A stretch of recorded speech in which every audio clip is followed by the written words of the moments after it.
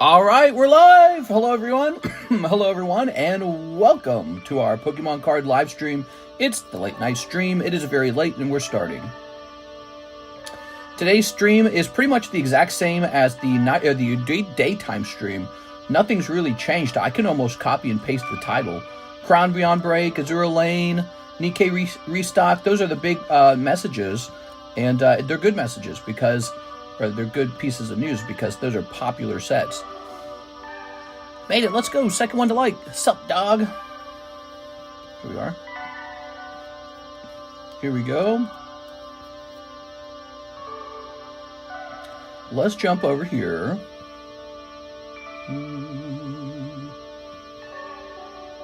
Okay.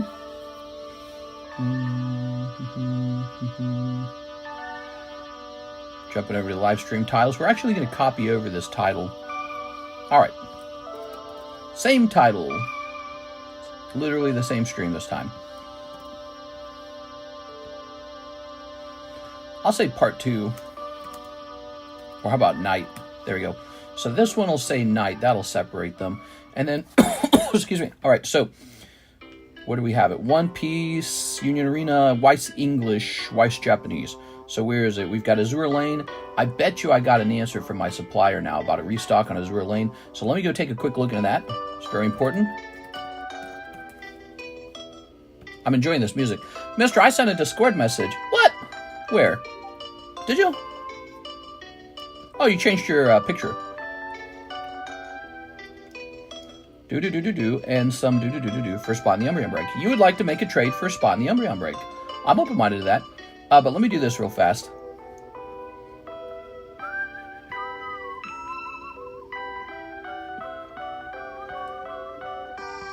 All right, so I've got a price here divided by 3, divided by 24, divided by 12. We're going to leave the price as it is for the, oh yeah, that was Azure Lane. We're going to leave the price as it is for Azure Lane for now. Tempted to buy more of it, though. You guys think I should buy more of it? Okay, let me go ahead and delete this. Scuba dee bombs. How many spots are left in there? It's a $28 spot break. Plenty of spots. Oops. Earthbound? Yeah, Earthbound. Such a good soundtrack, man. So calm. It's so cool. How's it going, everybody? I hope you guys are having a great night. Let's go ahead and rewind that. We're at the beginning of the stream, everybody. Wow, I don't know who wrote this soundtrack, but it's like they're gifted or something. Man, that is a special soundtrack. Such unique sounds going into this soundtrack. It's really cool. All right, so same. I sent a Discord message, Mister. All right. So here's Suicune. Here's Umbreon. Those are going back up. Here's the Heatran. Here's the Snorlax. Those are going back up. 6 wants to make a trade with me. What do you think those EVs are going for? The EVs you're talking about? Let's see it real fast, Miss 6. So you got some holos. Here, this is your bag, Miss 6. You ready? So you got a little Dusclops, Sprigatito. There's an Eevee. Here's a little Espeon, Quackaval. There's a little Eevee.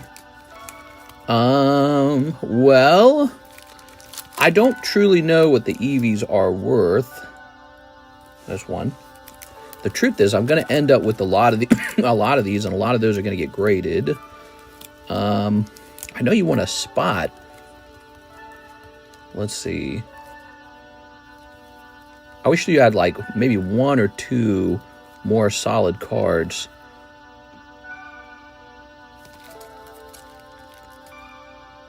Yeah. Well, you know, I feel like it just kind of falls short of the $40, I'd say. It's not a bad offer, but I would say it's just kind of short of it. Here we are. And I can't see much else in your bag. Make your boyfriend buy one. Where's your boyfriend? Where's your stream boyfriend? I really want to buy into the Umbreon. Ooh, look at that Umbreon, everybody. Here we are. Ooh. All right, if you name your firstborn child after me, I'll do it. I'm just kidding. Joseph Albrecht, $105 into Slab away. That's what we missed out in the daytime stream. All right. Oh, yeah, and Mr. Brandon said he wanted to talk as well. Let's see. So you've got a Kurumi or something like that? What's this called? Kurumi Mad Flower of Nightmare. Is that what it's called? Alright. You want store credit for Kurumi. Wow, I'm getting all my girl cards from you, man. Whoa, there's some naughty girl cards of this character. I gotta search Weiss, apparently.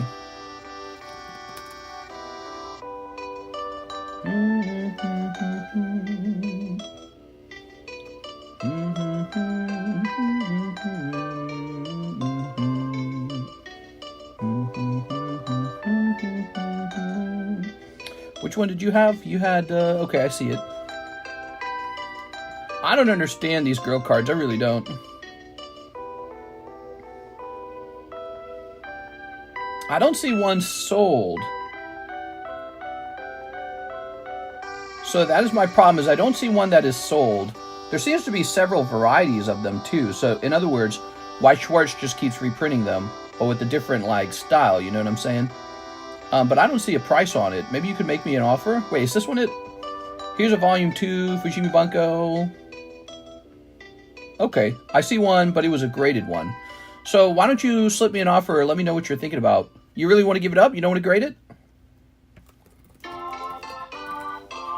All right, there we go. Take it all, says 6. Are you sure? That's a lot of cards, 6. Do we take care of Joey Albrecht? Okay, Joey Albrecht. Let's get that slab away.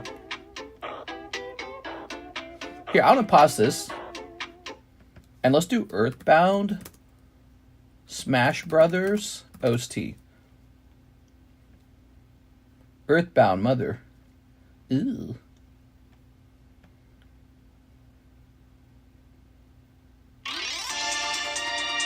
Turn this down a little bit now.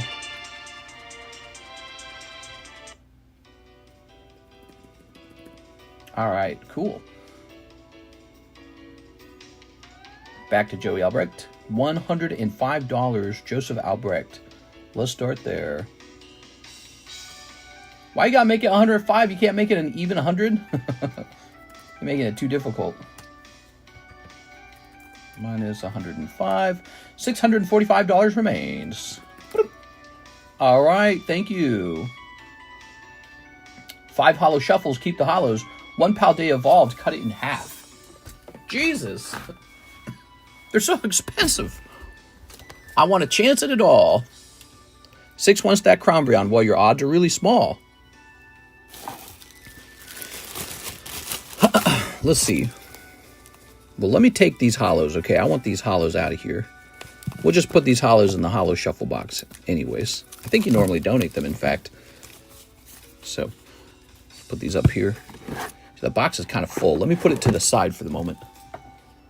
So we always need hollows for that. Let's take another look, okay? So, a little Iron Boulder, a little Amarys, a Shtola, a Dusclops that probably won't grade 10. Yeah. Got a little Tarantula. Yeah, he's got a white dot. I don't know about these two, but this guy had a white dot. He's off center too. You see how fat that is on the right, thin on the left? But also he's got white dot. He's got miss. That's why I'm telling you, these pre-graded 10s are so good. I don't think the market truly understands how hard it is to grade 10s. Here's a pincer. He looks thin on the right there. See that? See that edge? That don't look right. He got white dot on the back too. Iron Boulder, Espeon. I mean, I might be able to make a little bit of money putting these into, you know, what do you call those? PokeBruhs down the road. Look, he's got a messed up edge right there. So you can see his edge is wrong. Man, it's impossible getting 10s, you know. Boss's orders. I'm grading your bag right now. He's got white dots. These aren't worth grading. This is an old Dragonite. What set is this from? He's got yellow borders. He's just a hollow, though. Here's Unpheasant. So this is from an expensive Roaring Skies break. That's white dot. This is nice. How about this card? You know, he's got a white dot on this. Oh, wait, maybe that's a reflection. No, this corner has a miniature dot at least. No, it's not a reflection. I can see it. So the edge isn't quite perfect. Wow, this is probably the most viable card I've seen so far in the whole bag, though. The reverse hollow Umbreon. He might sell for like 25, 35 if he grades 10. Like that, see? Huh? All right, A little Umbreon here. Yeah, he might sell. He might make a small... But if he grades 9, I'm going to lose money, right? So he can't miss the 9. That's poor. And then these are just commons. Yeah, you had kind of a light bag. You know, they're all sort of like cards you don't normally grade. This one you would grade, but he got a miss. I don't know if I'd grade Pinsir. Pinsir's Pinsir. Gothita. Sprigatito's worth grading, but that's got white dots. The Eevees, Tarantula, Dusclops. It's tough, isn't it? You know, you open these cards, and then you don't pull Umbreon out of the pack. Umbreon out of the packs. And then the ones you do get, even those don't grade 10. Isn't that wild? Silver Tempest. That was Silver Tempest. Nice. Here we are. All right. You can have it all. Well, she's trading this in for a spot in the Umbreon. Okay, 6. You sold your bag for $40. Oh, I just wrote 6 back on it. I'm so stupid. The whole point of that was to write TCC. All right, we'll use these for PokeBruhs. One day, I'll create new PokeBruhs, and these will go in it. Now, let's get you in here, 6. Are you ready? I'm not going to feel bad for you until you miss, though, okay? So if you pull the Umbreon, obviously, I'm going to tell you that was a good trade. If you miss, then I'll feel bad for you because you traded that whole bag. There we go. He's Korokoro. Where's the crown? You're probably going to miss. 1 in 28 is super small odds. Just think, 1 in 2 is a coin toss. Is it the master contract one or something different? I sent an offer, mister. Thank you. Let's take a quick look at that offer.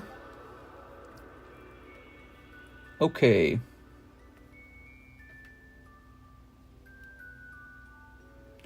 So it's a signature. Let me take a look at the signature real fast, okay?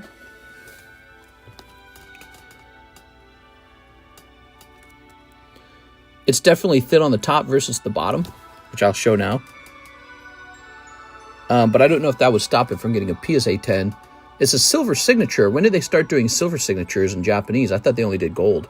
Look, do you see how the signature is actually a silver signature? So is this a reprint then? Why would it be a reprint? I thought this set just came out. They did silver signatures. Does anyone know about silver versus gold? Second print. So they already had second print. I mean, that set just came out. 5 Holo Shuffles for Joey Albrecht. Mr. Joey.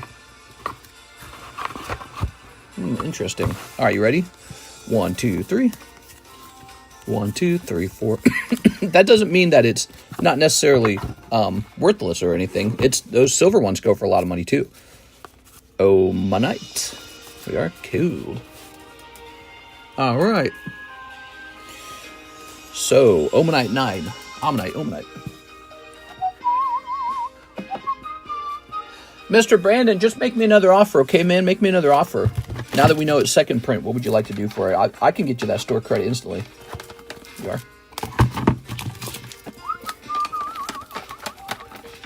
Oh, you got a little Ammonite. How cute.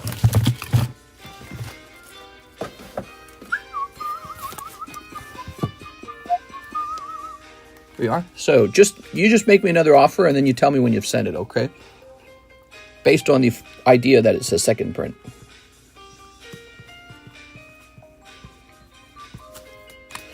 All right. One Paldea evolved. Aha. Scooby-Dooby-Doo.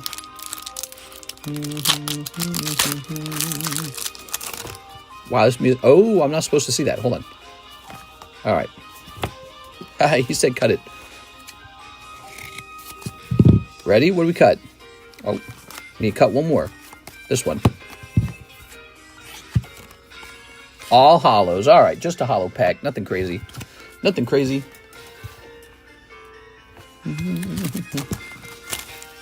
This is Super Smash Brothers Earthbound. Turn that down a little bit. David Morris, 4 packs of MetaZoo Chrome new bag. What's up? It's David Morris. Is he here, David Morris? I hope he's here. Did I ping the Discord? I think I pinged the Discord, right? Did I ping the Discord? Nope, I did not ping the Discord. Oops. Oops.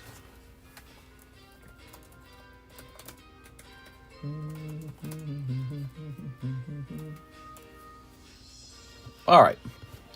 There we go. My bad. My B. Ooh. All right. All right. I sent an order for 2 Azure Lane, but forgot to put volume 2. All right. Sounds good. Yeah, we still have volume 1 as well. What do we sell the volume 1 for? I don't even remember.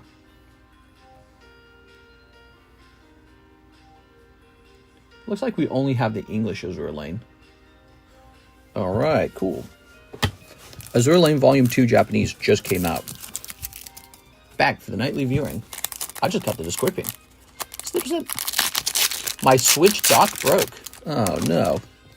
Time for that Switch 2 dock so you can break that one, too. There's a Bigfoot. Nintendo stocks fall on the disappointing reveal of the Nintendo Switch 2. It's Nintendo Wii U all over again, in my opinion. Nintendo Wii U all over again. I mean, it might not be as bad, but it has the same vibe. Sort of like, what are we buying? Oh, it's just a bigger screen? Okay. Yeah, but look at all these other small, tiny, inconsequential upgrades. Oh, wow. That's pretty good, huh? Here's Hide Behind, here's Kentucky Hellhound, and here's Mentos Man. Oh, this Switch is all right, though. I guess you don't got to change something that already works, right? Like the Game Boy. Why did we ever get rid of the Game Boy? The Game Boy was so fun. It's PS5 Pro for Switch. Yeah. Okay, here it is. David Moraes. Sent another offer. All right, I'm going to take a look at that real fast. Put this in here. You know, you've given me all these trades, and I need to go actually grade them so I can start extracting some cash out of them, you know? Because you keep opening my product that I have to restock, and I'm left with a bunch of cards in my inventory instead of cash. So I got to get them graded so that I can start having some cash again, because it's going to be months before they finish grading, and then I got to sell them too. It's going to be a lot of work. So I got to get moving on that soon. But you've done a lot of trades with me, huh? It's kind of cool, isn't it? It's neat that you can pull a hot card and be able to get your money back on it. Depending on the card, that is.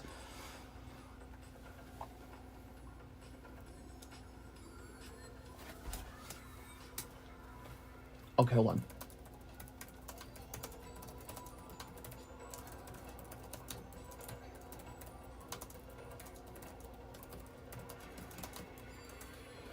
All right.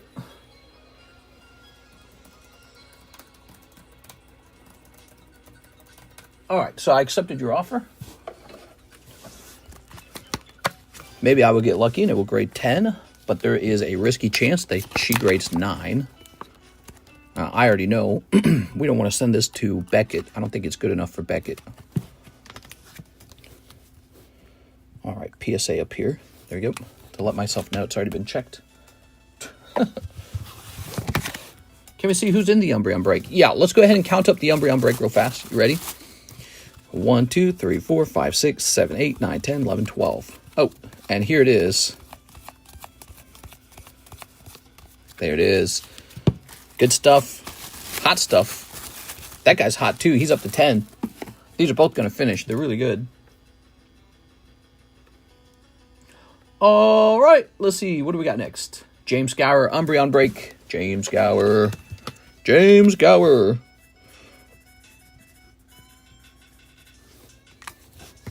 Mr. James. Ooh.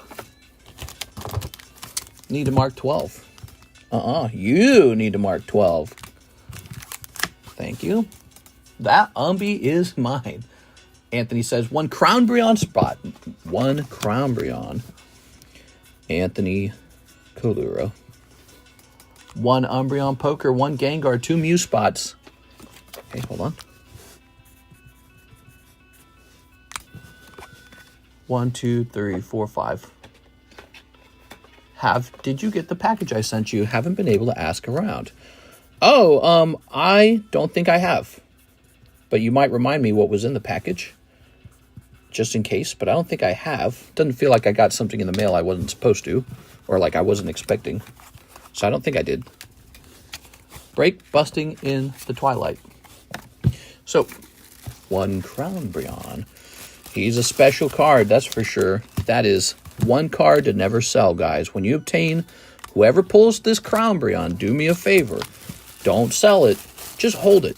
You might have to hold it for 5 years even, but just hold it, okay? Don't do anything with it. Just hold that bad boy. Now, that's done. One Gengar Master Ball. Okay. Master Ball break is up to 11 out of 15, everybody. 4 spots remain. We like Anthony Kalura. We call him Saint Anthony. One Gengar Master Ball. One Umbreon Poker Spot. Okay, the Poker Spot. This is going to take all the way up to 3. That's a nice poker card. We collect poker cards on this channel. Big poker card collectors. 2 Mew spots. Here they are. So the Mew is a very delicious morsel. Okay, he's going to take up to 6 out of 39. It's going to take a while to finish off the Mew, but boy, is he special. It's going to be really exciting to hand this card off to somebody. I know that they pulled it for just $40. I mean, it's really special. I think these are orders from the daytime stream. These are all daytime stream orders, if you can believe it. There were like 7 of them just queued up in PayPal, and then we've got a bunch of other ones in the other payment systems. I had to stop. It was like 8. It was almost 8. It was like 7:40, and I just had to stop because, you know, I had to go eat. Karis gets off work at 5, by the way. So we have a very serious problem going on where I'm starting the daytime stream way too late. But I have very good reason this time. I was meeting with my real estate agent this time. He was telling me that we should list this house for $989,000. Wow. So just shy of $1 million. And I haven't really paid much equity into the home. So really, there's not a lot of equity in it for me. But what's really exciting is we only bought it for $650,000. So to go from $650,000 to $1 million is crazy, man. It's a crazy feeling because that only took 2 years. But the reason for that isn't because the market exploded where we live. In fact, the market's been in a slight decline where we live. What really happened was I bought the house under price. Very exciting. Like a Pokemon card. I saw it and I said, wait a second, that Pokemon card's way too cheap. There we go. I was just analyzing the price per square foot and the sort of, I think he called it the topography or something like that. I was analyzing the land, and I was like, it didn't make any sense why it was so cheap. And it really didn't make any sense. What was going on, the woman who owned it passed away, and her children, who don't live here, they don't live in Lake of the Ozarks, they just wanted to dump it. They wanted to get rid of it. So they've vastly undersold, and they sold it like instantly. Okay, that's up to 16. So we're very excited for this because it might mean when this house does sell, we might peel out like $300,000 cash from the sale, which we can then just roll over into our next home. That'll be the down payment for the next home. So I think as long as it does actually sell, I think we're set. We are basically set. It's just a matter of selling this home and we're done. It's tough too, though, because we love this home. Boy, is it gorgeous. It's a really gorgeous home. The trees, we got these beautiful, gentle pine trees, cedar trees. We have this really private driveway. It's a private road. This huge wall of the lake is all ours. It's flat lakeland. It's got a view of the national park across the water. I mean, it's truly beautiful and envious to own this house. But I'm not getting my Pokemon card shipments fast enough. That's not okay. I need to get the cards as soon as everyone else. So if other guys on the internet are getting it a few days earlier than me, that's a big deal to me. No, thank you. We need to get those cards really fast. If I get out of Missouri and into a no-tax state, I save 5% on my income. That's a lot of money. Karis and I are both working. I've said this a million times. And the house is kind of a bit old. It's a bit of an old house. So it needs all kinds of renovations, and I'm just not going to renovate it. I'm not a renovator guy. So, and Camdenton, Missouri just doesn't have a lot to do in it. It's got like a Walmart and a couple restaurants, but it's really pretty sparse. More of a retirement kind of home, in my opinion. So some old person's going to love this home, and I'm going to get out of it and roll that money over into like a city like Reno or Las Vegas. It's very exciting. It's very sudden too. Dan Newman, 1 spot in the Umbreon break.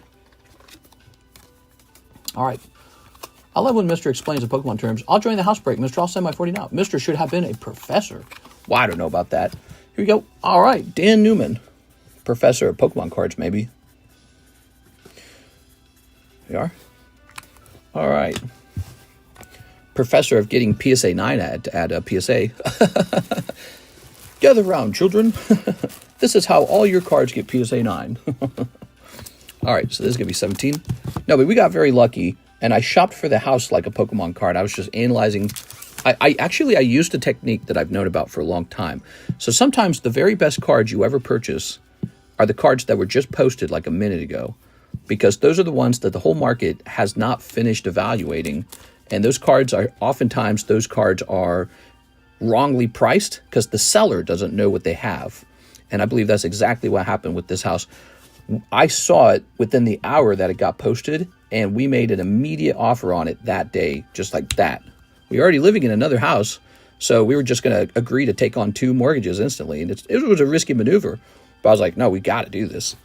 And so I was very aggressive about it. And you might not have been so aggressive about it, but, I was ambitious, and it really paid off. So it looks like I've done a clever thing for us, and yeah, I guess that's part of life, is hoping to make a move like that.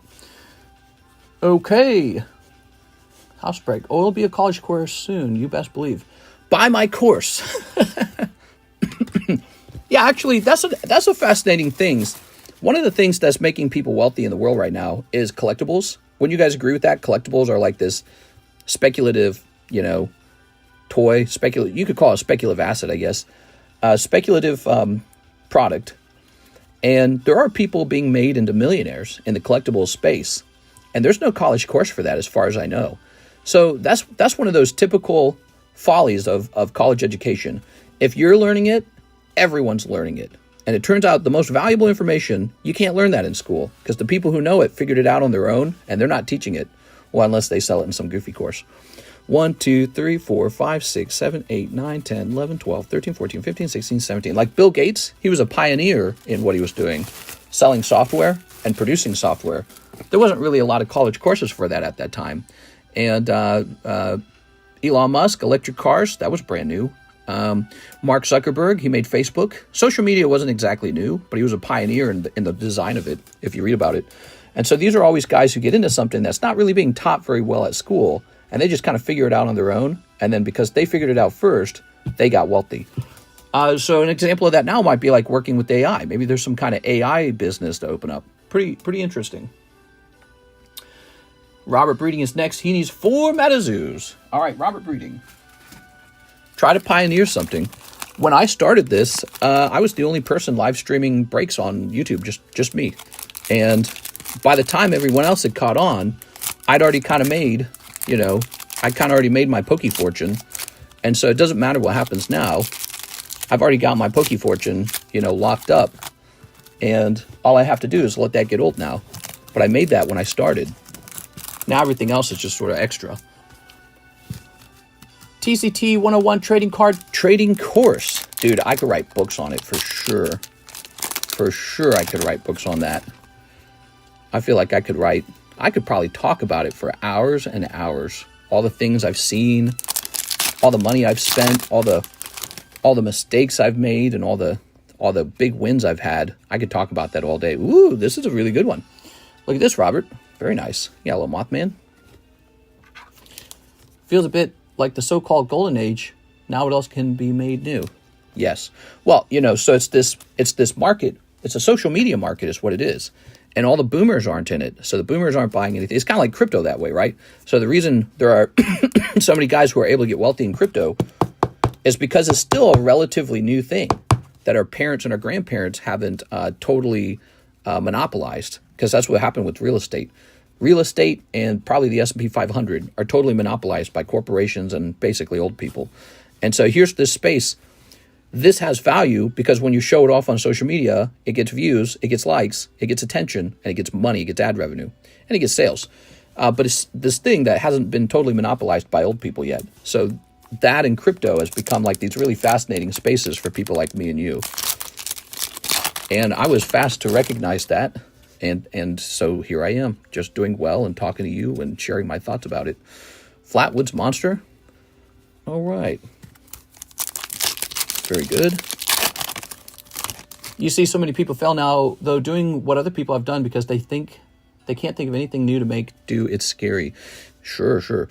Well, one of my theories in the first year that I started doing this, one of my theories was that one day card shops will replace me with cheap labor. So they'll my belief is that eventually I won't make any money doing rip and ships because other card shops will also do rip and ships.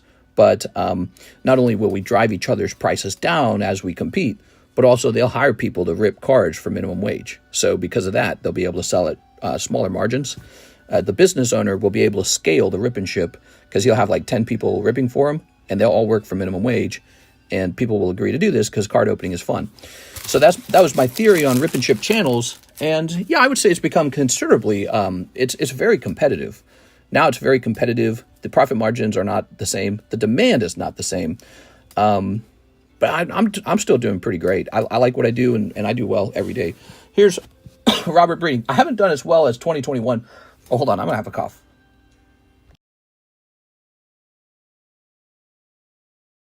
All right. Still coughing, everybody. Maybe one day it'll just mysteriously stop, and I won't have to do anything to cause it to stop. Here we are, Robert Breeding.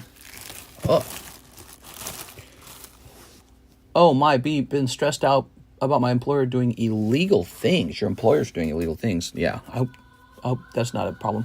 Could you imagine if they streamed and sold Pokemon cards from the factory? Whew. No, that doesn't make sense for them to do. The factories already make millions of dollars as a business-to-business, business model. So they have no need to sell direct to the consumer because they know I specialize in selling to the consumer. So, but what they do is they specialize in manufacturing. So they have no reason to do that. And they're much wealthier than I am. They don't even want to do my job. They're like, no, that's small fry stuff. We don't need you. We can sell pallets of these cards. Yeah, I don't move pallets of cards like the manufacturers or the distributors do. All right. Thank you, Robert Breeding. Blake Santoro, Umbreon break, 2 Holo shuffles. Blake Santoro, how are you today, Blake?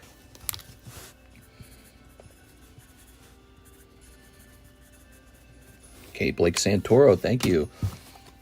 I think TCC honed his speaking entertaining skills first, unrelated to sales, in his gaming channel. I always was very talkative.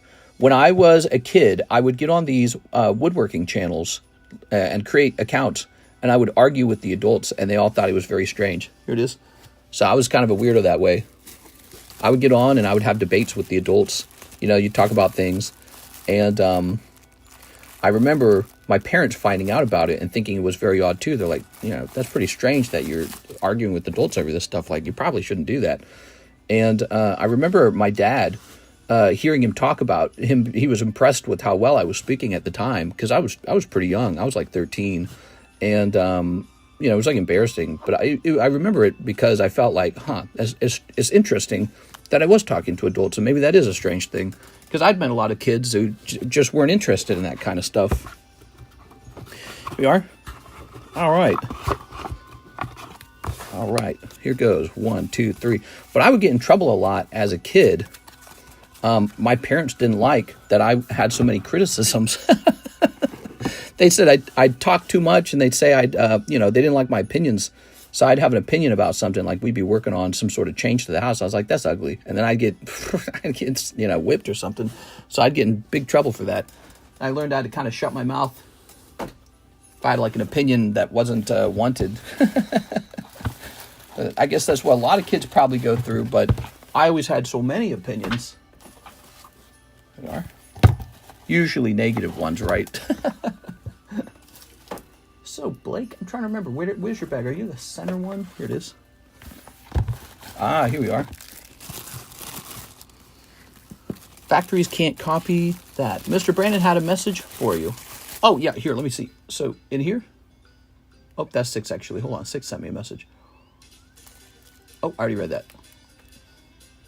Dang, that Umbreon's flying. He is flying. Okay. Oh, and let me move this. There we go. Okay. I have some old memories of talking a lot. I remember when I was really, really young. I might have been like 7 or 8. I had this brother who was about a year and a half younger than me, and he and I never got along. We would get into like these fights, violent fights. And I remember one time remember, this is a fight, and I was real young. You know, I was young and stupid. But I remember, instead of getting violent with them one time, I did a totally new thing. And I took kind of like his dreams of what kind of job he wanted to do. And I went on this rant as a little kid, talking about how he would never be able to do it, and he would be terrible at it, and it made him cry. And I never forgot that. That was like one of those old core memories of being a kid. And it was like, whoa. It's like, you don't need to hit somebody. You just need to have the right words. And it's hard to have the right words, really. But, you know, having the right words should be used for helping people, not for hurting people. So, you know, I regret it. But I never forgot that because we weren't allowed to fight each other. It was against the rules as kids, you know. Here's Emmanuel Martinez. Words can really tear a person down. And I realized how mean you could be with words. It's like this moment. Yeah, as a kid, you go, whoa, did I say all that? Yeah. You can cut to a person's insecurities and make them feel terrible. There you go. All right. And I had done that somehow. Maybe I didn't even mean to. Maybe just some intuition in me kind of kicked in. You are. All right. Very nice. It was like a thing I discovered at that age. I was like, oh, I'd never considered doing that before, saying such a mean thing. And like I said, I'm not very proud of it or anything, but it was a thing I discovered as a kid, and I was shocked by it, the power of words. All right, here we go. Mr. went on Cartman Demon time. 1, 2, 3. This is Blake Santoro. Shaboop. One cold as Spartha. All right. Very good, very good. Matthew Bain. For $1 for as many Street Fighter Cardos 6. Matthew Bain. Matthew, did you have store credit? Is that what's going on? Here's Brandon Maria. Oh, yeah, Brandon Maria is waiting for Prismatic, which still isn't here for some reason, huh?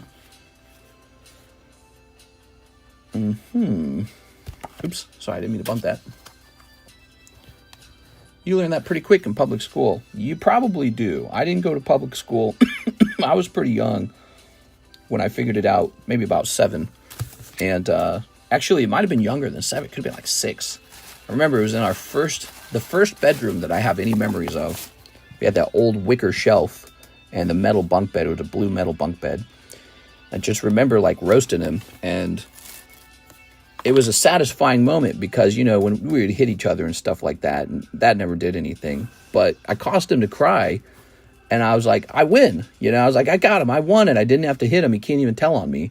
And that memory lasted for a long time. All the way to now for me to tell you about it. Matthew sent $1 in. He says, yes, sir. Okay, let me try to find that store credit. I didn't see it. Could you remind me a little bit about the store credit?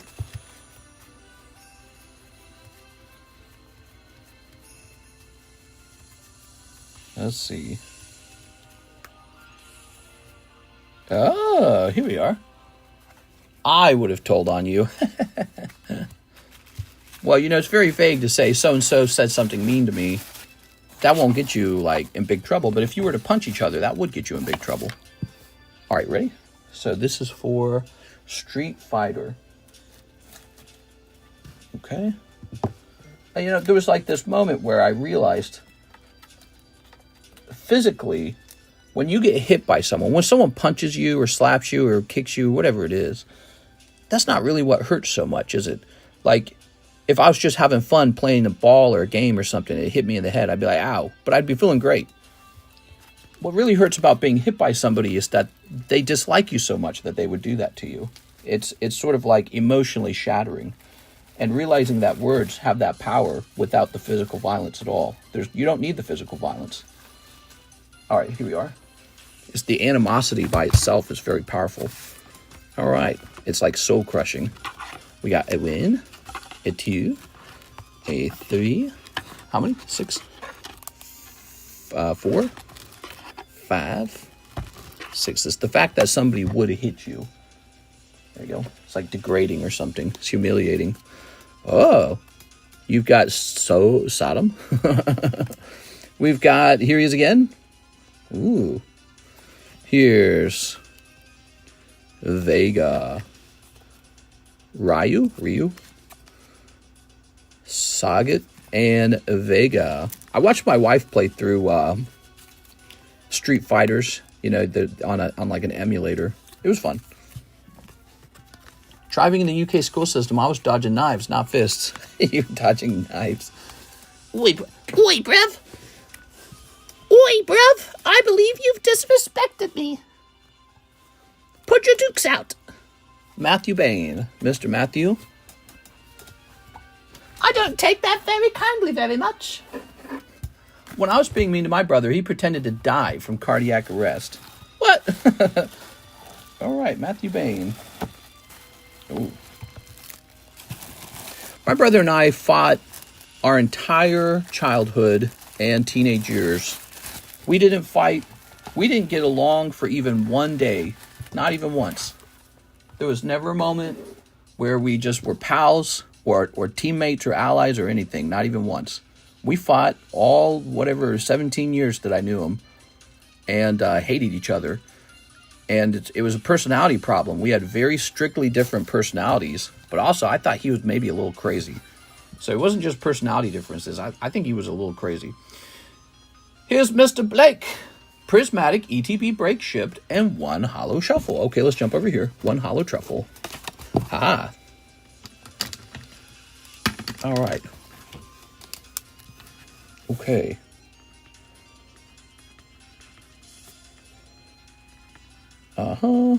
Dash ship. Very good. I only had a sister who was 7 years older than me, so she was allowed to just physically abuse the hell out of me because she was a girl.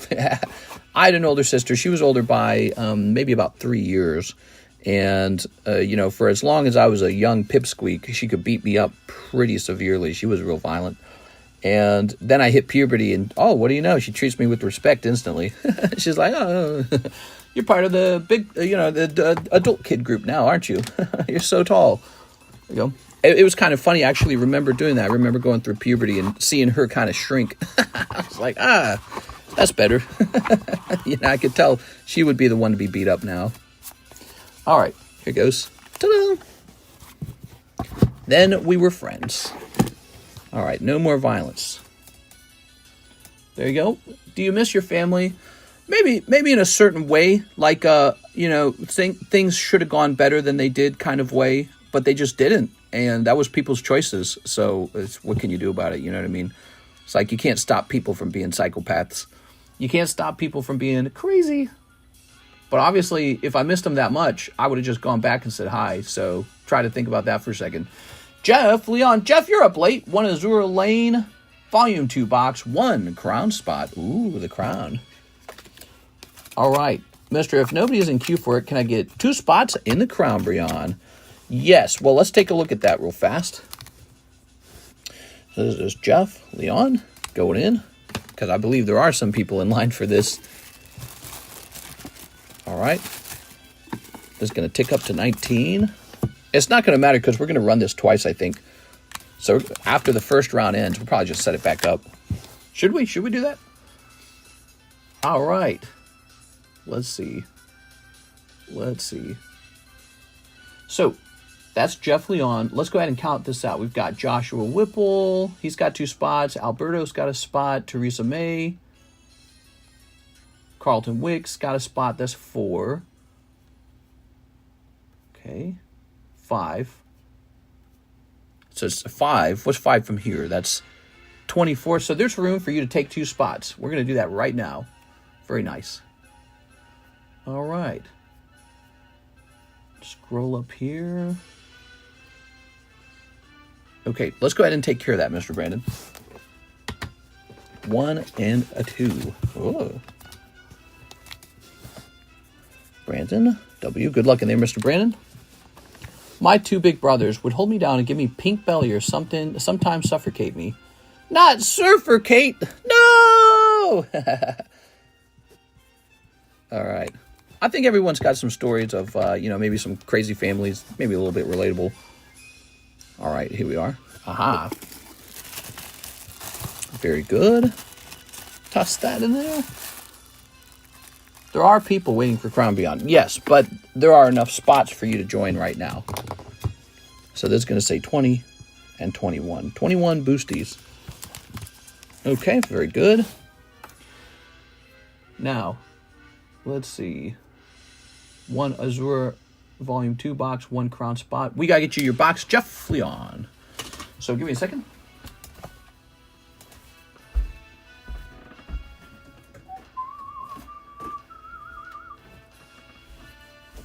Oh, my knee hurts. What the hell?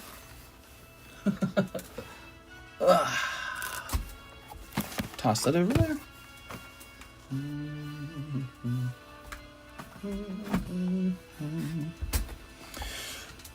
Okay.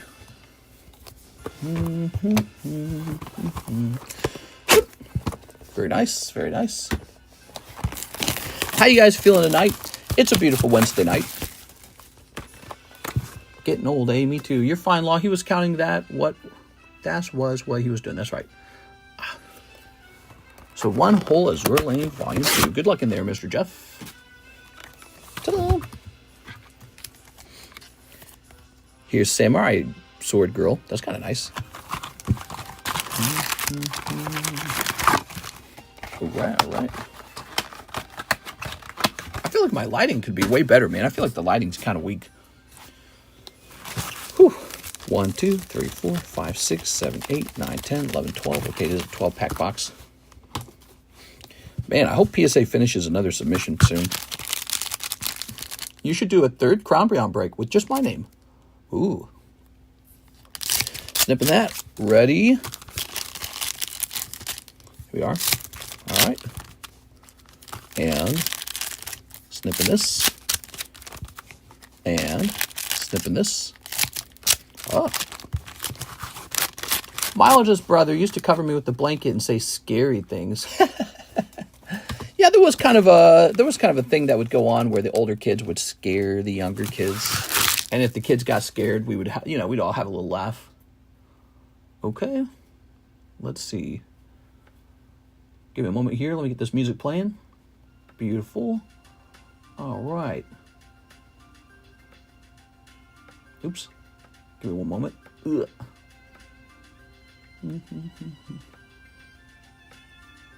All right. Now, let's see what's in this box. We've got a Holo. Oh, konnichiwa. Oh my gosh. So this is Azure Lane Volume 2. We're going to be watching this set carefully because Azure Lane Volume 1 was maybe one of the most successful Weiss Schwartz sets that I ever sold. Like, look at this common card. Oh my god, dude. Okay. Wow. Crazy. Here's a Holo. And oh, very nice. Here's a Holo.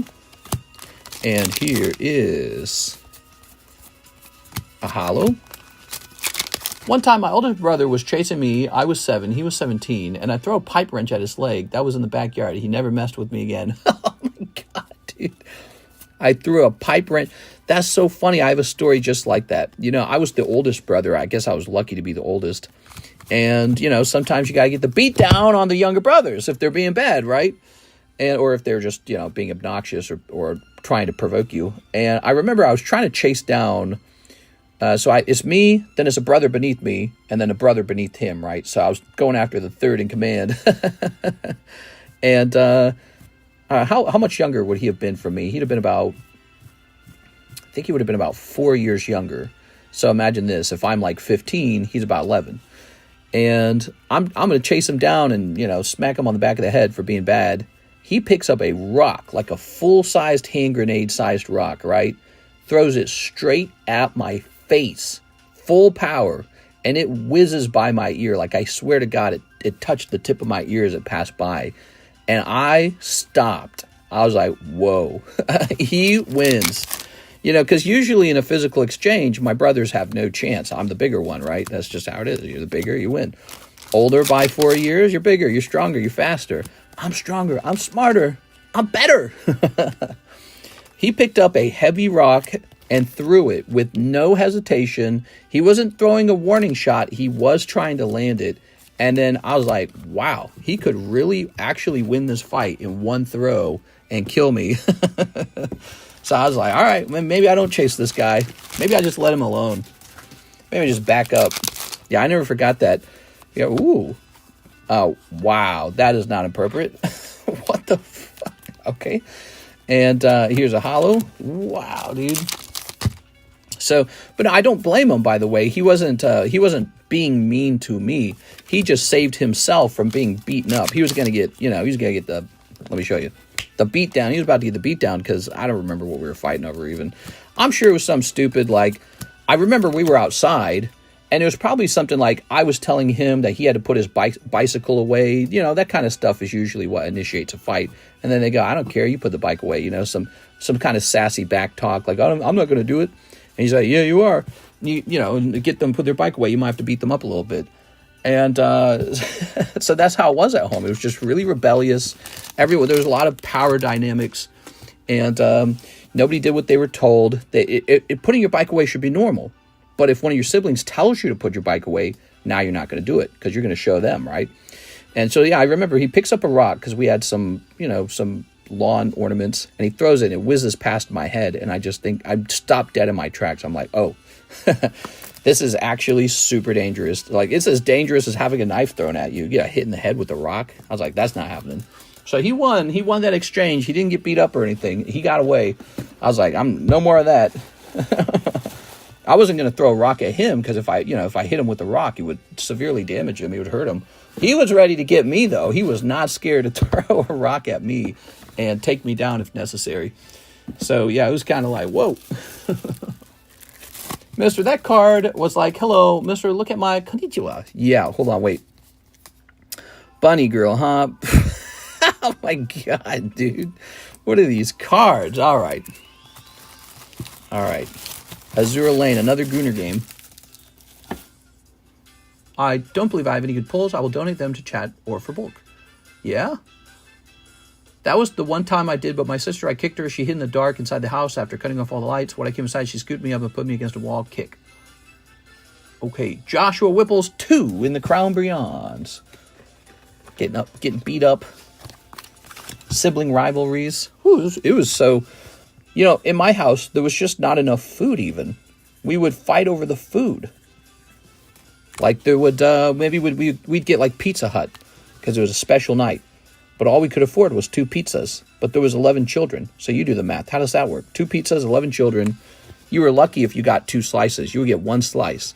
And then if one of the kids was a fast enough eater or violent enough, they'd take someone else's slice. It was awful. And, you'd have to tell on them and they'd get in trouble. Maybe they'd get spankings or something, right? Doesn't matter. You don't get your slice now. Or the youngest, slowest kid didn't get a slice. And you'd look at them and be like, oh, that's too bad. And you think about it, you let it sink in. You're like, oh, man, I better go fast when it's my turn. Next time the pizza's here, I'm not missing out on my slice. So it was like that. You had like this fear that there wouldn't be enough. Ta-da! We were like, you ever seen the clips on the internet where it's like all the monkeys grabbing the little Twinkies out of the box? We were like that when the Pizza Hut would come. Be two boxes of Pizza Hut. There was always cheese pizza, and the other one would be supreme pizza, right? And my mom would go take a slice for herself, and no one else was allowed to bother her. And then she'd say, "All right, you guys get the rest." And then we'd be like the monkeys in those clips where they're all grabbing the Twinkies or the bananas out of the box. It was like that. And then the pizza would be gone in 2 seconds. Alberto Avila, 1 Umbreon spot. Oh my gosh, this Umbreon's so going to go off.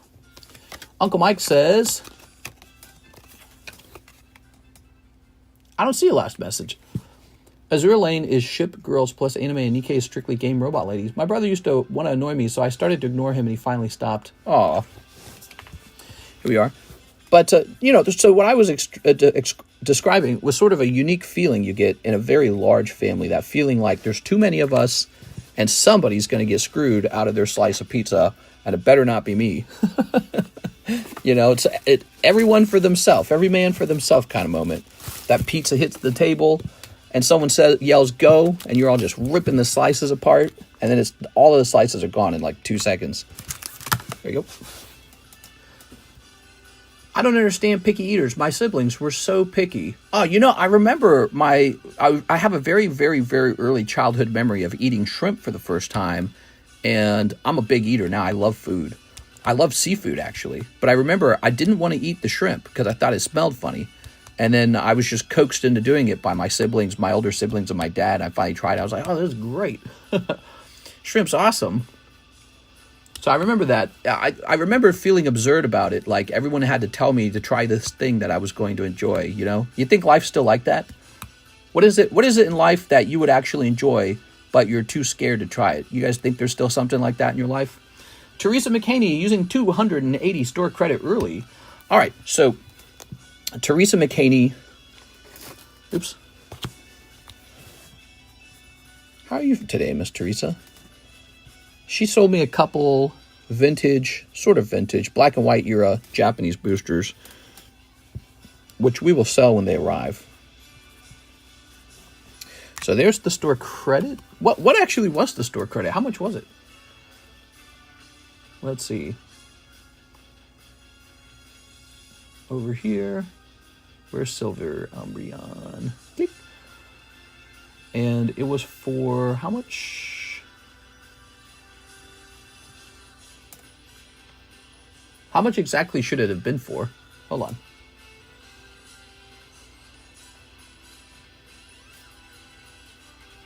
Was it 4x70? I think it was 4x70, so that's the entire amount. Okay. $50 slab away for Karuta Mewtwo. Oh, I'm not surprised that one sold. So that one was almost taken on the first day. I had a guy ask about it. The Karuta Mewtwo. I've gotten in trouble for stealing money from my sister. Like I was going to explain to my parents where I got the extra money to play. Like I was like 6. That's so funny. Stealing money. I never did that one. I never stole money. Actually, I was the kid who would have to fight other kids off to not get my money stolen. Because I was a hoarder. I would hoard all the money. I'd earn money my birthday, or I'd do like mow the lawn or shovel the driveway. And eventually I started working for my dad, obviously. And I would earn money and put it in a jar or a wallet. And I was so scared all the time that someone would steal my money. I was obsessed with how, nervous I was about it. We are. Because so many siblings would be very open-minded to stealing your money if they just wouldn't get caught. So I had my wallet on me every single moment of every single day. I was like, don't touch my money. And I would refuse to spend it. Actually, that was a big part of the reason why I was able to run away when I was younger. All right, let's take another look at that. So, I think you just want to spend $50 of it. Is that correct? All right. So, let's get this flipped over. That was the last time I ever did it. I still shoplifted, but I never touched someone's money after the post. Here we are. All right. Shoplifted. Teresa McHaney. I was a bad kid at food. I would sneak into the food all the time. Like, let's say, mom bought like a box of not Russell Stover's, Little Debbie. And it was meant to be dessert for everybody. I would go sneak into that. Yeah, I would sneak into the food. Then there wouldn't be enough, and she'd be really upset.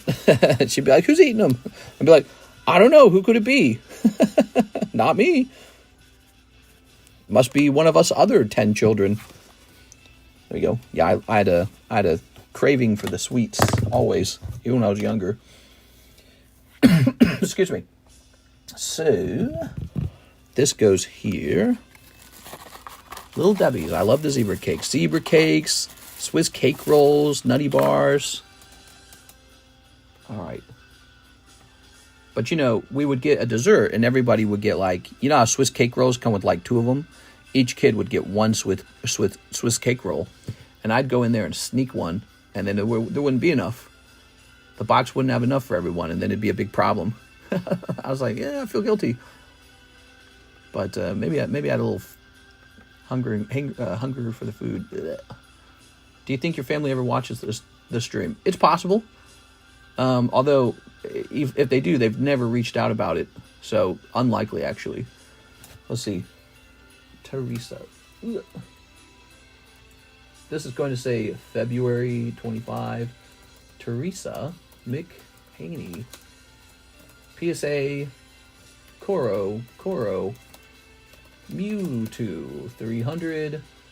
Minus 30 with $270 left. All right, there you go. You're all set up, Miss Teresa. Whew. I was a fatty too, mister. Every photo ever my best friend has of me growing up, I was eating. Well, I was real skinny. I was actually so skinny. I was like, they would call me Toothpick. I'd get called a monkey a lot because I was an extremely good climber. We had these big trees that were so large you couldn't wrap your arms around them. And I'd like put my fingertips in the bark and just shimmy up there. And so I'd climb trees that none of the other kids in the neighborhood could. The trick was you had to use your feet like hands, like an actual monkey. That was the actual trick. You had to like really grab the tree with your feet. And that would allow you to, kind of bookworm your way up the side of the tree. And so I would be, I'd be doing jobs for the neighbor, like cutting some branches down or hanging up Christmas lights. And I was really good at it. But I weighed like nothing, dude. I was like a toothpick. I could eat as much as I wanted of anything, and it would never make me fat. Now I gotta, watch every calorie. Carlton Wicks. 1 Holo Shuffle, 1 Umbreon break. All right. Very good. I was so thin, my chin could cut could chisel a rock. I don't know. There you go. I had a very sharp, bony face. And now I do not. Now I look like an old guy with some fat on my face.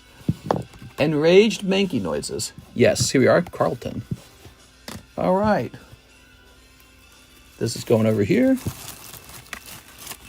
Now, I hit puberty at 18, and I looked real good. I looked really nice at 18, and I missed that. I missed that a lot. I was so physically active at 18, it was crazy. I had 2 physical labor jobs at the same time. So it was like getting paid to go to the gym all day, and I was so fit. Now I'm like, I eat candy. I can afford any food I want. I got a comfortable house. I got blankets. I got a couch. I didn't own a couch when I was 18. I just sat on the floor and had like carrot sticks for dinner. And then I go work out for 8 hours at 2 jobs. And now it's like I sit in a chair all day, air conditioning turned up. Oh, well. Carlton Wicks. I'm happier. I wasn't too happy at 18, I guess you could say that. I looked good, but I wasn't happy. Tumultuous childhood and difficult teenage years, and then troublesome early adult lifehood. Here's Monkey Dory. All right. Monkey Dory. Carlton Wicks. Oh, very nice, Carlton. Can I get 1 box and 4 packs of Azure Lane Volume 2? I should have $74 left. All right. Sounds good. These breaks moving fast enough to look like progress bars. What's the breaks? That one. He's about to go off, too. He's a big deal. We have Brendan McGraw. 1 Halo 2007. 1 Sonic. Ooh, you're opening a pack of the Halo cards? That's cool, man. Yes, Vintage Topps Halo. I'm always proud to have this in my inventory. No matter how many years it sits there. I can let that sit and sit and sit. Cool as hell. Oops. Come back here. My Super Marios are spilling over. Hold on. All right. I still got that Smash Brothers music playing, but it's like it swapped over to lame music. Whew. There we go. I'm feeling better, but I really need to fix my sleeping schedule. Did I make it into the Crownbreon break? I think you did. If you miss it, we're running it a second time anyways, okay? All right. Let's see what we got here. So this is Sonic Topps, guys, from the 90s.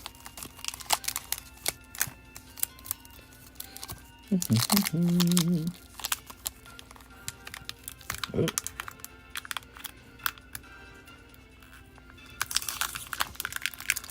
Glad to hear you're feeling better, Tammy. You feeling better, Tammy? Yay! Tammy's all better. All right, very nice. I'm pretty new, but how much is the spot for the Umbreon in the middle? $40 for a booster pack that will give you a 1 in 28 odds of pulling Umbreon. That's what you're buying. It's a booster pack that gives you 1 in 28 odds. There you go. Totally Tails. Good luck to everyone in the break. Can you tell me how many spots are left and how much? It looks like there's only 3 spots left, so it's just about to go off. However, when it's done, we're just going to run it a second time. Here we are. Ooh, Sonic 2. Okay. I would say this Sonic round wasn't too hot. Emerald Hill, Marble Zone, Mystic Cave Zone. Here's Casino Night Zone. All right. Copy that. Once I saw your buzz cut, I knew you were a man of the people. I've been cutting my own hair for my entire life. My faja, in my family, I had 5 brothers, right? And we didn't go get our haircuts. That would cost too much money. We were poor. So my dad bought like a heavy duty hair buzzer. Actually, I remember this. He bought a hair buzzer for dogs because, you know, those dogs are stronger. They get stronger hair cutters. And he was in the Navy. So when our hair all grew out, he would line us up in a row and he'd just buzz 100% of our hair off. And that was it. No haircuts ever. So I did get one haircut at a it was a school that taught you how to cut hair, right? And what do you think I ordered? I ordered for a buzz cut, and they're like, "Really?" I was like, "Yeah, just cut it all off," and that was $5. And then I just went and bought my own buzz cutters, and since then I have just buzz cut my hair every time it gets long. And imagine the amount of money that has saved me over the years. So that's really my personality type, is being able to save all that money, not spending $1 on haircuts. I bought like a $25 hair cutter at Walmart, and it just gets long, and then I just buzz 100% of it off. My wife likes it when my hair is longer, so maybe one day I'll buy a nice haircut. I can certainly afford it. But when I was younger, that was my strategy, was your clothing comes from Goodwill. You wear flip-flops. Your haircut is free, you know? Everything about my life was, how can I optimize not spending money? How can I make it so that I don't spend $1 on anything? I was like an extreme saver, you know, extreme thrift. And this worked for me because eventually I was able to save up money and start investing in things like, well, Pokemon cards.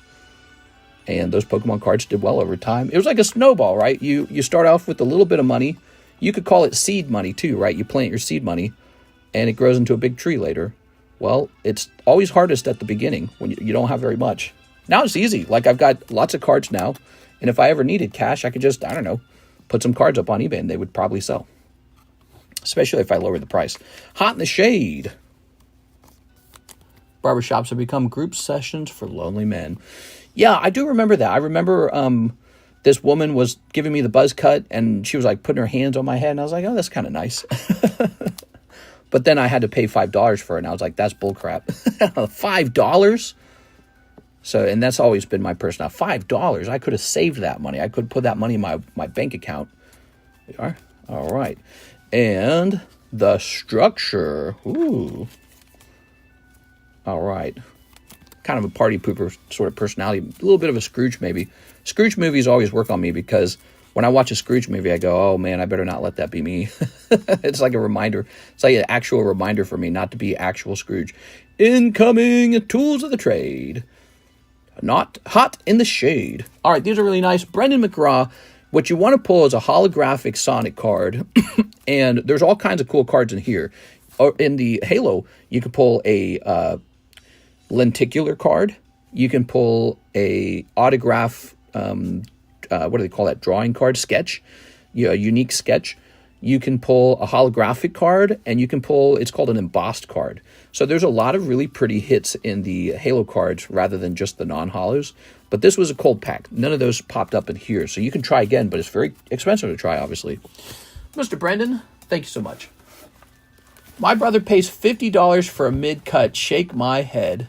How much tip did you leave on a meal? Oh, for most of my life, I just didn't tip. But that was easy because I just didn't go out to eat. So for the most of my life, I didn't go out to eat at all. I didn't go out to eat as a kid almost at all. We just didn't go. We couldn't afford it. We were too poor. So when I left home, I knew how to cook lots of meals. I know how to eat cheap and easy. And, so you just stock your fridge up and you just eat. But let me think. If I went out to eat, I would often eat out at like a Chinese buffet. And I don't think I really tipped at Chinese buffets. Do you guys tip at the Chinese buffet? I like Chinese buffets. Golden Corral too. But, back then I would tip like $2. I remember it. I'd tip like $2. Just a flat $2. I just bought a spot on the Umbreon PayPal Travis. I'm not sure if I need to do anything else. I'm sorry. No, you're good, man. Chicken breast, potatoes, cabbage. Yeah, you just cook at home. You save a lot of money. James Trimble, 2 boxes of Azure Lane. All right, so here are the 2 boxes. So, Mr. Brandon, where'd I put those 2 boxes? Mr. Brandon, could you do me a favor, Brandon? Maybe you could send me what you want again in Discord so that I remember what your order is when we come up to it. I mean, now, when you go out to dinner with the wife and the bill is $50, how much do you leave? I leave like 18%. It's kind of annoying, but I just do it. I go, if I'm going to go out to eat, I just assume the meal's going to cost 18% more. We don't really go out to eat too much, though. We are. All right. Very good. Yeah, so we'll go to like, we went to Outback Steakhouse. We did water, no sides. I got the steak and chicken breast, grilled chicken breast. And then she got, what did she got? She got like crispy shrimp. And so it came out to be just about $50. So it was about $50 on the nose. So if you're real strict with the way you go out to eat, it's somewhat affordable. Still $50. $50. You know how much food I could buy with $50? I could buy like 4 New York strip steaks. They're huge.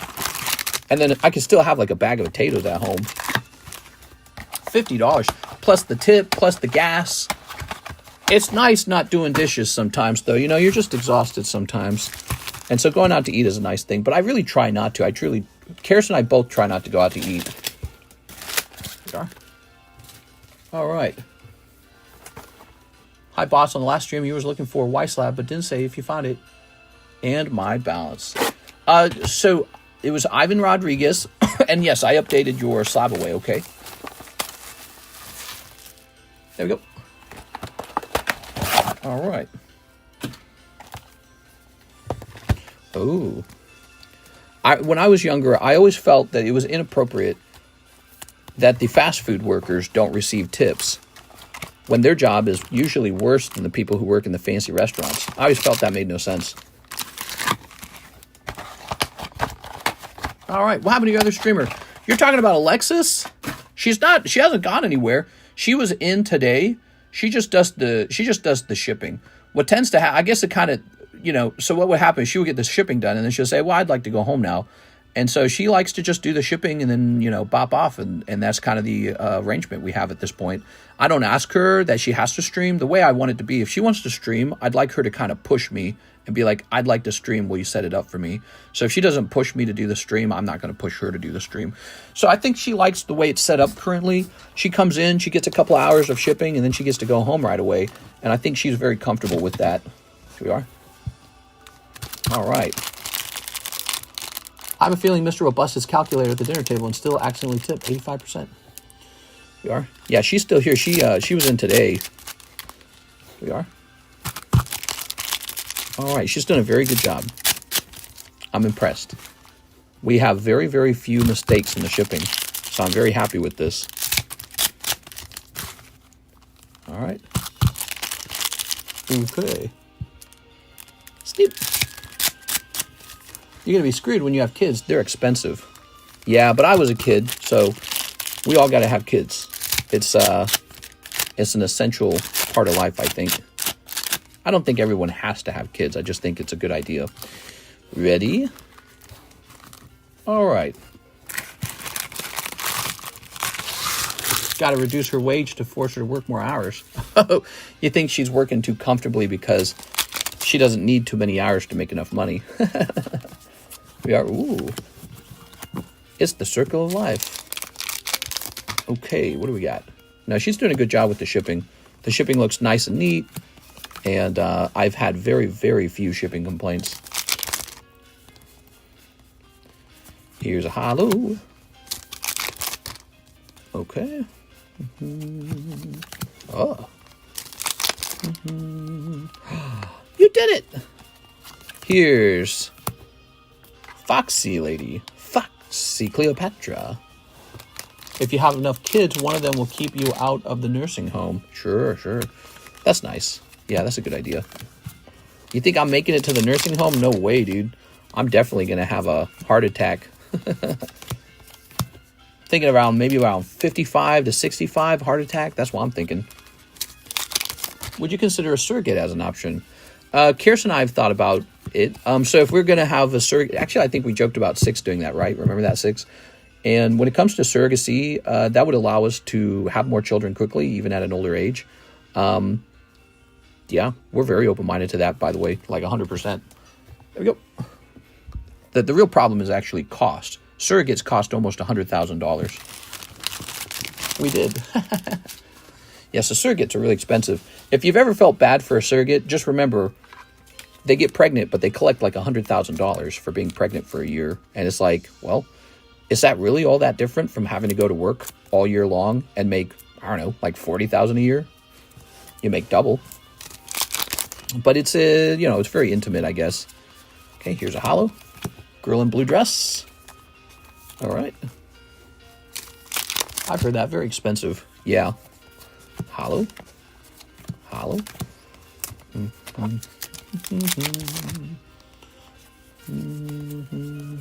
Oh. Hello. All right. Having babies the natural way. Oh! What is this? Konnichiwa. Wow. Just a lady hanging out. Who needs the zoom? Do you guys need the zooms? Oh, hold on. Zoom. Konnichiwa. She's just hanging out with their tights. Wow. Okay, that's James Trimble. Mr. James. That's the best SP. No, it's not. That top. What? Here's a holo. Wow. Nice. Here's Skunky Girl. What is she? Hello.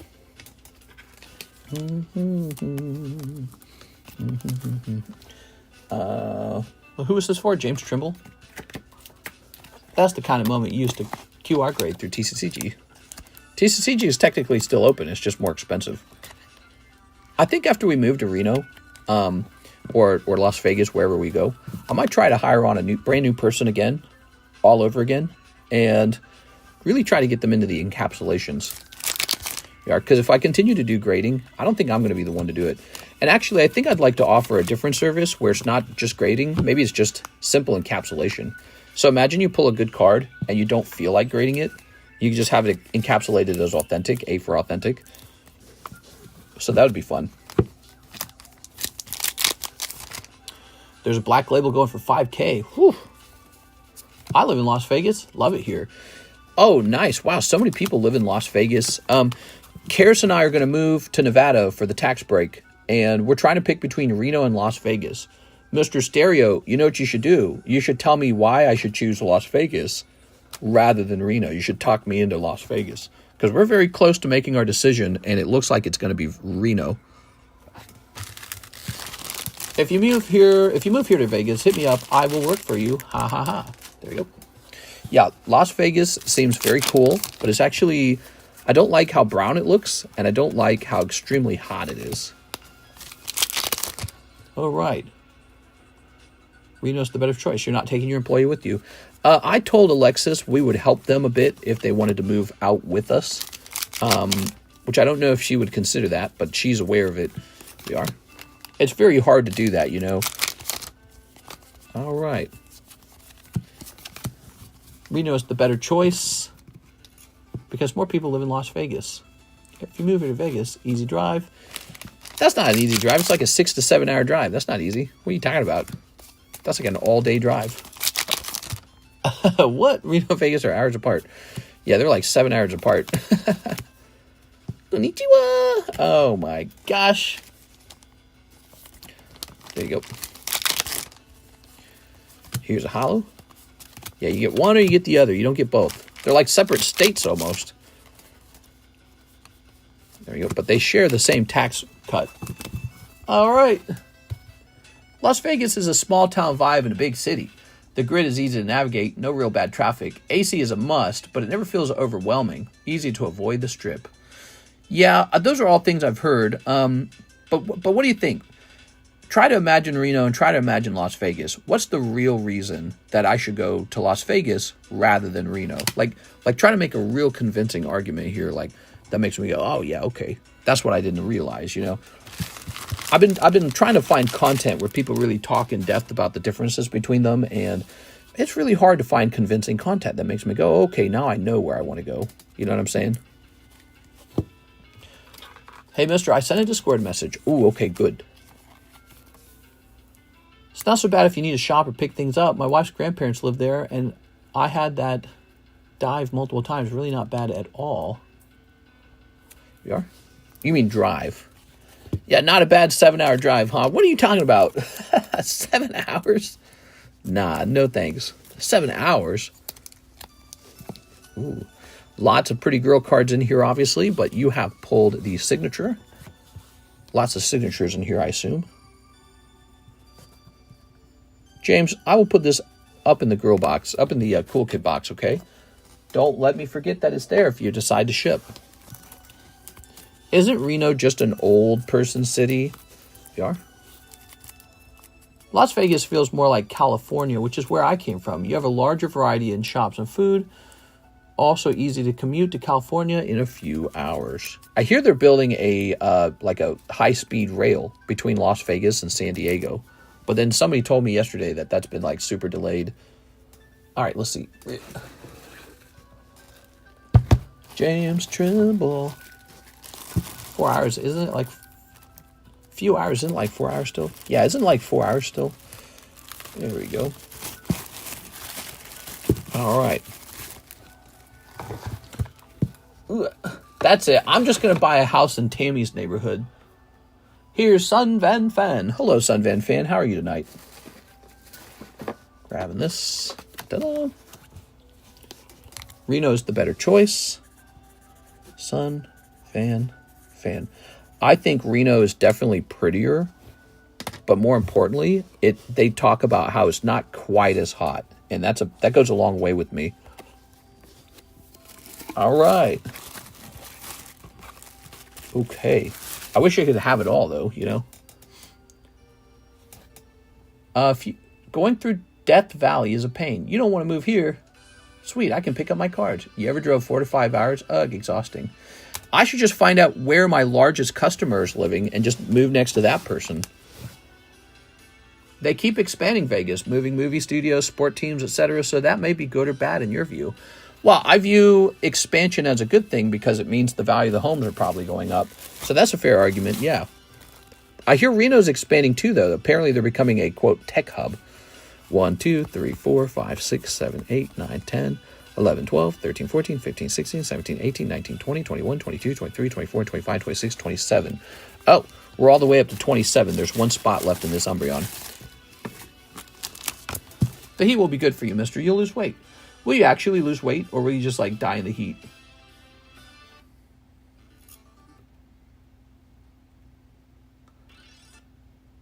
Give me back my other soundtrack. Come on.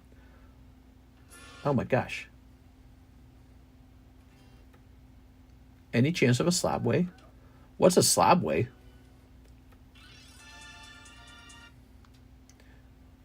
Okay. You'll just sweat it out. Ooh, I hope I got it in time. Actually, you know, I think I read somewhere that being too hot doesn't necessarily, sweating a lot doesn't necessarily make you lose weight. Your body apparently adapts to that. Okay. We have an order. Jonathan Fernandez, 2 Holo shuffles. Jonathan Fernandez. Thank you, Jonathan. Lots of energy around this Umbreon right here.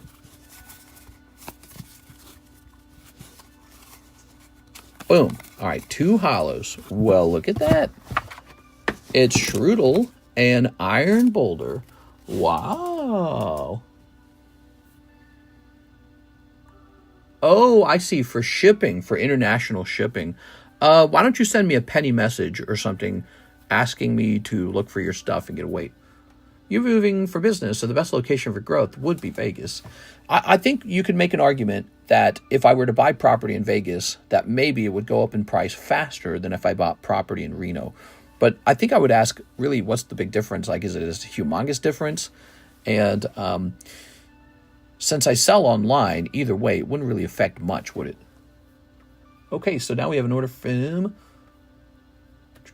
Let's say refresh over here. Let's say refresh over here. We have Mr. Blake Santoro, 2 Holo shuffles. You got it?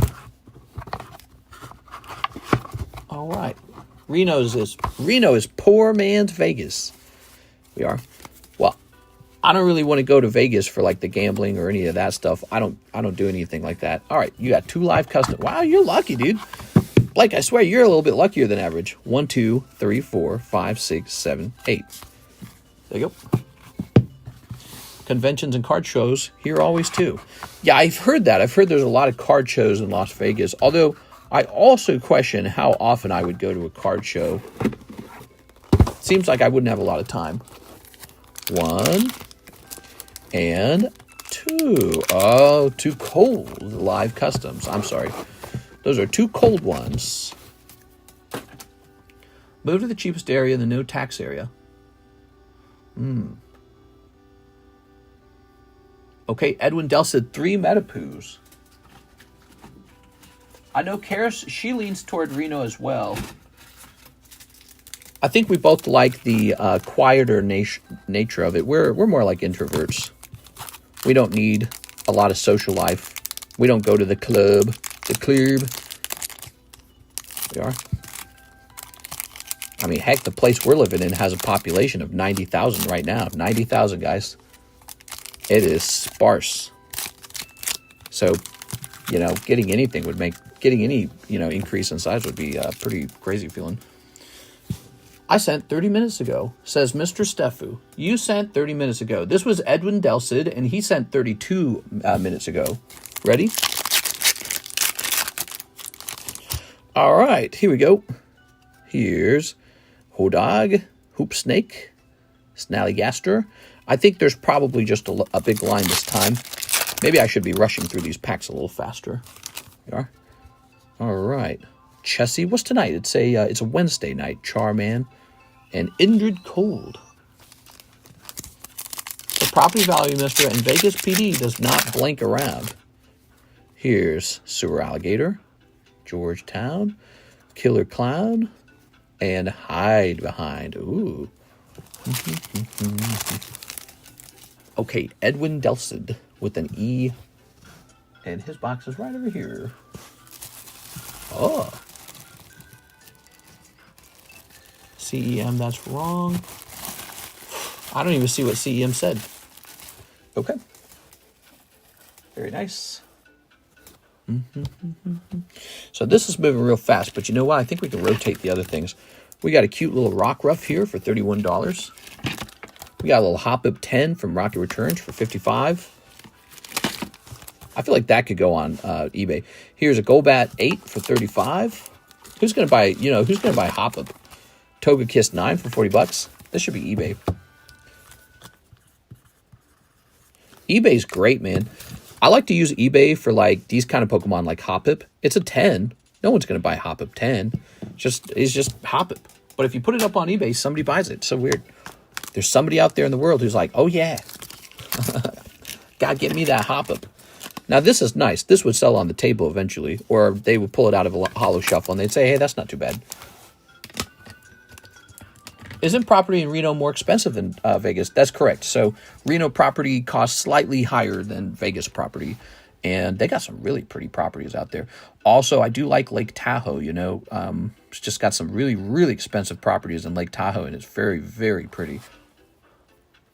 All right, Stefan says 1 for the Crownbreon. Ooh, Mr. Stefan, you made it in, bro. Wow. Holy. That's it then. That's 28, right? Which means anyone who missed this Umbreon, we're just going to restart him and run him a second time, okay? All right, Stefan was the last one in, it looks like. If you want to buy into the next round, feel free, guys, because we're going to run that a second time.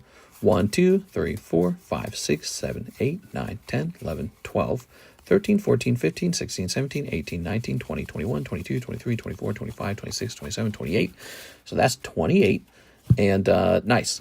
And now we'll put that over there. And now we need 28 of these. So this actually has 2 pulls in it. It's got this chase card and it's got this star card in it. And let's pull these out. We need 28 of these. Don't rig the rounds. Mr. Why you ask Reno or Vegas, but you are pretty certain on Reno. You know, I'm kind of hoping somebody will talk me out of Reno. That's why. Because it's a big decision. What we're going to end up doing is picking one or the other and then just go run off and rent a home in that area while this house sells. And then when this house sells, we'll start shopping probably directly in the area that we're renting. 1, 2, 3, 4, 5, 6, 7, 8, 9, 10, 11, 12, 13, 14, 15, 16, 17, 18, 19, 20, 21, 22, 23, 24, 25, 26, 27, 28. Okay. All right. Mister, who has the most spots on the Crown Kitty break? Well, I think 1 or 2 people had 2 spots, but the kitty break is almost everyone buying 1 spot. So most people only have 1 spot. Okay, let's double count it. 1, 2, 3, 4, 5, 6, 7, 8, 9, 10, 11, 12, 13, 14, 15, 16, 17, 18, 19, 20, 21, 22, 23, 24, 25, 26, 27, 28. So there's 28 of those.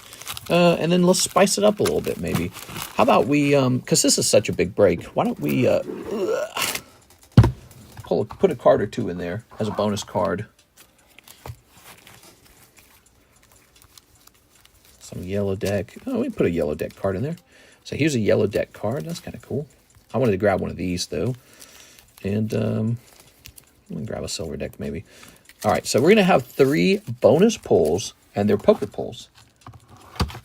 We're doing that because this is such a big break. Let's have some bonus pulls in there. So watch this. Oh, I think I got to remove them from their sleeve, though. 1. Do that again. 2. Ooh, yellow poker card. That's great. I don't even know what they are. They could be the hits. Who knows? Okay, good luck to you guys with that. And now we also need this. Oops.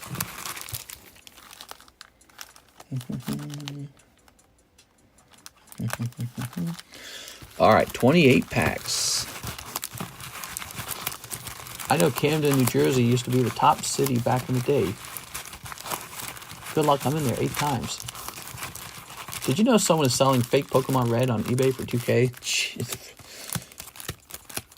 People will do anything to make money, but I find it really upsetting when somebody does something like that, like sells a counterfeit as if it was a real one. That's really evil. Selling a counterfeit. It's a different kind of theft, isn't it? You know, it is theft, though. Buy a $2 million card. You buy a $2 million card.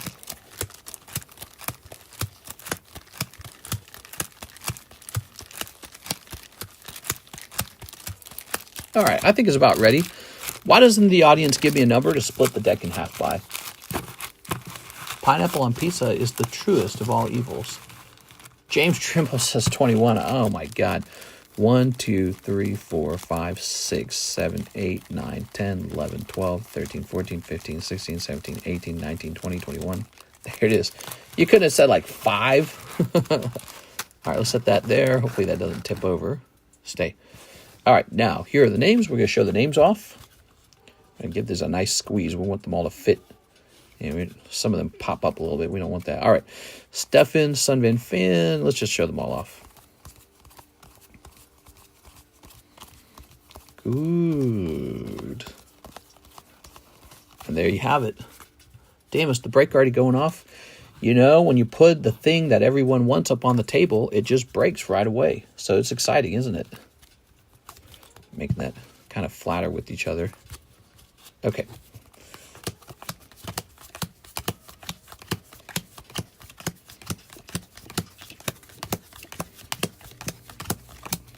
Takes longer to shuffle when it's a big round, isn't it? May the Poke Gods bless y'all. Okay. Fake Umbreon, the overlay sticker with incorrect texture, but a decent fake. I think I saw that. Was that Rattle talking about that? That's crazy. $10,000 iPhone with original TikTok app start bid. Original TikTok app. What? Mr. should put a Mr. card in these breaks, and if it's drawn, he keeps the card. What? If Squid Games was like this and everyone saw that, loses, dies. Do a normal shuffle, enough cards. You mean like one of those, one of those? Nah, I suck at those, dude. I do not have that as a skill.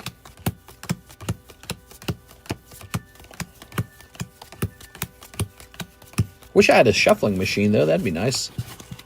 All right, give me a number. If I win, message me. I can't watch. 6, you are so gonna miss. It's 1 in 28. 6. 6. All right. Brandon says 6. 1, 2, 3, 4, 5, 6. Good luck. Watch it get pulled on like the first pack or some crazy stupid thing like that. Okay, ready? Emmanuel. Thank you, Mr. Emmanuel. Joshua Whipple. He's got 2 spots in here. Okay. Jonathan Fernandez, first edition. Sorry, Jonathan. Christopher Muhammad. Sorry, Mr. Christopher. Joshua Whipple. Ooh, I'm sorry, Josh. Kevin Vu. Nope. Wow, it's kind of scarier when it's a big break like this, huh? Stephen Chang. Oh, you got a... What'd you get? Pig Knight. Yay! All right, Mr. Stephen Chang, let's go put this Pig Knight in your bag real fast. All right. You got one of the free poker cards.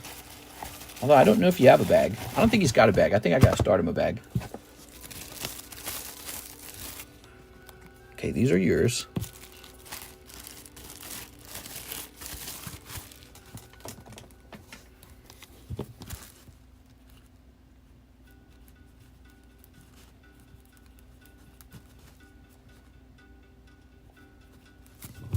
Okay. Oh, I need that Pig Knight. Funny. All right. Now we continue. Dan Newman.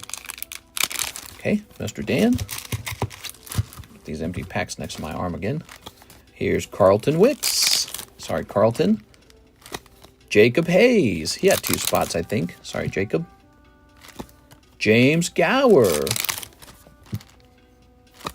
Matthew Trumper. Sorry, Matthew. Blake Santoro. Ah! Blake. Wow. This guy's going to be hanging out with us more often, I bet you. Wow. He is getting very lucky. You're taking everyone's money, Blake. Is he here? Wow. This guy's going to be getting in these breaks because he is doing all right in these. Here we are. I know when somebody does really well in the breaks, they typically come back in the long run. They participate in more of them because they know that how good it is when they actually get pulled. So that's Mr. Blake pulling the chase card out of his booster pack, and that means he can trade this chase card for the Crownbreon. You know, I've never had anyone tell me that they won't take the trade, right? Because this is what he pulled out of his booster. He could just have this put in his bag. Did you know that? Blake, you could have me put this card in your booster. I'll sign it for you. But no, they always trade it, of course, because that's the whole point of it. You are entitled to just keep the crown card. All right, here's Zachary Stex, Mr. Zachary. Jonathan Morris. Here's Alberto Avila. Oh, come on, dude. These like stick. Here's Jacob Hayes. We've got Reynaldo Salazar. Ah, there was a star card in here. I actually forgot there was. All right, so Ronaldo's got the star card. Here's Anthony Kalura. Rigoberto Gil. Sergio Orzua. 6. I'm sorry, 6. Oh, you got a nice thing, though. Wait a second. What'd you pull? You got the poker card. Haha. Oh. Haha, that's not a bad poker card. That's actually pretty nice. Here you go, 6. Okay, Vintage Poker Gym Leaders. Ta-da! Okay. That's not bad. It's better than a Holo. All right. Woohoo! Slightly more than just a Holo. Okay, here's Omar Alvarez. Do you guys like that? Do you like the bonus pulls in the packs? Is that nice? Who here appreciates that? Here's Jeff Leon. There you go, Jeff. If I could just... so stupid. There you go. Here's Sun Van Fan. Nice to see you here, Mr. Sun Van Fan. Here's Mike Side. Sorry, Mr. Mike Side. Here's Brandon Wong. Oh, you got the silver poker card. It's Flaffy. Meh. All right, Flaffy. Let's see. You got a box over here. The bonuses are very nice. A couple of card ass next big break. I could probably do that. Yeah, I could do that for you. If you guys think that makes it more fun to have a couple, you know, pulls that are better than just a holo. I mean, that's kind of how booster packs are anyways, right? And Reggie Gigas. All right. Oh, the Reggie Gigas goes toward Mr. Brandon. All right. So that is the end of the break. Whew. I need more holographic cards. Wait, I might have some over here. Is this it? No. Is this it? Yes. I got more holos. So I'm gonna put these to the side. We're not gonna sort these into the bags live. It would take like an hour. I was the last two. I noticed that. All that shuffling. There we go. Now, let's start putting this together. So you guys did like the bonus pulls, is that right? I might have to think about that. You know, if it incentivizes, or let's say it makes the breaks more appealing, maybe I need to do that a lot more often. Maybe I can preload those hits in the packs ahead of time. You know, like how we're filling it up right now with holos. Maybe I just get like one stack of holos and then one stack of like B-roll kind of, or B-tier hits. There's another going, correct? That's correct. We're running it twice. We are running it twice. You can still get in there. Okay. All right. Oops. Oops. There we are.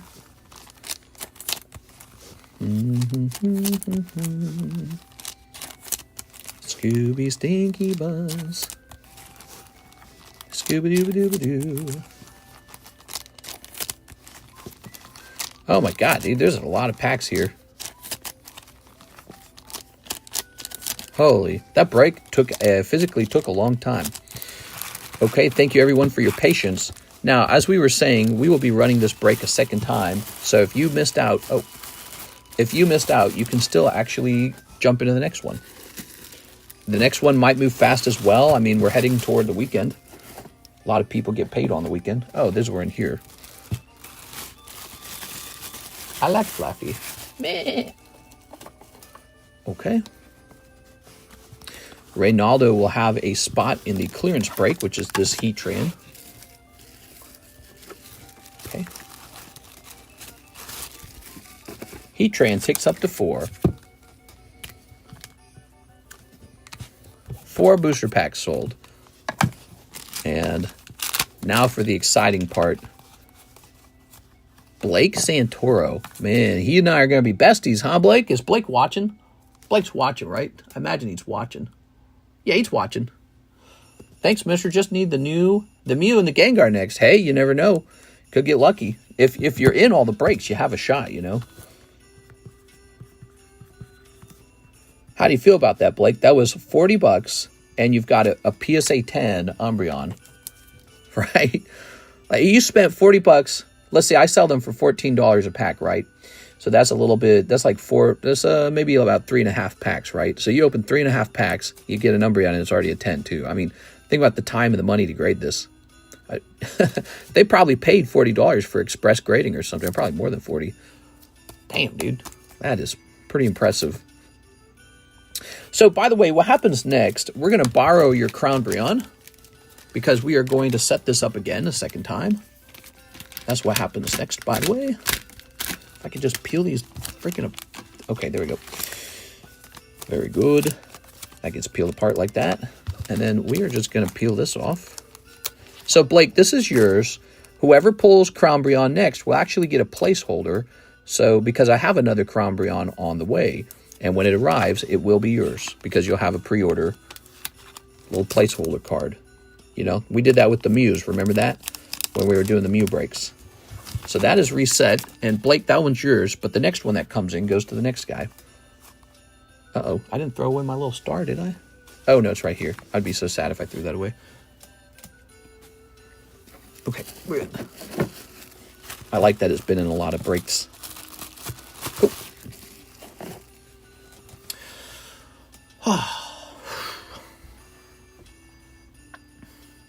Mister, I sent Discord message. Yes, let's take a quick look at that Discord message. Here we are. 2 boxes and 4 packs of Azure Lane. Sounds good. Yeah, so I kind of have an idea of when it should be your turn, and when we hit your turn, we're going to take care of that, okay? Nelson Artiga, 2 Marvel Chrome. And ship my bag, I have a bag. 2 Marvel Chrome. Yes, sir. Well, that makes me wonder, where did I put the Marvel Chrome? We haven't opened it in a while, so it's probably buried a bit. Let's go hunting for it, okay? So this is probably a little bit buried. Set this here, Oshinoko. Union Arena.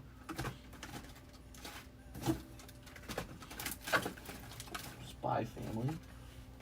Here's Nikke. Nobody's ordered any new boxes of Nikke. Is it up here, maybe? Nope, don't see it up there. Is it hidden in here? It's not hidden in here. Where did I last see it?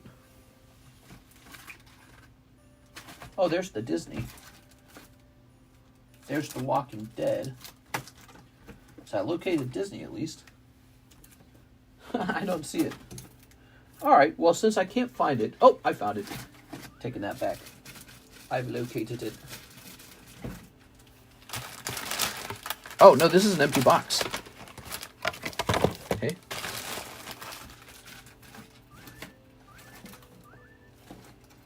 New box time. All right, let me go get some more.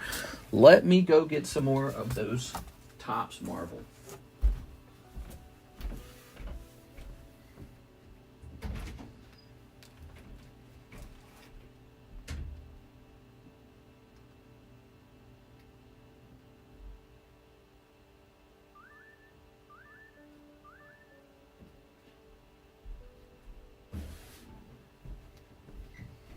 Okay. I think to open this, I'm going to need something.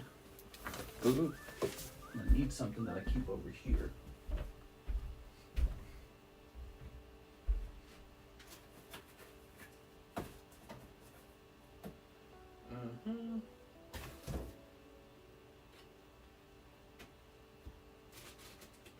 One of these. Oops. And where are my sleeves? The sleeves should be with this. Am I out of the sleeves? I guess I'm out of the sleeves. Maybe I'll take one sleeve back here. Okay, I guess I'm out of sleeves. So let me take one sleeve back from these big cards. All right. Yeah, I think I'm out of sleeves. Buy more of those sleeves soon. Oh, okay, I'm here. I'm sorry, guys. Can I get 2 boxes of Nikke instead? I'm afraid that when you place an order for a set with signatures, if someone pulls the signature, you are still required to open the same set. We are. That's one of the rules. It's very similar to opening live customs. We are. All right. But don't fear. I'll try and grab you a signature box, okay? So don't have... There's a lot of signatures in a case. We are. Okay. But those are the rules.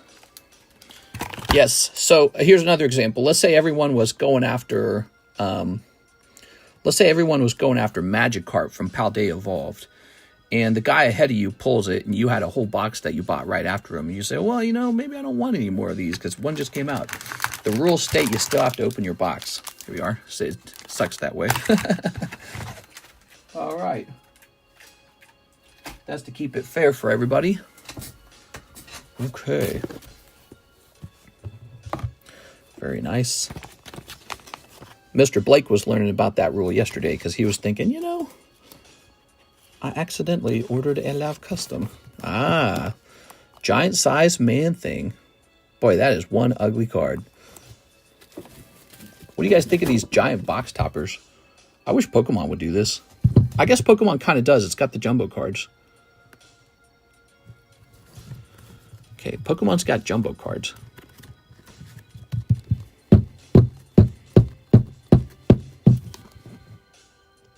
This holder seems way too large for this.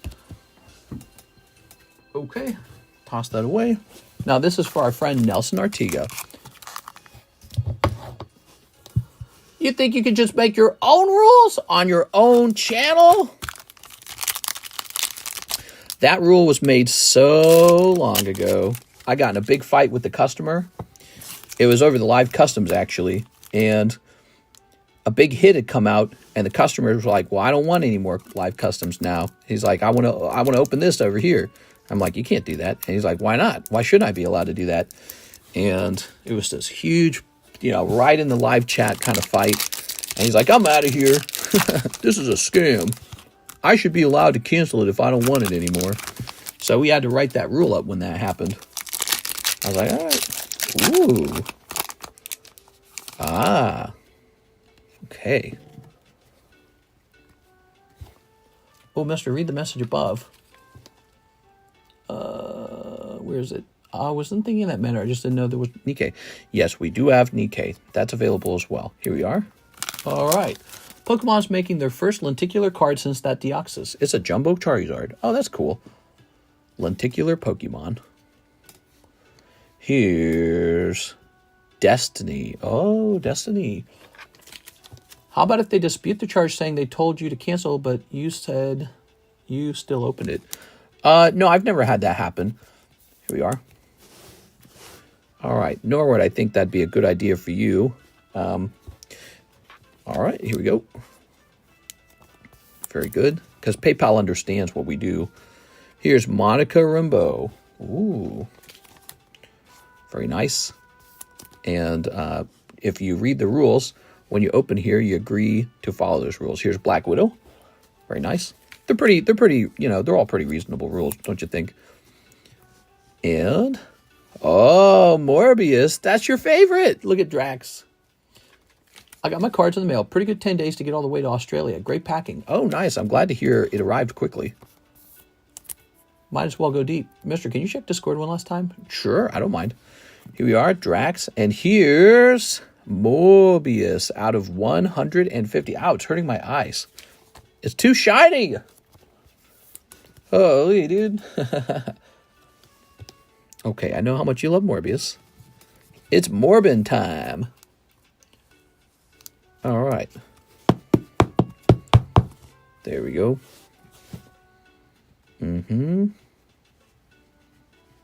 Yeah, I would probably just call up the PayPal guy and just talk it. If you actually just call up the agents and kind of talk them through and explain what happened, they go, oh, that makes sense. They'll be like, was that in your policies before they bought? And I'd be like, yes. They'd be like, all right. Here's Low Key. Ooh. Look at that, Low Key. Here's Nebula. Here's a fun fact. I've had this PayPal account since I was a kid, basically. It's an old PayPal. Same with my same with my eBay. I think my eBay account's like 18 years old or something like that. Here's Dr. Octopus. It's a really old eBay account. And here's X23. Whoa. Very nice. Can you add me to Discord, please? It won't let me send a message. Yes, I'd be happy to add you to Discord. Sorry about that. I wish it didn't require that. I wish you could just send me a message right away. Click. All right. You got it. You should tell the new guys to read the rules before putting in an order, just in case they don't know. That's a fair thing to point out. I think that's not a bad idea. All right, so if you guys didn't know it, the rules should be at the bottom of the menu. We are. Oh. Not only that, maybe it'd be a good time for me to kind of brush up on them myself, make sure they all are written well. All right.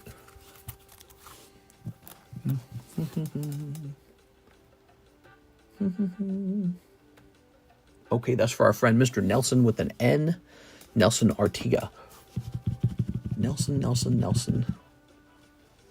So you would hopefully be over here. We got Critical Blow on the table. Why would that be here? There we go. All right. Tossing this over here. Did you ever check my Discord message? I might have.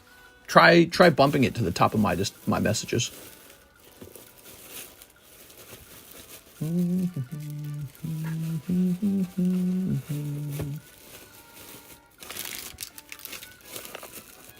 Nathan, Nicholas, Natalie? Is this Natalie? Okay. I remember that. That's an old one. Nicholas. Ah, Mr. Nelson. Okay. Did you check my OnlyFans message? Oh, hold on. Let me go check that. All right.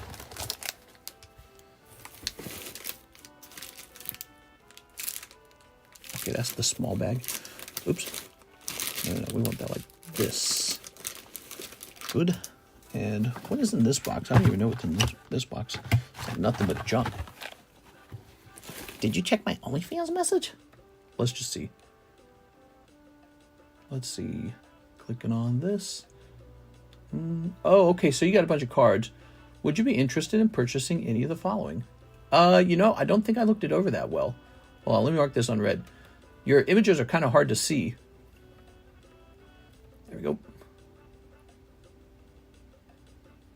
Okay. So we're done with Nelson, but we got to make a label for him.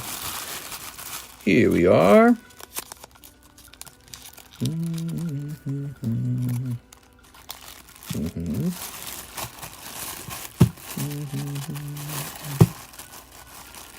I can send better ones. My camera is cheeks.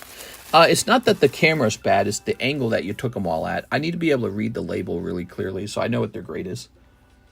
Mr. Nelson, let me go in and check and make sure that his address hasn't changed. Well, he ordered that in 1124. It probably hasn't changed. Okay, Mr. Nelson. I want to say thank you for helping me with the slab and rips. Not all channels are good to the customers, especially given time to get the product we want. Oh, no problem, man. I appreciate the feedback.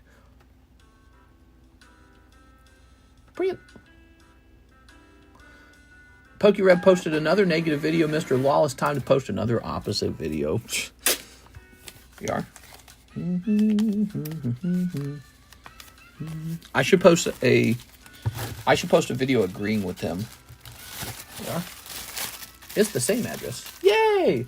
We got your label made. Thank you, Mr. Nelson. All right. It's the end of the Pokemon card hobby. Edwin Delson, One Moon Kitty. All right, One Moon Kitty.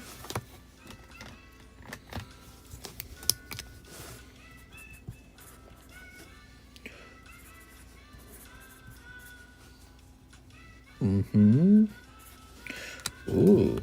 Boy, I hope we get Prismatic tomorrow. I really do. I can't believe we've been sold out of Prismatic like for the whole week. Getting it on Thursday, that's like embarrassing. See, that's another thing. I think if we were living in Reno right now, we'd already have it. I think living out in the middle of nowhere is affecting ship times really badly. All right. I think that affects me a lot. Ooh. Okay. Pokemon's in a bad state now. Proceeds to open 1,000 prismatics.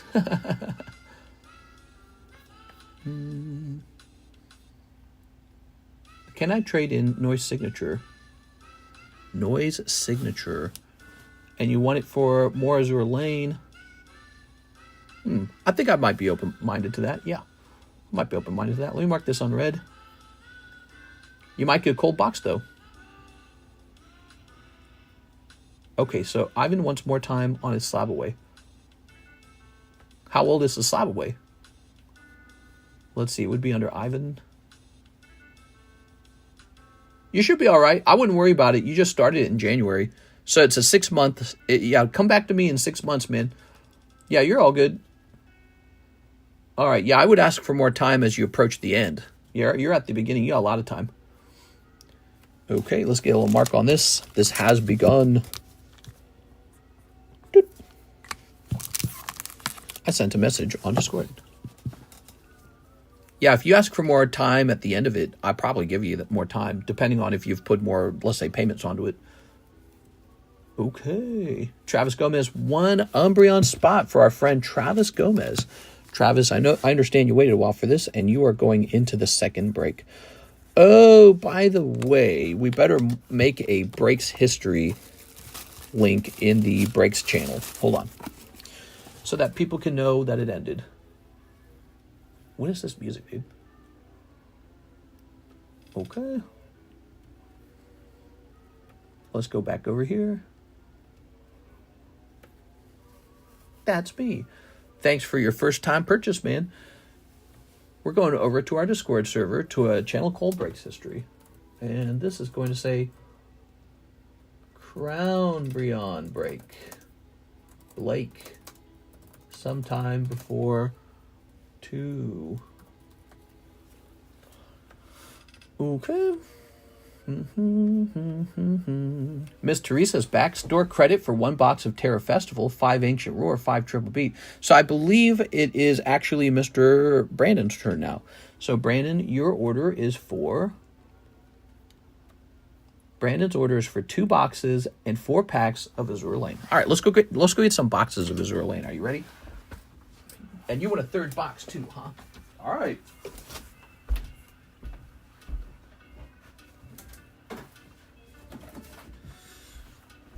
Put this here. You want to trade in a signature for a potential new signature, but you know you might. Oops. You know you might get a cold box. Are you sure that's worth it? It's only worth it if you don't want the noise signature, right? Oh, and 4 packs. Wait, don't I have an open box? Yeah, there it is. I know I'll lose. Okay, there you go.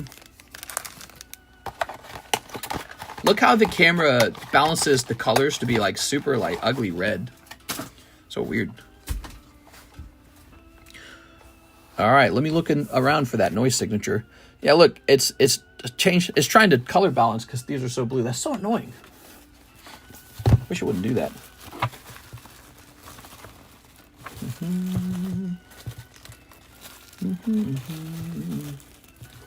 Where is it?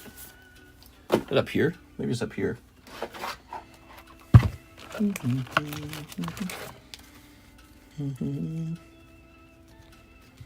There's this one. That's not noise, right?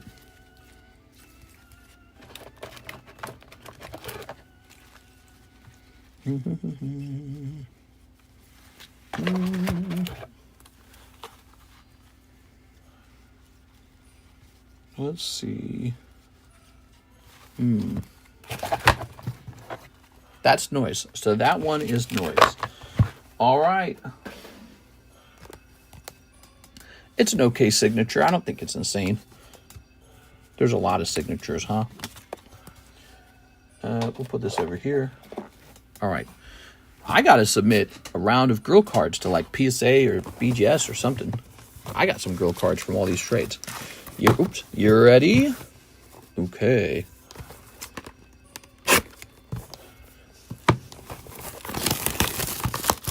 It looks yellow. Yeah, the screen's trying to color balance because of the blue hue from the packs. It thinks that that's wrong. I really don't like that the iPhone does that. I think that's very frustrating and annoying. All right. Okay.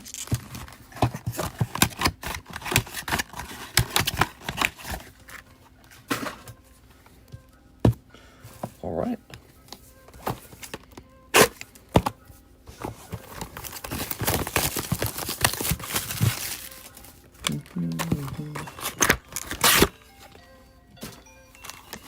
Okay. All right.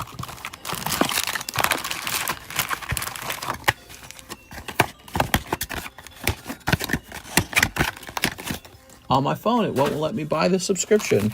You might have to use your laptop. I'm scared for you, Mr. Brandon. I hope you pull something. All right.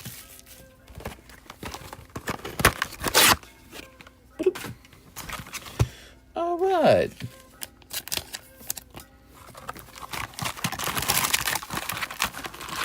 Vivid sold out of the Pokemon Center, mister. To the moon. Vivid's cool and all, but I'm not going to be buying any boxes. The problem with the Vivid is it doesn't have any alt arts in it. So I don't know why I would buy that rather than just buying, you know, like a box of something else. Like, I know it's cheap. I get that. But I don't want to be stuck having to sell it. Sounds awful to sell. So, because people want to open stuff that has alt arts in it. All right, there we go. But for somebody else, they said that's the right price. So here goes. Oh, you got girl playing Nintendo Switch, maybe. Looks like Nintendo Switch. Very fun. Oops. Okay. Girl with legs. Technology girl. Wings girl. Oops. Purple Asian girl. She on a boat? That's a girl as well. Let's see. Oh my gosh. What is this drawing, dude? Hold on. What am I looking at, man?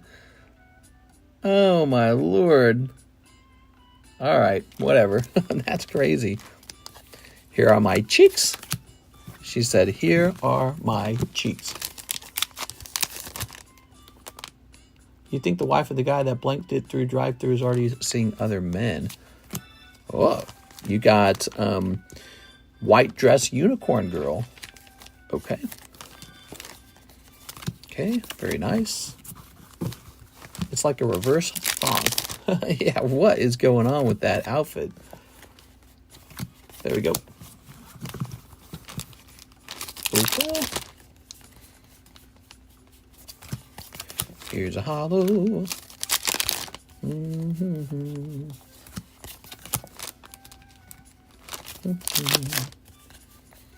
Here's a holo. Here's a holo.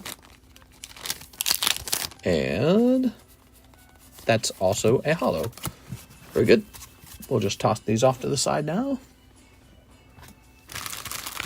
So that's the first chunk of them. All we've done is pulled out some full arts.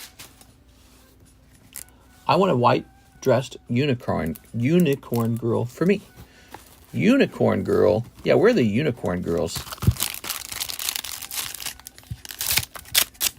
All right.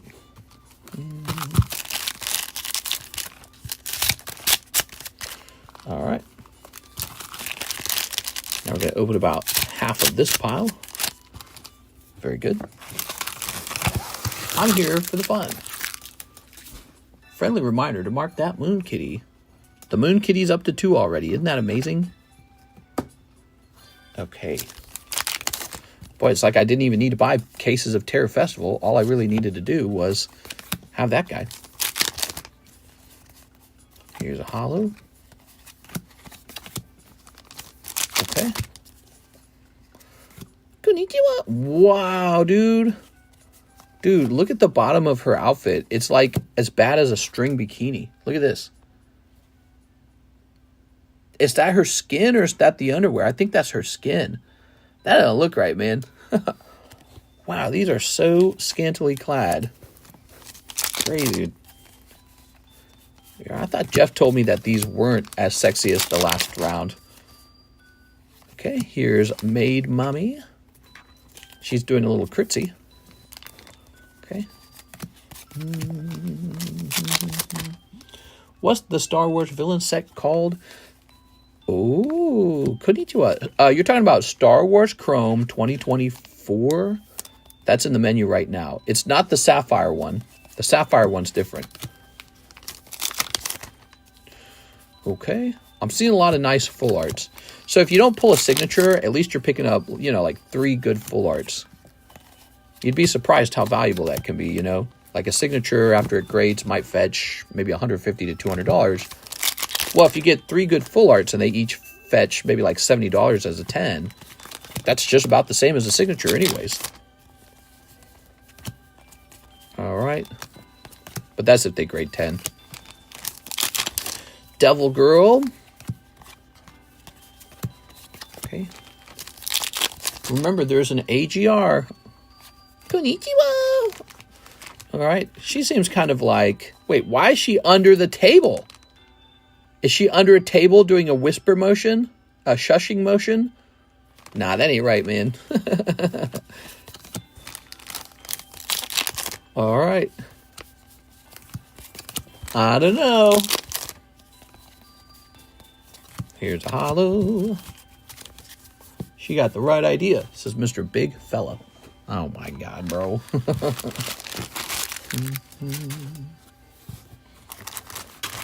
Oh. All right, this is the second half. You know how I haven't seen in a while? I haven't seen Jen in a while. I miss Jen. Jen must be taking it easy for a little while. All right. Snipping this. Oh, Jenny went. She was going real deep, though, you know. Here we are. I got to buy some Psyducks. That's what I got to do. I got to have a special Psyduck giveaway. That's what I need to do. I need to make the whole table Psyducks. Weiss Quintessential Quintuplets English Premium this week. Quintessential Quintuplets English. Oh. Is that a good set? I feel like I'm asking a stupid question. I've opened Quintessential Quintuplets for you guys before. They've sold pretty fast. I just don't always understand them. I lost my glasses. Can someone help me find them? What? My glasses. Here's a holo. Come on. One more chance for a signature. Konnichiwa. All right, you got Gamer Girl. Dude, Gamer Girls are very sexy. When a girl's like, I play games. Instant thirst trap. All right. Here we are. The rules for being a sexy girl have changed. In the past, to be a sexy girl, you had to be like a Victoria's Secret model, right? Now to be a sexy girl, you got to wear pink and play video games. There we are. Ah! She just driving a Sea-Doo. All right. But nobody drives a Sea-Doo like that. That's a very weird way to drive a Sea-Doo. Okay, one more full art. Maybe one more chance at a signature. Hold your breath. It causes issues as the AGRs have been known to come out scratched because the VAs don't know how to handle the cards. The VAs? What's a VA? Voice actor. Damn, dude. Even these non-holos, some of these outfits are like outrageously sexy. She-Doo, yeah, the She-Doo. Here's a holo. Ah! She's got a starfish sticking to her. Hold on, let's zoom in. Look at the little thigh gap, too. You get just a dot right there for the thigh gap. Wow, what am I looking at, bro? That is so funny, dude. I better buy quite a bit more of this. These artworks are stunning. All right. All right. Is she topless? It looks like she is. But I don't know. Actually, no, it looks like her boobs have like a cup on them, but like a stringless cup. There you go. The sexuality really is just like body parts, isn't it? It's like women want a guy tall, broad shoulders, you know what I'm saying? Abs. And then guys want girls with like a fat ass. I like a girl with a real fat ass. All right, let's take a look. No signature this round, but look at all these great cards you've pulled. These are really nice. Wow. Shocking. Shocking. Okay. Is this the same girl? Is this the Gamer Girl? Thank you, mister. No problem. All right, that was fun. There we go. I think we're going to toss you on that free ETB list again. I appreciate that trade and how deep you went tonight. All right, you get on there. Now, put that back. And let's grab you a bag. Nipple tassel. Something like that. Mister's intrigued. I'm a man of mystery. Real American hero. All right. Remember those old commercials? That was a very different time before they changed their Bud Light commercials. BRW. Thank you, everyone, for your patience. We have a limited amount of that set that you just watched us open. That was Azure Lane Volume 2. Azure Lane Volume 1 was one of the best-selling sets on this channel. All right. I resent the pictures. Nice. Okay, let's see. So we're on to Teresa. Hello, Teresa. 1 box of Terra Festival, 5 Ancient Roar, 5 Triple Beat. Okay. Ooh, lovely. I feel like we haven't opened this in a while, but it's such a good set. Triple Beat. Where's Triple Beat? Okay. 1, 2, 3, 4, 5. 5 Triple Beat. And Ancient Roar.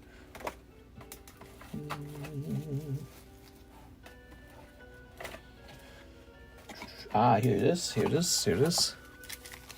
1, 2, 3, 4, 5. All right, we got the whole order. Is this all of the remaining credit? Let me think about this. Well, this would be 140, which is $90 remaining after that.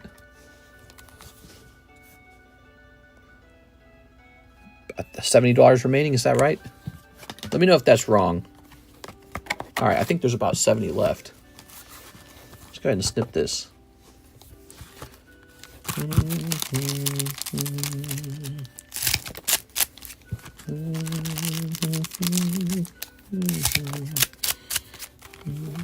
All right. It should be around 60 left over. Oh, okay. Oops. Okay.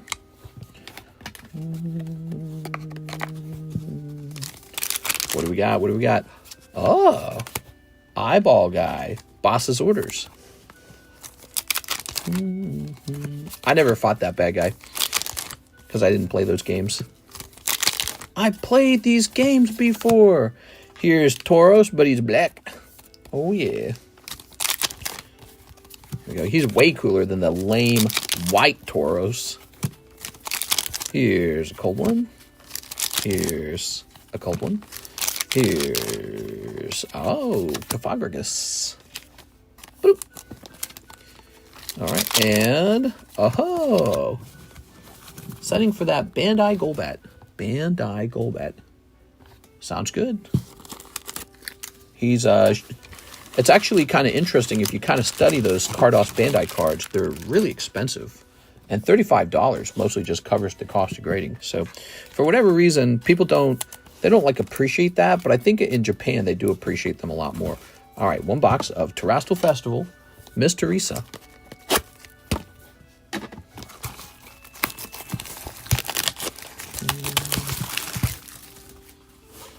I think there's 12 packs per box of Azure Lane too. That's true. All right. Throwing that away. I'll do the Togekiss. That's Platinum Togekiss. It's a lovely card. All right. Snipping this. Snipping this. Snipping this. Let's rotate a few slabs around to the front so that there's more stuff to look at. Here's a PSA 7 Machamp Merlin 2 Prism. We got to show that to Mr. Sven Jansen. He might want it. $14 Electros, but he is an 8. This is nice. This is Vending Snorlax PSA 9 for $135. Rockruff is already revealed. Are those titanium scissors? It says Carbo Titanium on it, so I guess so. Right away. You pull this really beautiful Dragapult. So beautiful. So pretty. Okay. Let's see if you can pull a Master Ball as well. You want to pull a Master Ball? That'd be nice. Send another message. No problem. Okay. Here's a Jirachi. He's kind of cool.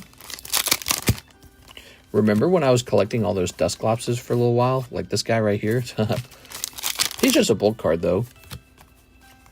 Oh, you do pick up a Master Ball in your round. You get this Boofy-lant, because he's a boof. Is there a reprint of Terastal Festival? Yeah, yes. They will eventually reprint it, of course. Oh, this is such a good box. Wow. A golden card, a Master Ball, a turtle. Okay, Terror Festival, guys, still good. In a way, this is better, in my opinion, than the Prismatic, because Prismatic, the pull rates are so tough. I guess if you prefer the rarity of the Prismatic, then you will want Prismatic. But if you just want to actually pull fun cards, this set is more generous. Wow. Beautiful. Okay, thank you. Jackpot, baby. Okay. Look at that. So nice. Teresa's having a nice night. Got a little AR back there, too. So, Miss Teresa, how did you hear about us, Teresa? How did you find out about this stream? I'm so curious. I know you joined a little while ago. Do you remember how you found out about us? All right. And there's actually 10 packs in a box instead of 9. Yeah, isn't that nice? That is nice.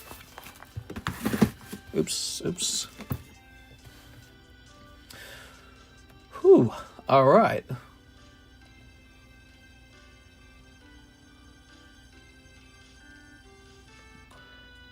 Here's Grant Kwan, and he says 1/2024 Topps Galaxy Chrome. Okay, that's that Star Wars set. He was just asking about that. Grant Kwan. Look at this, everybody. Fantastic. I think you showed up as a suggestion after watching a different Rip and Shipper. Ah, that's so interesting. Here we are. Ta-da! It probably goes both ways. Probably, after my stream ends, people get introduced to other channels as well. Here's Luke Skywalker. Haha. Ooh. Battleships. Bzzzt. Here's Darth Bladder. And you're our only hope, but it's not numbered. Becoming Darth Vader. Whip. Sleeve this bad boy up. Love this set. Just pulled a sketch card the other day. Oh, did you hear that, guys? So there are sketch cards in here. That's cool, man. It's a great set. Yeah, those Star Wars sketch cards are super cool. I think I bought some sketch cards off the internet at some point. It was when I was watching Walking Dead. So those should start coming back from PSA soon enough. Some of those. Taking months to grade, of course. Yeah, I think I scoured through I poured over the listings on like eBay for sketch cards that had not been graded yet. The problem with grading the sketch cards, though, is eBay assigns like a grade to them. I'd really rather just have them get listed as authentic, and that's good enough, Getting a grade on them is kind of bad, because they always grade below 10, because the person who drew the card, they kind of messed the card up. That's normal, that's natural. There's nothing wrong with that. It's not meant to be like a 10. So I don't like it when PSA assigns a grade. All right. No, Anakin, not the children. How big's the queue? It's nice and short. Jump right in. It's nice and short. Jonathan Morris says 1 in the new Umbreon break and the 2 slabs. All right, Jonathan Morris. Mr. Jonathan. Good luck in there.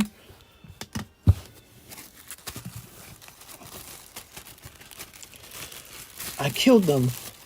And not just the men, but the women and the children. I slaughtered them like animals. I don't remember how it goes. Oh, it was I slaughtered them like animals. That's how he starts with that line. I hate them. All right. No, he's giving into the dark side. If I was Padme, I'd be like, this guy's giving off red flags. I'm going to go hang out with my mother-in-law. I guess you couldn't. All right, let's see. It's really bad with Magic. Veterans who grade Magic said to not even bother. They get marked as damaged. Oh my god. That's a Wave 3 Misty 9. Really nice. No Rarity Arcanine. Really nice. Archelodon. Really nice. He's only 38. Skitty PSA 9. $20. Really nice. Whenever you get the chance to check out that message, oh yes, so you would like for me to consider some of your cards. Let me just take a moment here and bring this back.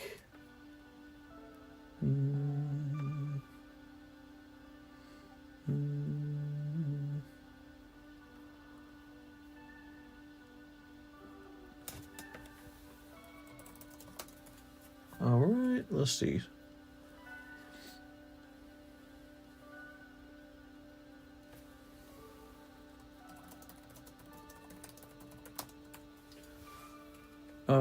And so you got a couple cards. Yeah, see, if you look at your own pictures uploaded to Discord, notice how I can't see the grade? What you ought to do is take a picture where I can see the grades. I have to click on it to see the grades, and then I have to almost like zoom. You got some 9s here, huh? 9s are really hard to move. Okay. I'll put some tapatio on a chip and eat it. Tapatio? Giveaway tonight? Not tonight. Tonight, we are still waiting for the ETBs to arrive for that giveaway. I apologize. The giveaway lasted longer than we intended. Should probably be tomorrow. I can't imagine it's not tomorrow. Riley Walter Credowicks. Minimum order slab way, because I like what you do.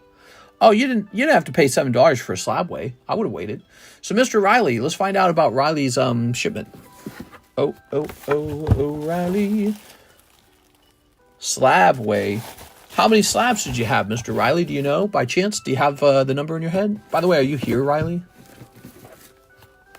All right. Riley. Here's a Riley Walter. You never had tapatio?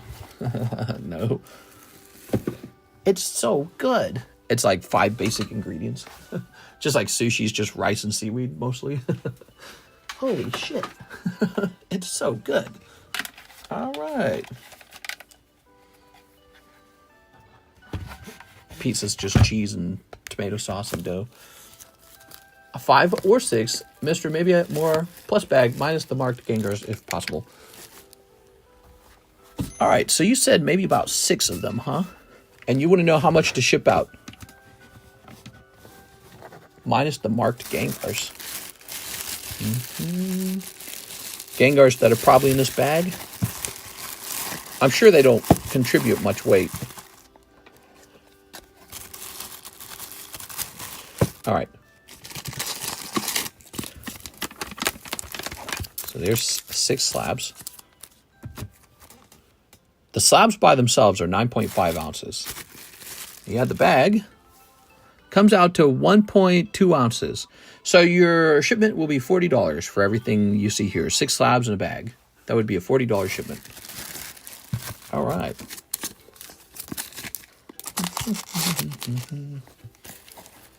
It's a hot sauce. Oh. A hot sauce. Is that the pudding with little grains in it? No, that's tapioca. Ooh, I had tapioca once. It was so gross. Tapioca. Ugh. All right, there it goes. I thought sushi had pieces of samurai in them. Yeah. Fresh samurai.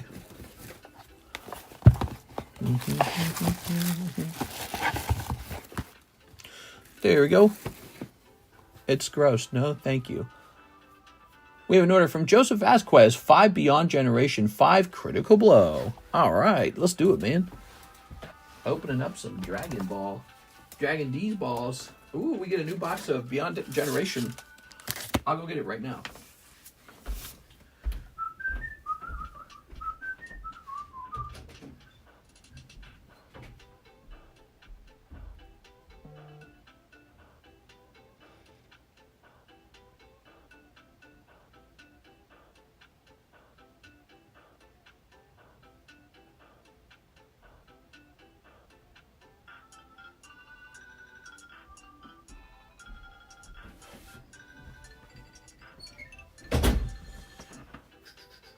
All right.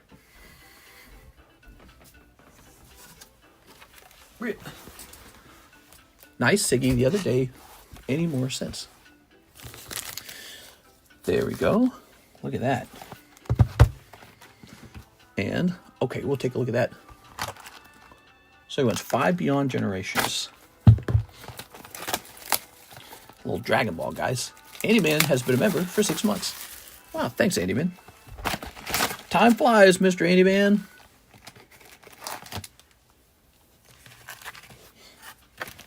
Okay, and now Beyond Generation was kind of short too, wasn't it?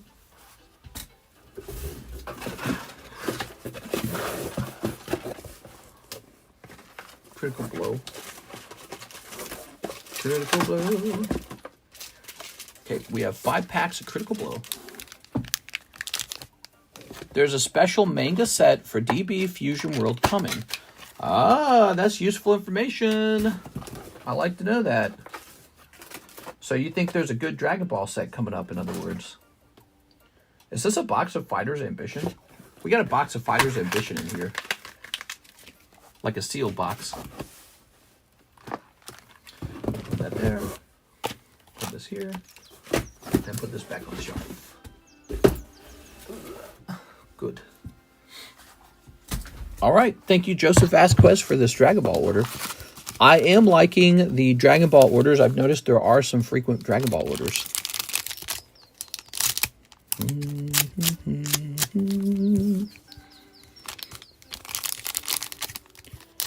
All right. Snip that as well. I feel like I should offer case pricing for some sets. Would you guys like that if I offered case pricing? All right.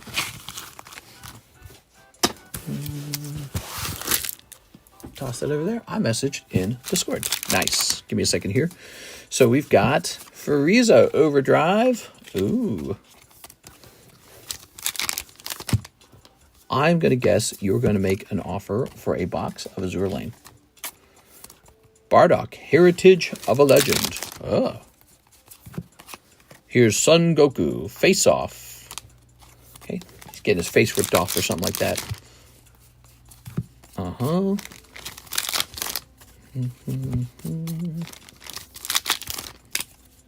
All right, Son Gohan.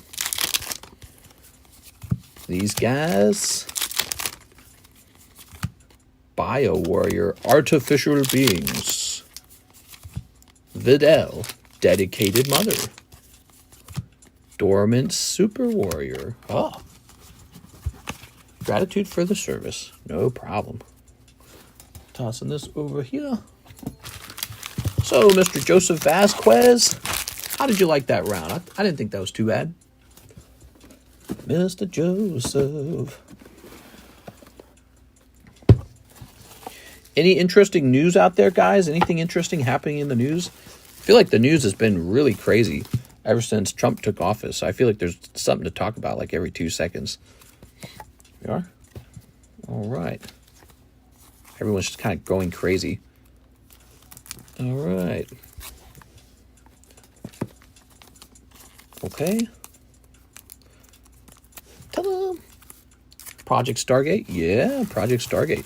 You know, that had Karis and I looking up where that was going to be built, because it's tempting to just go move where that's being built, because you assume all the investment in the area will make the houses go up. But we're probably too late to benefit from that, you know, now that the information's public.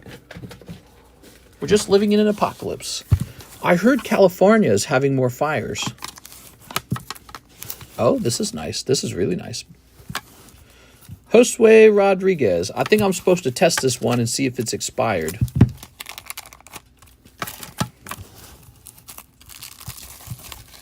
Let's see. He got a GMA slab too, huh? Oh, wow. That's really old. It says pre-order right there.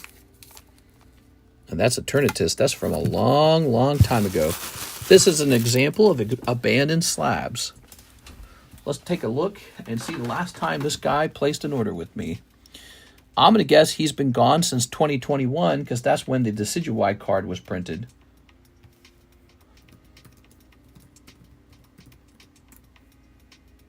Yep, he doesn't show up in here. He doesn't show up in the email at all.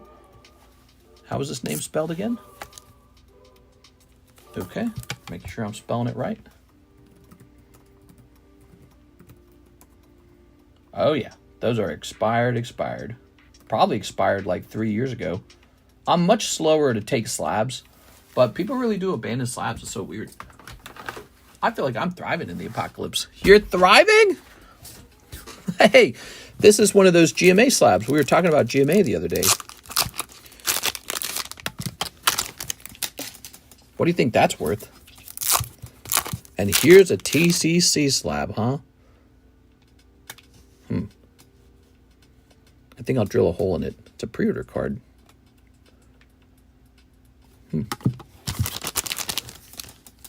Okay. How much longer for the stream? Well, we've only streamed for 2.5 hours. I'd be happy to go for a full 4 hours. Let's see, what did we do for the daytime stream? 1 hour, so that would only be 5. And what time is it? 3:52? Yeah, we got time. We're just hanging out. Now I am that I got paid after 2.5 weeks. Ah, that money came in, that sweet, sweet cash.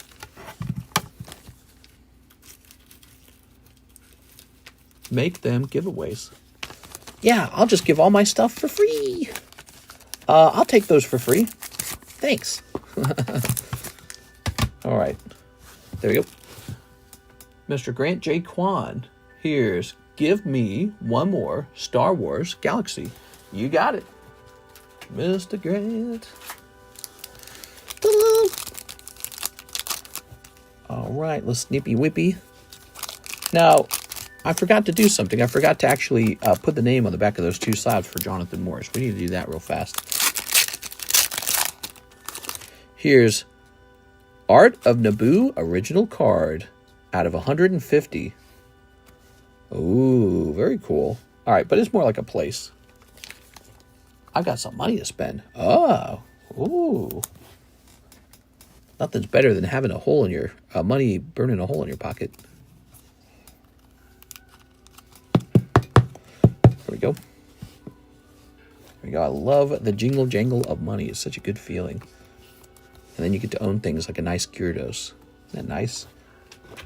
God, that's nice. An elite luxury feeling. Ooh. He's getting his vape on. Ta-da! Gotta buy the pocket first. Hold on. What? All right, cool. Mr. Grant, you got a numbered card out of that round. Thank you, Mr. Grant. These Star Wars packs have actually been selling really steady. Did you know that? People love this set. Oops. I think it's because of the insanely good bad guy artworks in it. So this is Jonathan Morris.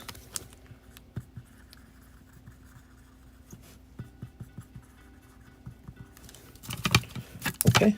And Jonathan Morris. Okay. Thought on Battle Styles, one of the last available BBS on PC. Battle Styles. Pokemon Center still has boxes of Battle Styles. Now that is surprising because that one does have alt arts in it. You would think that one would sell out before Vivid Voltage. It's all right. It never really got my PP up that much. That set was always just all right. Okay, we have an order. Jonathan Fernandez, 1 Holo Shuffle. Well, Mr. Jonathan, here we are. Ooh. 1, 2, 3. 1. Boom. Pyroar. I'm sorry. Nothing too crazy happening there. Okay, that is completed. Completed. Mr. Matthew T wants 4 packs of the... Oh, let's go ahead and read Mr. Brandon's message now.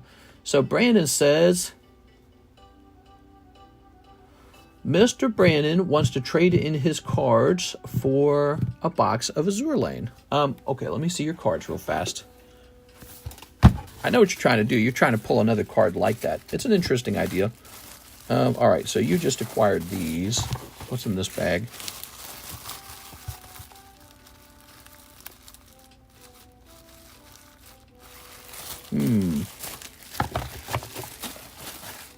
If you're giving up all of your stuff in these bags, I bet you I could do a more generous deal. I'll do 2 boxes for you. How about that? Since we're besties, after all. We are besties, aren't we? Where did I place this? Because I know what you're trying to do. You're trying to snipe another big signature. He says, no, I'm just bored. Oh, okay. Well, either way, how about, you offered me those bags for 1 box. I'll give you 2 boxes for those bags. I don't want to be unfair about it. Okay. And now I just have to make sure that you go in order with the other people. And I think you are going to go in order because it looks like Matthew T is the only one in the queue. 4 packs of Azure Lane. Japanese Eevee Heroes. Oh, here it is. 4 packs of Azure Lane Japanese. Eevee Heroes Korean 5 packs. I have a bag. Would it be the $3 charge pre-grade to have you take a look at my HK SSB to see if it's Beckett grade worthy. I guarantee you that Hello Kitty card is totally Beckett grade worthy. You could definitely send that to Beckett because, you know, in general, Weiss Schwarz prints cards really well. And then, you know, when it comes to like the Weiss Blau, it's typically printed even better. Like it's like, you know, it's asymmetrical often and just very easy to get 10s on. Okay, so let's get started. 4 packs of Azure Lane. Let's see where I got to go to get those. Here it is right here. I'd like to think we're brothers. I'll drop by randomly in Reno and drop off a box of Krispy Kremes. Now you don't live near Reno, right? I think you mentioned you're like around DC. That's pretty far away. If I ever get a nice house, people are definitely welcome to come over and say hi to me. I'd like to meet people.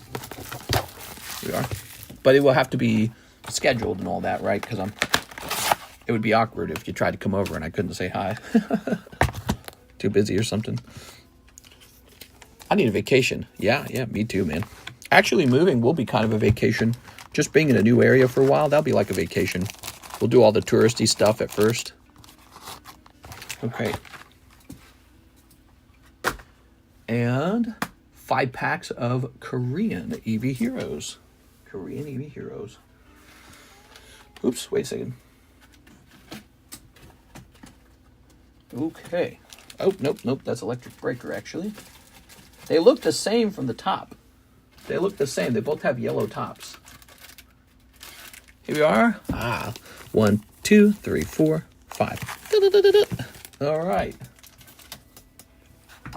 I hope you get the signature, whoever this is. Not me. I hope you get it. I'm just teasing. You ready? All right, let's snip this. Sorry, Matthew. Throw Matthew under the bus. No, I don't truly feel that way. I feel impartial. That's actually the truth. All right, let's see what happens. 1, 2. Is there a list of the slabs you have for sale? I'm sorry if I'm blind missing it in the description. So we tend to post pictures of the slabs for sale in our Discord server. However, we most recently reset those channels so that the prices could start getting updated for February. So those channels are... Oh, no, not Gordy. You got a Gordy. So if you go look at the slab channels, they don't have a lot in them yet because we just reset for February. And typically what happens when I run out of orders, I kind of start working on those channels. I start trying to fill them up. But we've had some nice busy days. Sometimes the best way to know what's for sale is just watch the channel. Dude, this set is crazy, man. It's all girls with giant breasts. All right. Okay. He always shows up like bad company. Who always shows up? Okay. Very nice. All right. Very good. Mr. Matthew. So that is a Matthew order. And she's got a bag over here. The G-Man. Azure Lane could solve world hunger. Yeah, something like that. Azure Lane is making somebody a fantastic amount of money right now.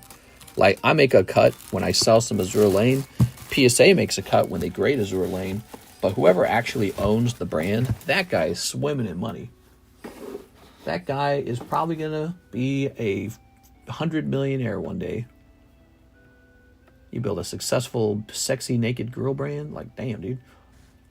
1 box of Korean Electric Breaker for Mr. J.A.G. Your name's long, so you get a acronym. Your name is so long, you get an acronym. Mr. Jag. All right. Ready? Discord slab trade offer. Let's just see that real fast. I don't see it. Oh, you're writing it up right now. Let's see.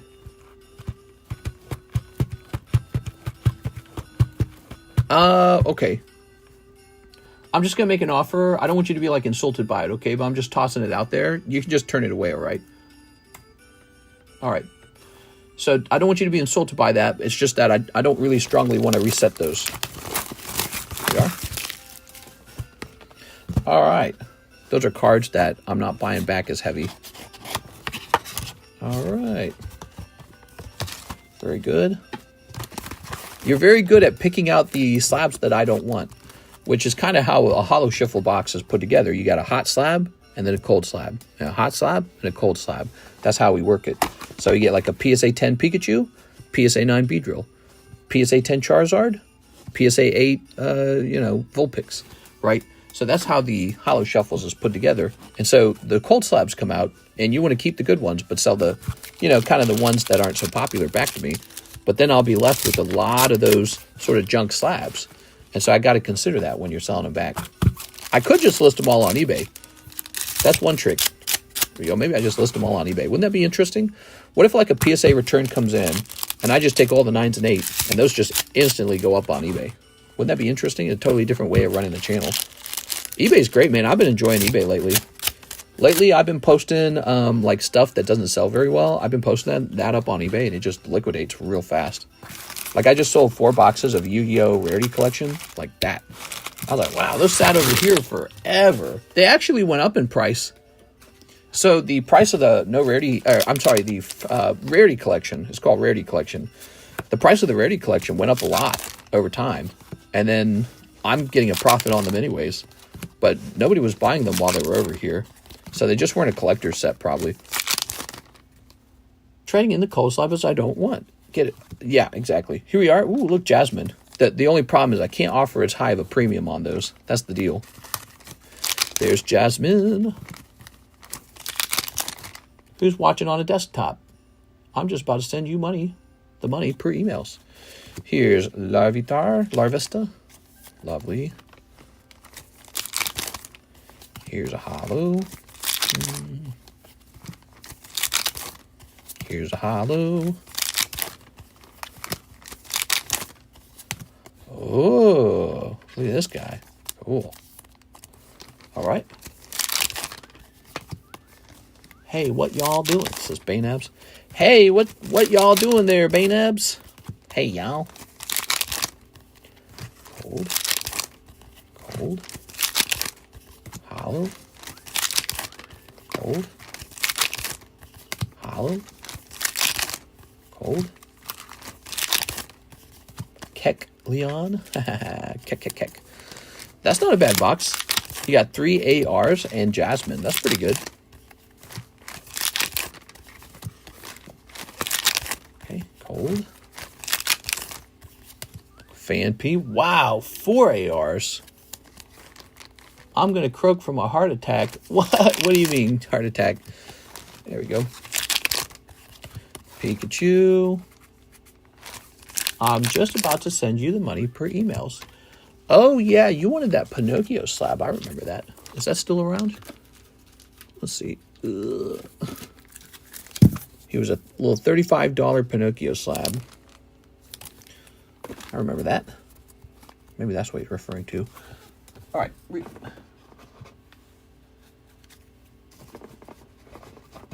Very good. I'd grade B. I'm seeing a cardiologist. Are you really? You having like some palpitations or heart pain? We are. Just doing a doctor checkup. You know, they say you should take like a calcium score or something like that for your arteries after like the age of 30. I was like, 30? Wow, so young. All right. Oh, so you can judge how clogged up your arteries are already. Boy, I wonder what kind of technology we'll have in the future for medicine. I bet it's going to be so spectacular. All right. You holding any Paldean Evolved long term? Maybe. I feel like I don't have to. I feel like the only thing I need to hold is Prismatic and Terastal and 151. Oh. So that's for Mr. J.A.G. Mr. Jonathan. How's life going, Mr. Jonathan? I have a bag, he says. Looking for that bag.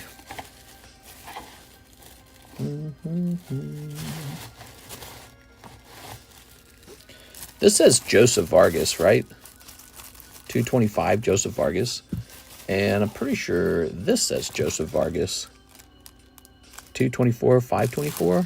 I guess I combined these. It's the same name, right? Is it the same guy? Seems like it could be. Look, there's some Dragon Ball. I think it's the same guy. Okay, it's a really old bag. Let's get them combined. Arrhythmia, spasms in my thorax. Ooh, yeah, that sucks, man. That's smart to go see a doctor, though. He'll probably, you know what he'll tell you? He'll probably tell you to drink more water. He'll tell you to drink more water. Here you are. No, but he might say something like, they'll test your blood pressure. Karis was having some heart problems. Did you know that? She was having some heart problems. She went to the doctor. They imaged her heart. They did everything. Couldn't find a single problem. And you know what she found out it was? It was actually just stress. She had so much stress, it was giving her heart problems. And the heart problems were pain, a warm radiation that ran down her left arm, heart palpitations like crazy. And she just focused on like meditating and relaxing and sort of letting go of the things she was worried about. And her heart just immediately improved. Yeah, she doesn't have the pains anymore. So you can have enough anxiety and stress that it's affecting your heart. So that's a big one. I feel like she and I both learned from that, because when I saw that, I was like, man, that can't be me either. I can't be stressed. We started valuing being relaxed. Hathim says 4 packs of Azure Lane. Oh, but it's not your turn yet. But also, you would not interrupt our friend Mr. Brandon anyways. He's going to get fresh boxes. That could be it, yes. Yeah, I'm in pretty much a 24/7 hypertensive state because of anxiety. Well, let me tell you something, Mr. Brandon. If you're also going to the doctor for fear about what's going wrong with your heart, that alone will give you a lot of stress and anxiety. So, but you know, whenever you do see him, he's probably going to tell you you're fine. And then you're going to go home and you'll notice that you just feel way more relaxed. The likelihood you're having a heart problem at such a young age is really low. But a lot of people, I think, struggle with heart pain problems from fear of heart problems. Isn't that crazy? So it's like a phobia of a heart problem causing a heart problem. All right, Hathim, 4 packs of Azure Lane. But that doesn't mean that you should skip the doctor. You might as well go. Especially if you can afford it. All right. So you offered 1 box for your bags, and I said, let's give you 2 boxes.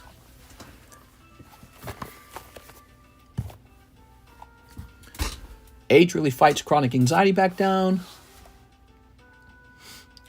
It was like that too. Hypertension because of anxiety, but Lexapro started to change my life. Oh, you took a maybe anti-anxiety medication? Sure. All right, here we go. Karis didn't take any medication. She didn't go on anxiety medication. She just was more, aware that it's a problem.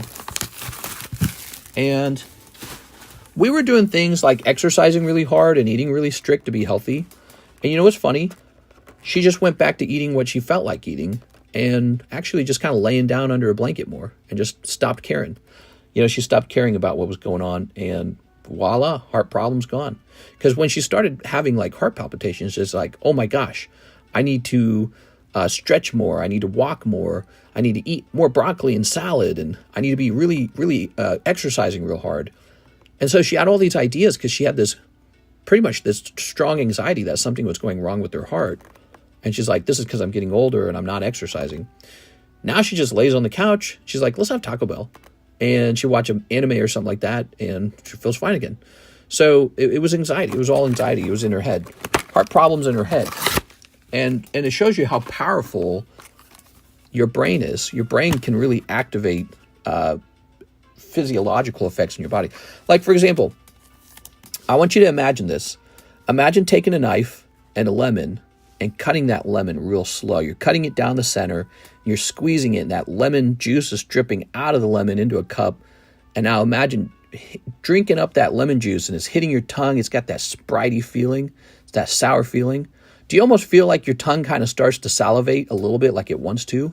That's your brain causing your tongue to salivate because you're just thinking about the lemon juice. Imagine that sour drop of lemon juice squirting onto your tongue. You will salivate from that because it's an awful sour flavor. It only took a little bit of thinking or imagining to affect your tongue. Imagine how fast you can affect your heart if you're worrying about your heart. So it's really fascinating I think there's a term for that in psychology. The brain-heart connection has a term. I don't remember what it means. Brandon, I'm a vocational nurse. That's why I'm telling you. Stick with meds, fish oils, and baby aspirin. Also light exercise. There we go. All right. All right. Yeah. I used to leave movie theaters out of anxiety attacks. There we go. All right. Very nice. Okay. I feel like there's been almost like a therapy that has gone on with Karis over time. Like she's been trying to figure out anxiety more and more. And there's been so much to it. Like, for example, identifying that her feelings maybe aren't normal, that they are anxiety. So that's a big one. Just recognizing, being like, wait a second, is this really me? Like if I had a glass of wine right now, is this how I would feel? Or would I just be chill right now? And then she goes, oh, this is anxiety. I'm having an anxiety moment.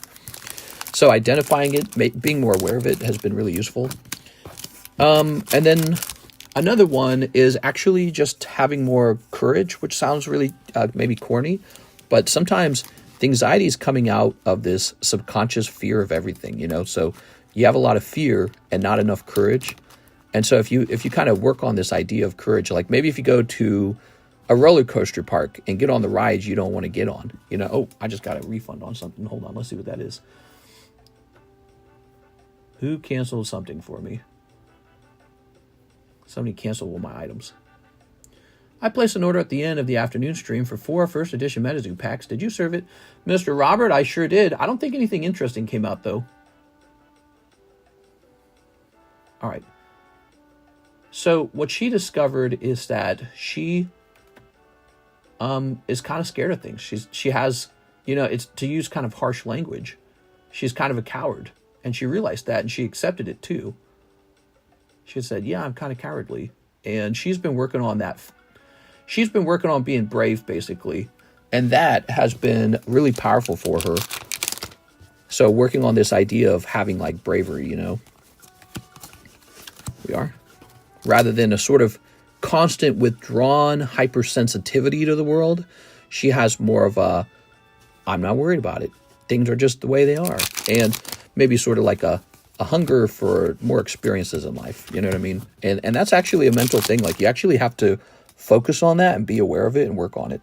Just like when you're scared of riding the roller coasters, but you choose to ride it anyways. So kind of like that. So she's been kind of having that mindset where it's like, I'm scared of the roller coaster, but I'm going to get on the roller coaster. And I feel like that's really been going really far for her, these kind of concepts. We are, oh. You should get her a punching bag. You will get her a punching bag. But yeah, she deals with a lot of anxiety. She's a software engineer, so she got that like software engineer brain, you know, very sensitive, very, yeah, software engineers, they're not really the, how would you say it? I don't know how to describe it. They have a certain personality type. I swear they all have it. They all have it in some way. Many of them do. Like you can make them blush very quickly. You can make them blush. Ooh. It's a common trait of a software engineer. You can make them blush right away. All right. If you talk too much to them, they get kind of sweaty and nervous. Like, oh man, you're talking a lot to me. All right. Oh, wow, dude. Holy schmolies, man. Okay. Wow. I heard hypersensitives are more prone to get possessed. Is this true? Possessed. All right. Whoa. All right, I guess so. Those are some booty cheeks. Any Umbreon pulled? Or are you still out? I'm still out of Prismatic. We're waiting for more Prismatic to arrive. Take some benzos. Hypersensitivity is hard to get over. My daughter forces me to get on the roller coaster. She's just a chill girl with some heart palpitations. Your daughter forces you to get on the roller coaster? Yeah, that was actually, that's really funny. Karis is someone who struggles to get on roller coasters. That's why we use it in our analogies or our introspections. She has trouble getting on them, and she watches little kids run past her and climb on the very ride that she's so scared of. And it kind of, she knows. She's like, oh, look at these kids. They don't feel the anxiety and the fear of the roller coaster. They just run right past me and they jump on, and it's fun for them. By the way, I'm the same way. I have a lot of fun on roller coasters. But she sees that and she's like, how do they do that? Roller coasters aren't bad. How long is your list? You mean how long is the queue? It's not that long. There we go. We're just servicing a bigger order. There you go. Roller coasters aren't bad. For some people, they're really bad. Some people cannot handle roller coasters at all. Number 3. Ooh, I missed it. All right, grab this. All right. All right.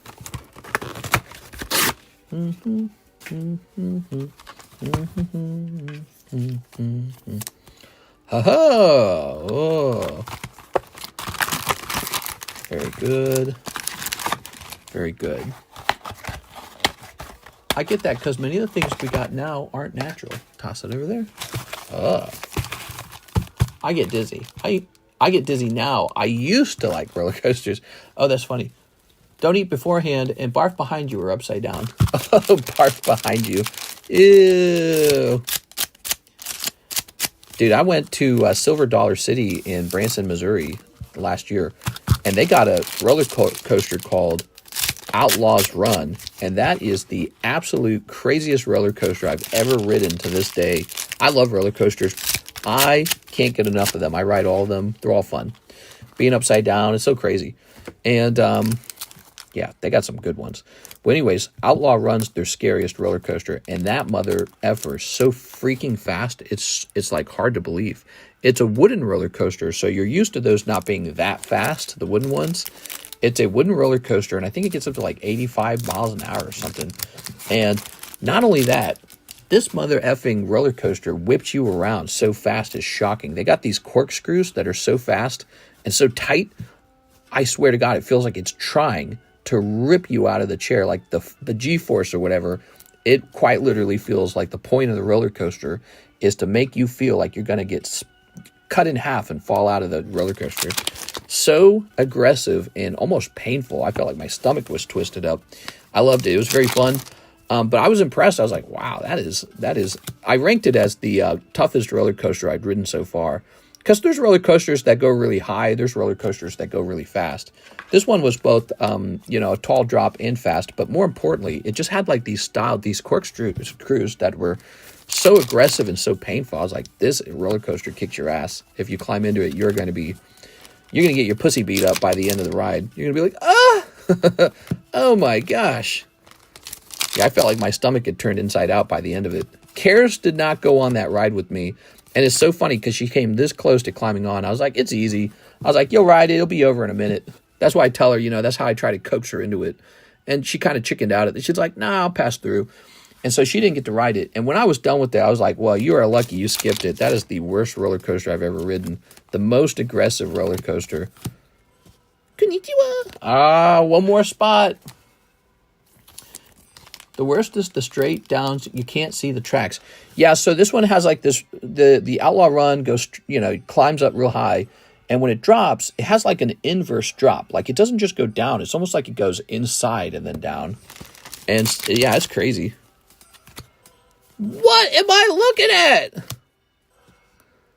Damn, bro. Is she pouring wine between her boobs and she got a card between them? Wow, man. I better pick up some more Azure Lane ASAP.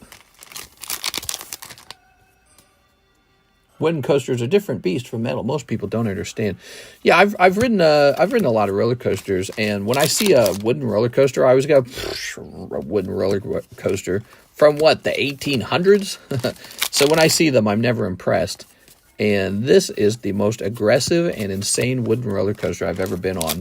Tops my list for most scary roller coaster that I've ridden so far. Although I know there's ones out there that people rank higher than it because I've looked at lists. But it's up there. It's definitely up there. Not for beginners. All right. Very good. Do you want some wine with your milk? I pour those over my cereal. All right. Well, we got you not one, but 2 fresh boxes. And you got some booby girls. Wow, booby girls. That's so nice. Wow, man. I'm betting that this set gets opened a lot. What do you guys think?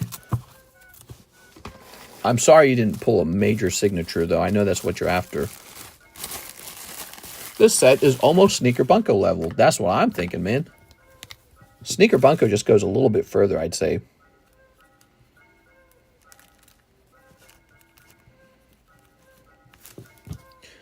Okay. That feeling you get in your stomach is unforgettable when you ride certain roller coasters. This one, I never really have fear on a roller coaster, but it literally felt like it was trying to rip my stomach out of my throat. It was very strong. I was like, Jesus. Like, this has got to be a health risk for some people. Up them 4 packs of Azure Lane. I've seen too many videos of disasters at amusement parks. You're not supposed to watch those. What are you watching those for? You turn that off. Now, you're not going to be able to enjoy the park if you watch that. Yeah, turn that off. You can't be watching that. The stock market's on a roller coaster currently. Yeah, let's take a look.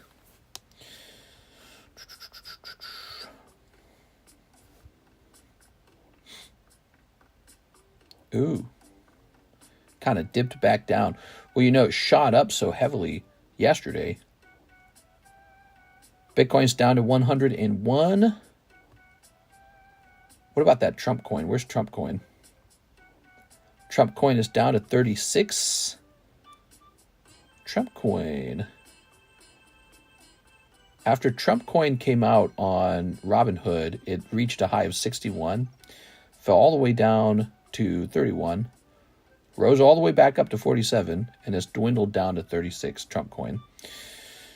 I am so glad I pulled out at 70 and never bought back in. I didn't get tempted. Because, you know, you get tempted to. You're like, I should buy back in. It's going to go higher than this. Based on what? You know, based on what? I'm up 12% in Reddit. I bought a significant chunk of Reddit. And then I just have a Vanguard S&P 500. And I'm up 7.3% over there. Oh, my phone's going to die. All right, let's put this over here. I just bought back in today. I know. Based on what? Based on what? How do you know that it's going to go up? It's just a feeling in your head, isn't it? Like, oh, the number's 36 pretty low. I bet people buy back in now. This is the low, you know? And so this is the problem with cryptocurrencies in general. Nothing's being produced, right? Like Coca-Cola produces soda. That's why Coca-Cola stock goes up over time, because they sell the soda produces profits, and then the stock rises because people are collecting, you know, cash from the stock. They're getting dividends. Meme coins, you just hope you bought at the bottom, so you're back at the top of the pyramid, essentially. You're hoping you bought back at the top of the pyramid, and that everyone's going to pile in underneath you again, and so that you can get back out before they do. And so it's like this cycle of hoping that you guessed where the bottom was, and you're going to guess where the top is. And to me, really, that is truly just gambling, because the whales will decide the movement more than the average, you know, person. The whales will decide. All right, let's see. Oh, you got girl. My policy, I do not speculate too much on crypto at all. When you mentioned, and when everyone was mentioning the Trump coin had come out, I was like, you got to buy it right now. You have to buy the Trump coin immediately. Like when I was told during the stream that it had come out, I wished I could have bought it right then and there during the stream, because I would have, except what is going on, boy? Woo! What is this? Oh my gosh. Sneaker Bunko to the moon! Elon doesn't even stream anymore. I didn't know he stole from here. LMAO. Elon Musk? We need to thank AO for the information. I just bought back in. Supports the resistance level. I also bought into Dog with Hat. Well, I hope you have some good luck with all that.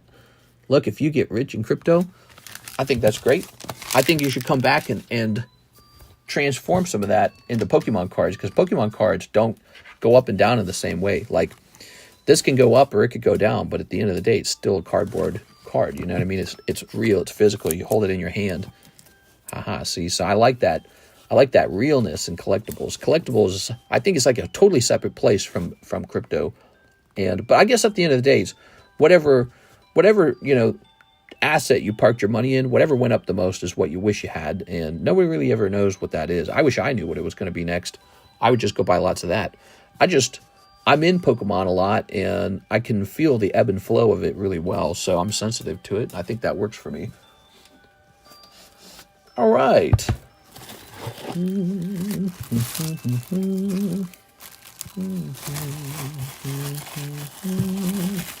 Capcom will go high because of wilds. Yeah, I don't know about that. I don't know if their stocks will explode. We have an order from Kyle D. He says, 1 Disney Pinocchio slab, if you have it still. I sure do. I saved it for you, just like we had agreed to. Where'd I put it? Oh, there it is. Okay, here you go, Mr. Kyle. Park in assets carefully. I think the problem with putting your money into the stock market is you can do that for 40 years and then hopefully be a millionaire, And I think a lot of young people are looking at that going, I don't want to do that. I want to go buy something that makes me rich.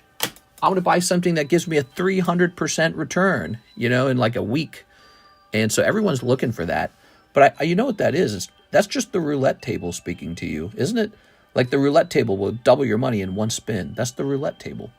So it is, if you can get into a roulette table situation where you can win on the outcome because you're so good at it, I don't know, you're special. You're special in society, but everyone can't do it, obviously. And you might be the one paying out to the guy who is good at the roulette table. You know what I'm saying? Now, let's see what else you said. Balance for shipping, extra packs, Australian shipping with my other cards. I'm off to serve. You're off to serve.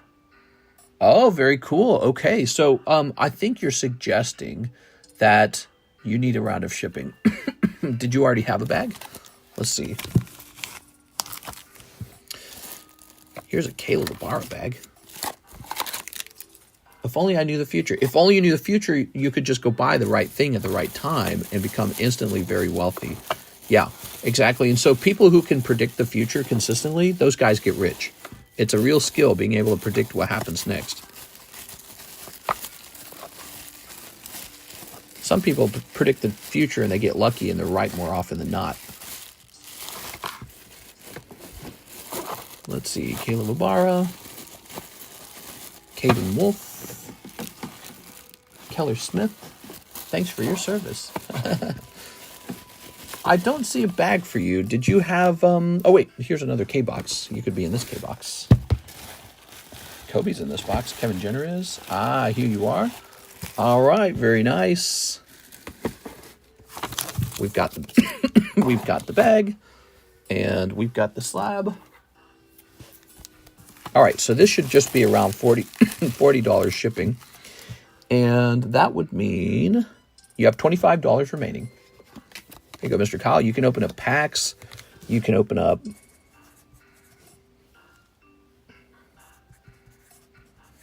Okay, it's going to say 25. Yeah, $25. Sent another message. More messages, huh? All right, let's see what that message was real fast. Huh, that's weird. It didn't show up. Oh, there it is. Let's see. You want to trade in your remaining SRs for just 8 packs. I could do it if you really want me to. 8 packs, remaining SRs. I could I could do it. Okay, let's see. In the end, I get a bunch of SRs in my thingamabobby. Easy John. So why don't we go ahead and get that label printed for you, Mr. Kyle? We'll get the label printed, and you got $25 left to spend, by the way. You could do like 5 holo shuffles. You can do whatever you want with it. Clicking on this. Oh, that's sad. It didn't save your phone number. Isn't that annoying? Let's log in and see if you shared your phone number in PayPal. It's been a night of many types of transactions.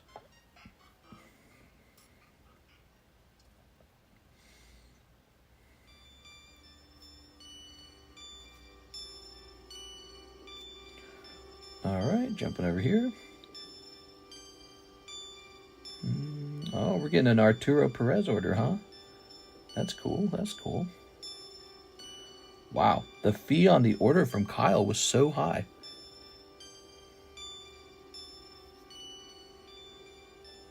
Okay, so here is the email. Did I miss something? So we have the email now. Now we need the phone number. Let's see if the phone number was actually in PayPal. Oops. Wait, go back. Boy, I can feel myself getting tired. You know, I didn't get a lot of sleep because I had to wake up early to talk to my real estate agent today. And as a result of that, I woke up, well, I didn't just wake up at the wrong times, like I had trouble sleeping. You must have shared your phone number with me in Discord. You know, it's funny, it doesn't save the phone number until the second time I input it. Isn't that weird? It's like some glitch in their system. Let's see if I recognize your name in Discord.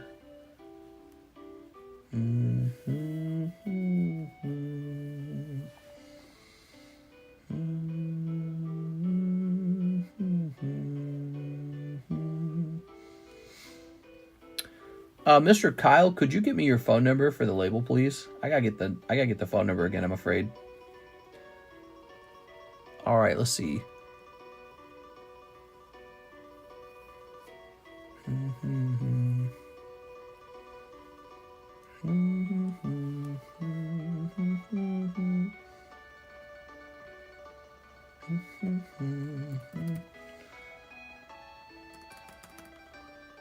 Sorry guys, Mr. I've ordered before. Yes, but it will ask for your phone number again in order to print the label. So if you could, you probably shared your phone number with me already on Discord or something. If you could just get that number to me again, I can finish the label. It doesn't save it the first time for whatever reason. The software that actually does the labels doesn't save it the first time.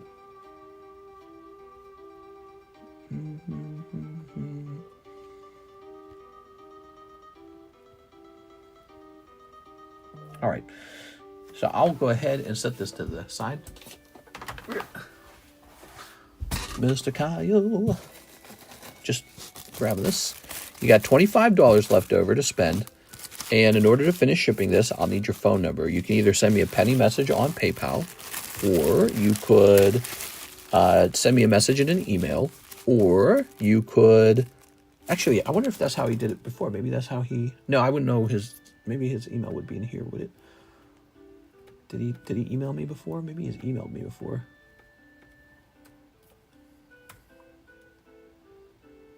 Oh, you have emailed me before. That's going to be it. Okay, I think I've got it then.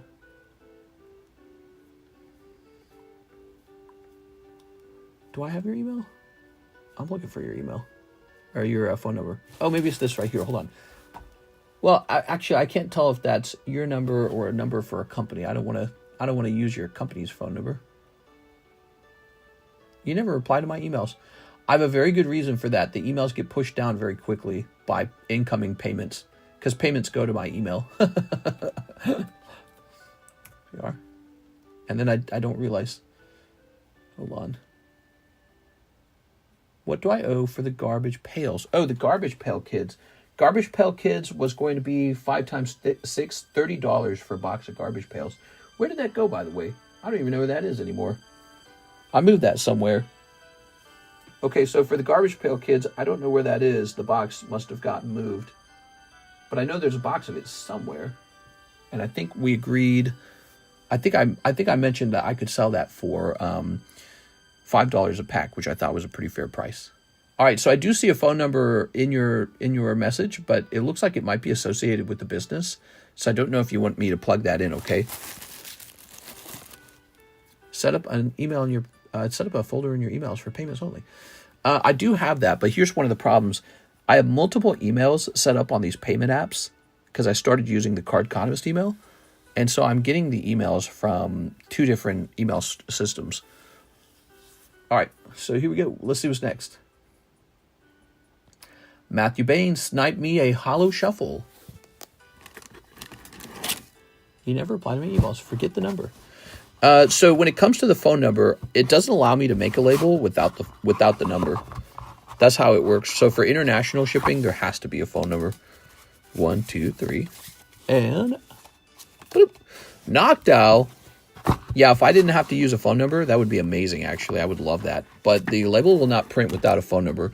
Probably because Customs wants to be able to call you if they need help identifying the item that's being shipped. Did you see the new numbered Chinese Mew? I heard that there was a Chinese Mew where there's like 1,500 of them printed. Is that right? Okay, Mr. Blake saying he's got an offer on Discord for a trade. Let me scroll up here. Okay, so he says...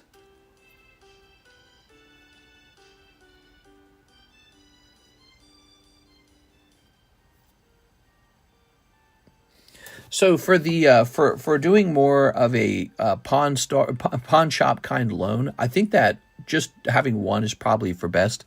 The rule for slab away typically is you get one slab away at a time, and I think that's for the best. I think it would be weird if we blew up like a large payback system. We are. It's tempting, but I think it's probably not. It's not the style of business I want to be in. You know what I mean? Maybe just one at a time. Let me mention that here.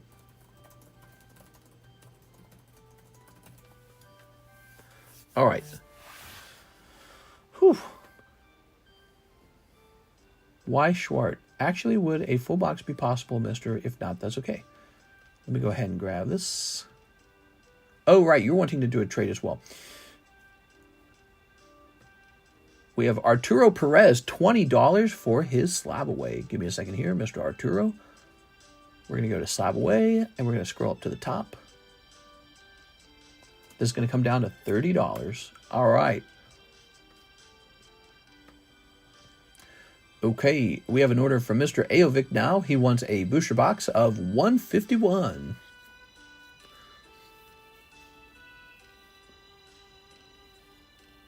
Just reading that. So, 151. Do I have a box of that sitting nearby? Yes.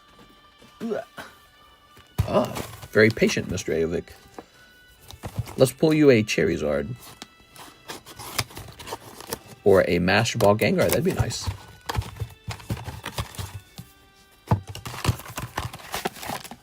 All right.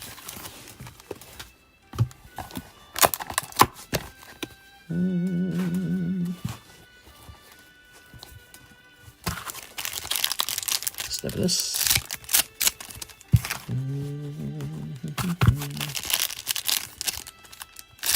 Ooh.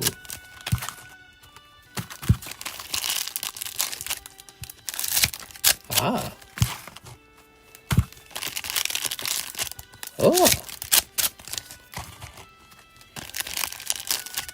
Ah. There it is. Mr. Aovic, one whole box of 151. Such a popular product. It's kind of shocking how popular this is.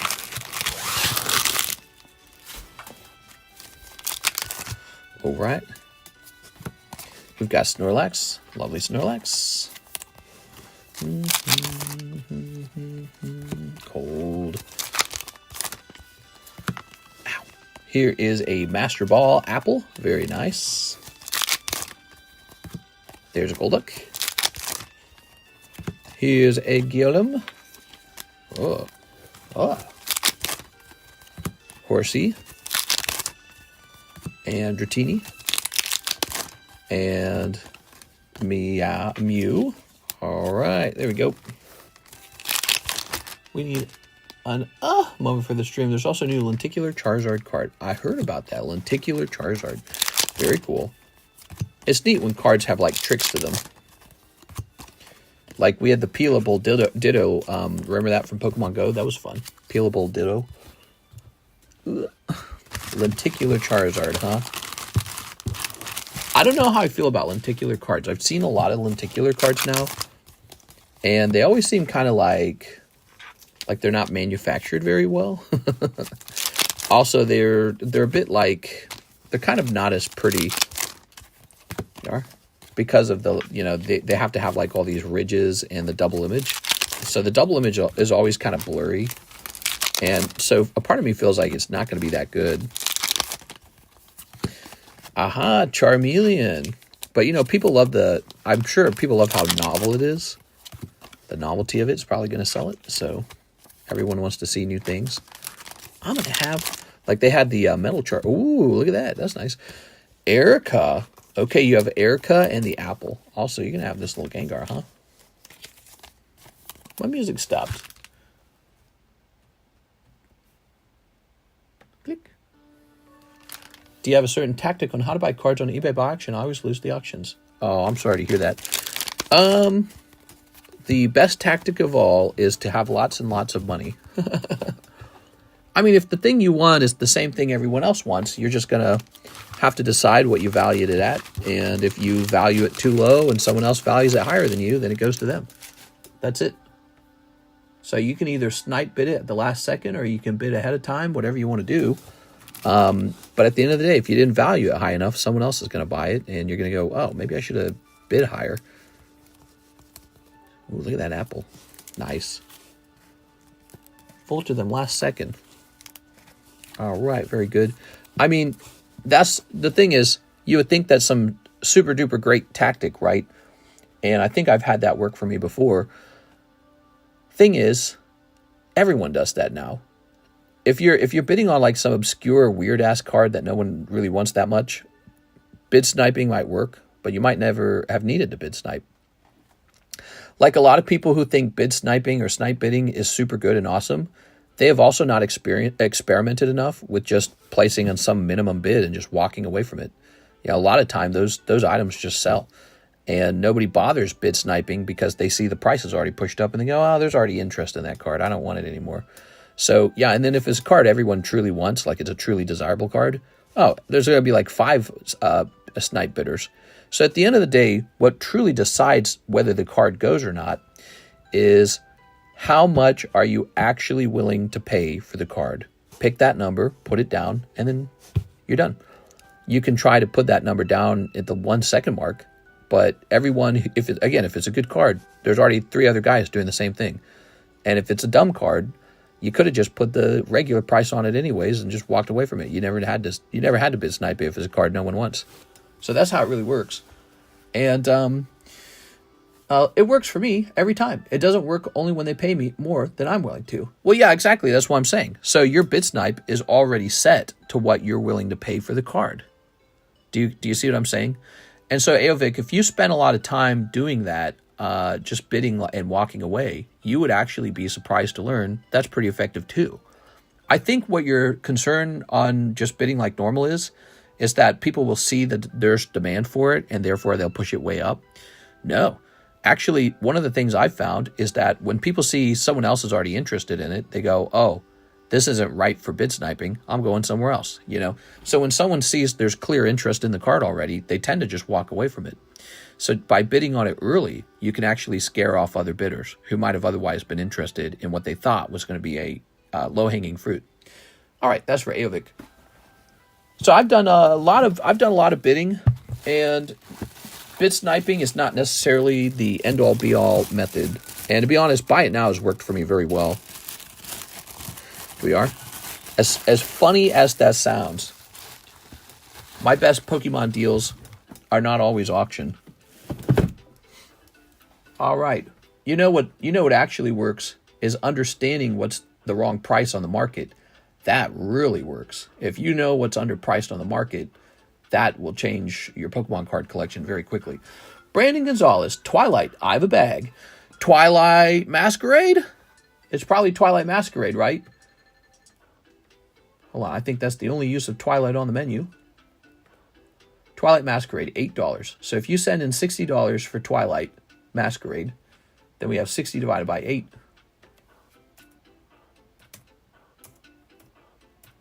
Which is 7.5. Do you buy from Card Market? I don't strictly buy from eBay. I buy from all over the place. Some of my best deals, by the way, so you guys are all looking for your best deal, and you think, hey, if I bid snipe on eBay, that's the best deal. Yeah, everyone's on eBay, by the way. So eBay's the #1 market. So whatever you think you're looking at for the bid snipe, so is everyone else. And everyone's just posting what they think the card's worth. But I've had some really fantastic deals occur privately on Instagram. Yeah, Instagram. Some of my best deals are just conversations I had with someone on Instagram. Someone wanted to get rid of something, and they said, I don't want this anymore. And then I said, well, let me have it, but for a good price. And I said, okay. So I get really good deals that way. It's just having a conversation with somebody who wants to get rid of something. And then it turns out, hey, wait a second, that's kind of nice. And so I get cards that way all the time. All right, Twilight, which is 7.5 packs. Could this be any other pack? He ordered Twilight. He didn't specify exactly what he was buying, and then he sent $60. Hey, Alex. Let me try this. I'm pretty sure we don't have anything else called Twilight, right?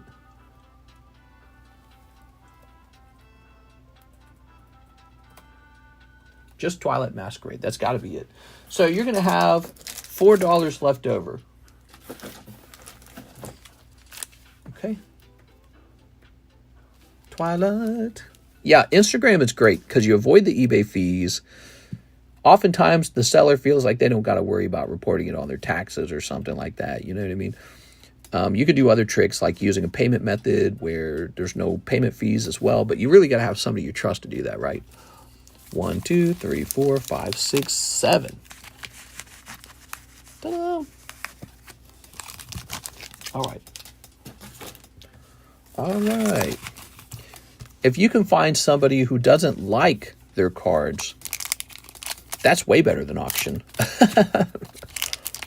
Somebody who no longer likes what they have is way better than an auction, to be honest. They go, I don't even want these cards. Take them from me, please. I'm desperate. All right, here we are. All right. Very good. I think I made one of my best purchases of the year just recently, and it was a buy it now. It wasn't an auction at all. One of my best purchases of the year, and it was not even an auction. Here's Ogerpon. It was an item I got for $650, and it should have been about $3,000. But it was buy it now. Here we are. Here's Ogerpon. Here's Okie dokie. Gonna take my last shot and put it in order. Nice. Here's Mad Cargo. Ooh. Ooh. Here's Luxio. Look at that Luxio. Discord message. Ah, yes. More trades. Here's Ursaluna. All right. A motivated seller. Yeah, motivated sellers is important. Twilight Masquerade or Twilight the Vampire series. You should buy an AI stock for this Prezi term. An AI stock. So I think if I just buy the S&P 500, I'm pretty much doing that anyways, because they'll have Microsoft, they'll have Apple, they'll have Google. I'm pretty sure they'll have NVIDIA in it. So I just buy an S&P 500 stock, and I don't try to like bet on the market too much. In fact, it's scary. You could just put your money in a high yield savings account and get like 4% and just walk away from that. You don't even have to worry about that. Do you have any one-piece OP1 boxes? I don't think I have any at the moment, do I? Do I have any at the moment? Do you guys think I should get more of those OP1s? I think I'm scared to stock old sets of One Piece because I don't know what the demand for them are. Okay, that's for Brandon. Thank you, Brandon. Brandon, you got $4 left over, okay? All right. Here we are. Yeah, one of my best orders of the year so far has just come in. I was showing it off the other day. It was $650, valued at $3,000, and just an item that was priced incorrectly because the persons who sold it didn't understand what they had. That's it. They just didn't get it, and people really make that mistake a lot. All right, and I will take that item that I bought for $650, and it was valued at $3,000, and I'll probably sell it for about $4,000. So that's from a $650 starting point to a $4,000 finishing point. All right.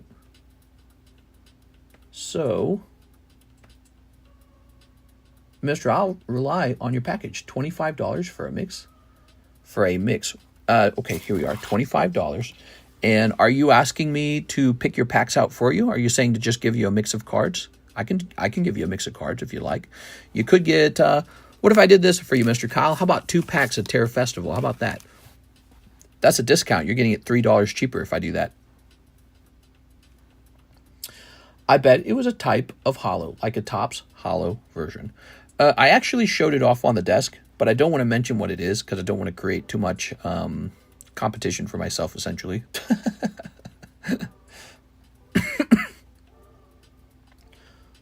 All right. I'll use actual money to buy something soon. Oh, no problem, man. No problem. You've made some cool trades with me. I do have to get cash at some point because now I've got a lot of cards and I got to have some cash for restocks. Those packs are trash, says Kyle. Oh, okay. No problem. No problem. No problem. Okay, I'll let you think it over. Put this over here. You think over what you'd like and just let me know and I'll take care of it for you, okay? Here's Slay King. Slay! Here's Middle Tank. Here's Meowth. Here's Red. And here's Graveler. How about something more funky? Funky, you mean like non-Pokemon maybe? Okay, we have an order from Mr. Aovic. Topps Chrome Metazoo box. A whole box? Oh my god, dude. Let me go get a whole box of Metazoo, guys.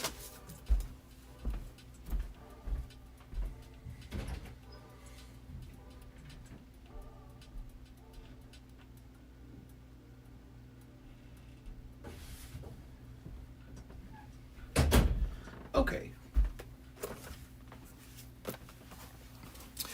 Whew. Give him a classic 10 Korean Surging Sparks on a Topps Metazoo. If you tell me what to open, I'll stop and open it for you. Okay, sound good? All right. So this is for our friend Mr. Aovic, going deep on Topps Metazoo. All right.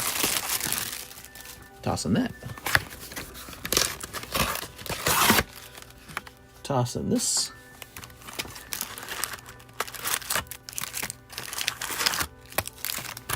Oops. Ooh. My boy.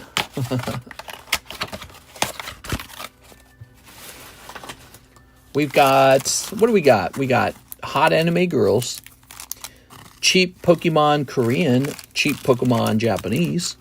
We've got Mario cards like Donkey Kong, Topps Mario, Mario Panini. We got vintage Teenage Mutant Ninja Turtles. We have Fortnite. We've got all kinds of stuff, really. We got just weird stuff, huh? Metazoo is pretty weird. Charlie Brown. We got Marvel. Yeah, snipping this. All right. Snipping this. Okay. Snipping this. We're at 3 hours and 38 minutes. Opening up this big, beautiful bag of Metazoo. How vintage Teenage Mutant Turtles. Should be like 1980s or something like that. Like late 1980s, early 1990s. Okay, yeah, Mr. Bryan says it's 1989. Pretty old. You have such a cool collection of items. I have been working on my collection of items nonstop for 6 years now, so I am lucky to have worked so hard on that, and I think I do. I think I got a great collection now. In fact, if I stopped and made, let's say, a 45-minute video today showing off some of my collection, I think that video would earn me some ad revenue. We are. All right. Is my Discord request too much? I don't know what it is. Hold on. Let me go ahead and focus on this. This is Mr. Aovic. Just got home from work. Feels like a heat wave compared to a few days ago. It warmed up, huh? Yeah, I guess you get used to the really cold winter blast, and then when it warms up to a normal temperature, you're like, why is it so hot in the house? That chilly feeling, like the refrigerator feeling. Oh, is this sticking? Oh, they were sticking. Cactus Cat. Okay, you got Cactus Cat. Nice. That's the one. Okay, here's Wapa Lucy. Okay, Cactus Cat. Are they all going to stick? I hope they don't all stick. That's no good. That'd be a bad box. No, they're not all sticking. Just those first two. And they weren't even good cards. How to switch from Apple to Android, blah. Oh, Android. Oh, I gotta sneeze, man. What is causing me to sneeze, I wonder? Ah, man, I want to sneeze. My nose is itching. All right. Very close to a sneeze there. Jersey Devil. Okay.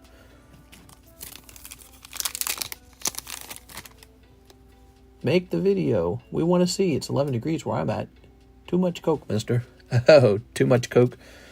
We are. Okay. Here's Bat Squatch. Ooh, lovely Bat Squatch.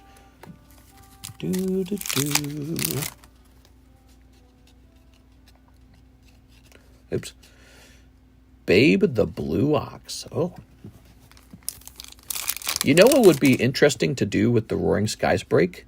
If it was no longer a break where you open up like the whole box, but instead a break where you get to keep the sealed box. Ah, would that be cool? I was just thinking, like, we don't have anything like that going on, do we? Oh, my God. Kushtala? Another fire, damn. Philippines is dominated by Android devices. Apple's a luxury. Could you imagine, Mr. Uncook? We'd never get to open the cards. There's Bunny Man. Okay, Bunny Man. Oh, there we go. Cryptic Camera Slide Rock Bolter. But it's not numbered. Let's see if there's another hit in the box. So he gets through all these junk cards on my right to get to this one hit card. See? But that was unnumbered. We want a numbered one. Okay. Power Up Red. We're also looking for any nice Mothmans. Like a Refractor Mothman would be nice. Okay. How much is the Japanese Crownbreon PSA 10 going for? 5 bazillion. Here we are. Oh, what do we got? Salem's Witches. Nice. Are you thinking about selling it back to me potentially? Oh, wow. Out of 25. That's cool, man. Salem Witches. All right. Nice, dude. It would be a 6-hour talking stream only. Oh, you think I'd talk a lot if I was on the white snowy stuff? Who knows? Here we are. I don't even think you need cocaine because you got caffeine already. Right? Like if I really wanted to get all hopped up, I could just go drink a bunch of coffee or even buy myself an energy drink and then I'm set. Why would you want to bother with something like cocaine when you know it's so bad for you? Here we are. Cocaine, unfortunately, is not a good drug for you. It's bad for you. What I've read anyways, I've read it's bad for your brain, bad for your heart. All right, there it is. So one whole box gives you 2 hits, and one of them was numbered out of 25. Zoinks. That's a card that could outlast the game. Be talking like Ben Shapiro. Ben Shapiro. Suppose you were a girl. Suppose you're a daddy's little girl. All right, and now suppose. Ayovic. Well, if you're a daddy's girl, then you'd be a little slut. You'd be daddy's little slut. That's how he talks.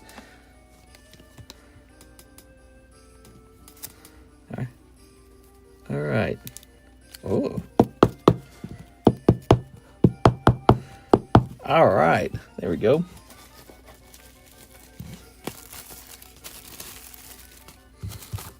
Ta-da! Okay. Ah.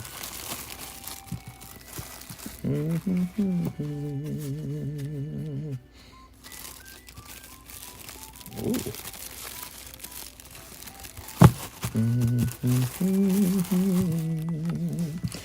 Scooby-Dooby-Doo.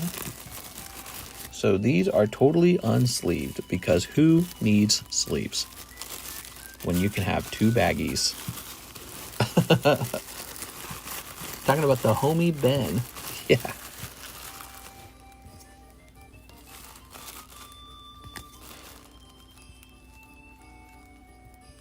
Is he still as popular? Does he get as many views?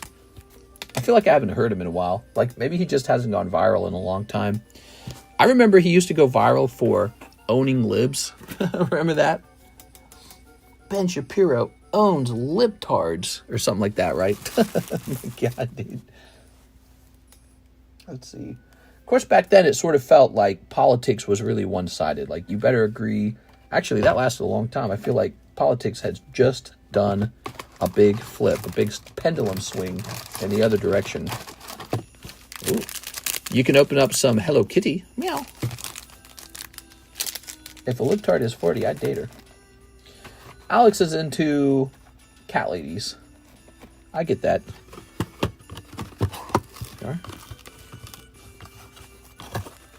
Are you actually into older women, Alex, or is that just kind of a funny joke you got going on? I don't really have anything against older ladies, but I like it. I like them being about my age. I don't need someone older than me. You know who does like older ladies? The French Prime Minister. That guy's, his wife's like, isn't she like 15 years older than him? Definitely could have been his mommy. Here's Barry Fussell. Here's Totodile. Actually am. Oh, very interesting. Here's Blasty Boy. Oh, look at that Blasty Boy. Did your I have a funny question. Did your mom have you at an older age? Is that like what causes that? Because usually guys want like a younger girlfriend, but not strictly. There's not like a rule that says you can't like older women. That's just what you hear. You hear that on the social medias. Okay, let's take a quick look at the Discord server. Kick. No, she had me when she was 18. Oh, yeah. So I think I read one time a theory that if you have your children when you're older, that they will be more attracted to older people themselves when they're ready to date. Okay, let's see.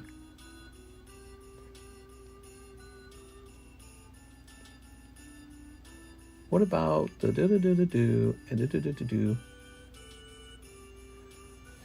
let's see.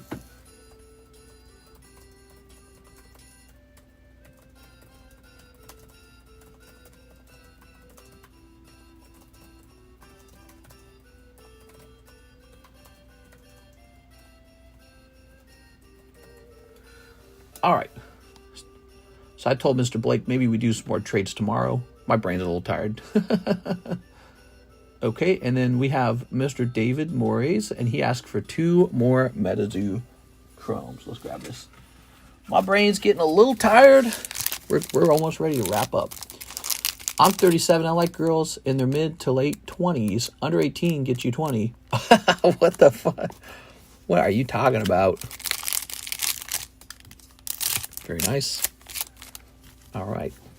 I like really smart girls, and I like really nerdy girls. I don't think the age is quite as important, but I don't think I'd like her to be like, like a lot older than me. I think she could be a little bit older than me, and I wouldn't mind. But I'm already pretty old. And, if I had to date again, I wouldn't know that we could have kids, so that's kind of important. And it gets harder to have kids as you get older. So, here we are. All right. But that's what I like. I like smart girls especially. Girls who are real smart. Agro Pelter and White Thang. All right. Is my trade still okay? You were offering a trade too. I think we're just going to wrap up for tonight instead of any more trades. Too many trades for tonight because my brain's getting tired.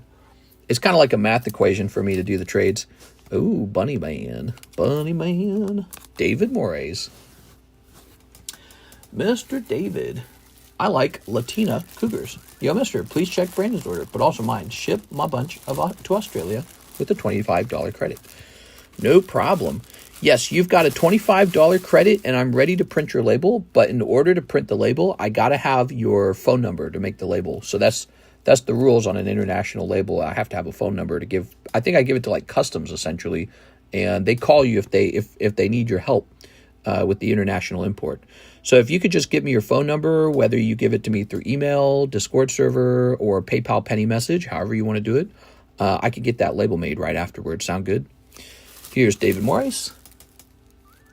All right, I've done that, champ. Oh, okay, perfect. Thank you very much.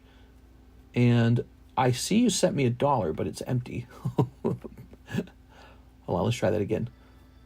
Oh, I'm so sorry that it's kind of a hassle. I think you sent me $1 with no message attached by accident. Let me double check. I'm logging back in. I think I can actually refund that too, by the way. So I think you sent me $1. I think I can actually refund that. I'm sorry.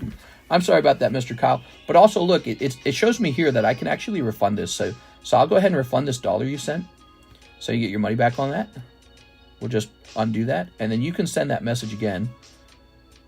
But yeah, no phone number was attached this time. Sorry about that. Mr. Athim says 1 pack of 2023-2024 NBA Select. The one in the back of the box that is upside down, I think. Oh, okay. One in the back of the box that's upside down. Okay.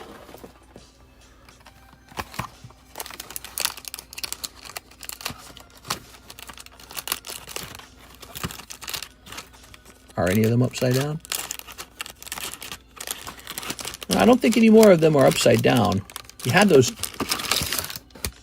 two. Here, let's grab this. Good luck, Mr. Hathim.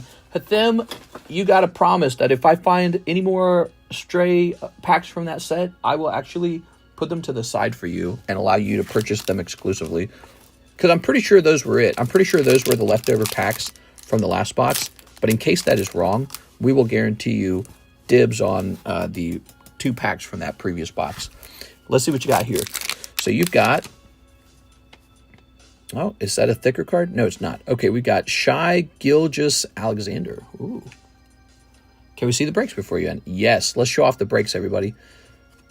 Here's Jalen. Now, what is this, though? Oh, you got something. It is a thicker card. Valued Collector. Is this a mail-in? Oh, hold on. Is that got to be scratched off? Okay, you've got a card. It's a scratch-off card. I think it's safe to show it on screen. So it says Sport Basketball Signature Red Prism card number 4 Gabe Vincent expires on 10/26/2025. Wow. There you go. Pretty good. Look at that.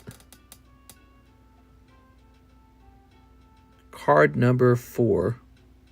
Is it like a 1 out of 4? All right. Cool, man. Very neat. I've emailed you recently. No reply. I will do it again now to confirm.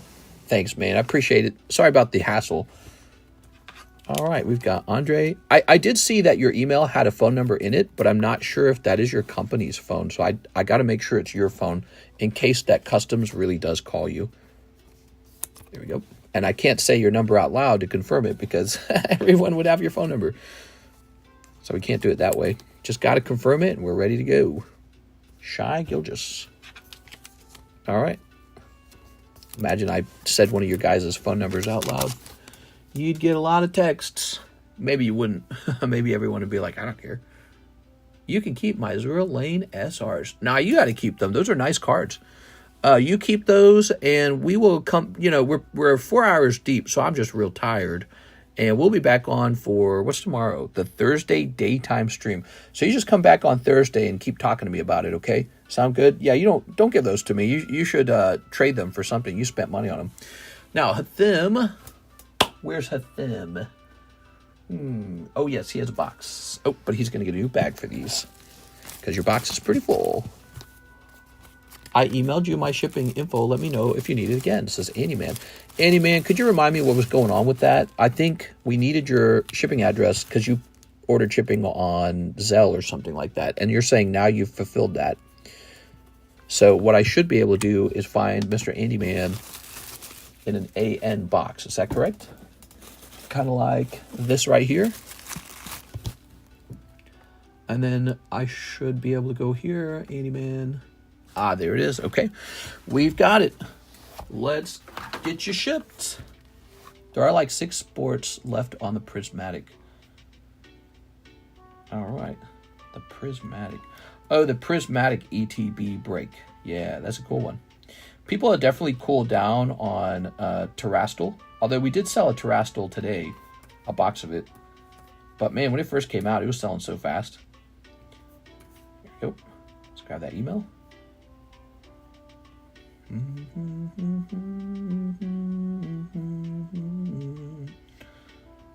Okay.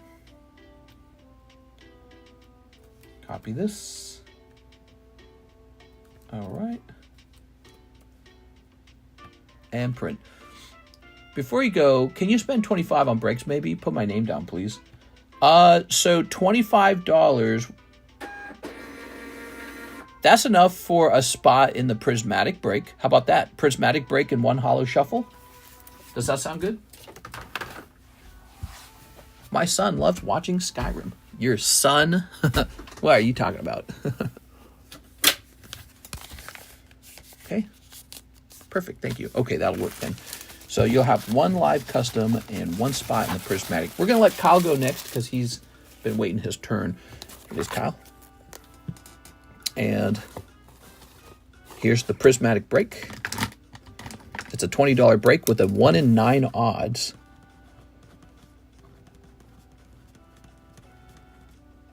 Okay, so there we have it. When that fills up, we'll see who pulls the ETB. And now we'll get you a holo shuffle. Maybe you'll snipe a slab. Let's see what happens. I think the terrestrial is better than prismatic. It's pretty cool. I like the Japanese texturing. Cold. That is a cold Diglett. Okay, 1 Diglett was pulled. Diglett. Let's get these breaks to the front. Are you guys ready? Excuse me.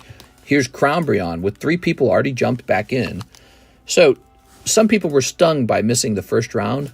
I bet you this fills up pretty fast tomorrow after everyone's had a nice sleep.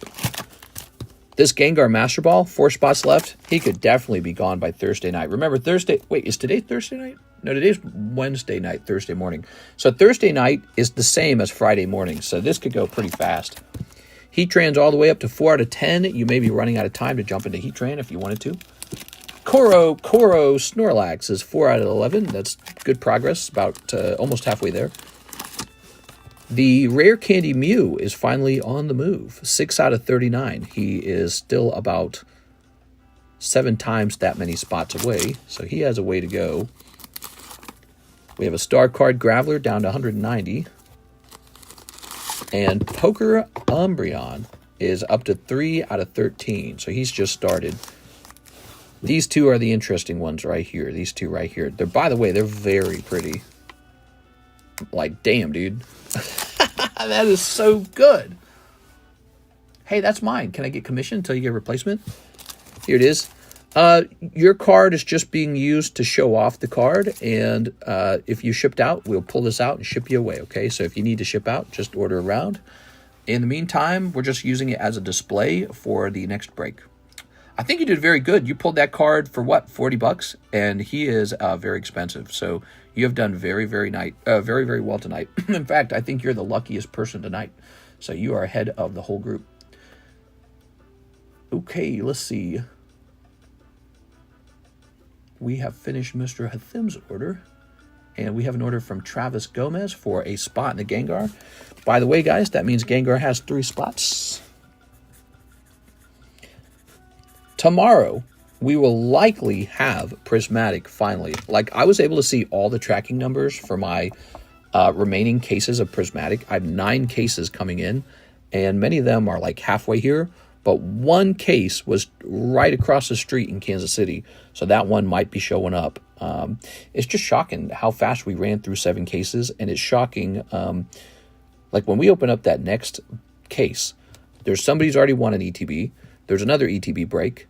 There's the ETB giveaway. Like, damn, that's 3 already out of the first case. It's just poof like that, you know what I mean? So, Prismatic is popular, man. Here's Travis going into that Gengar. Really, really popular. And we want to try and keep it in stock this time. Hopefully it stays in stock, but it's kind of scary because it's so overpriced, and you can over order it pretty quickly as a card shop. I might have over ordered Terrestrial, I'm not sure.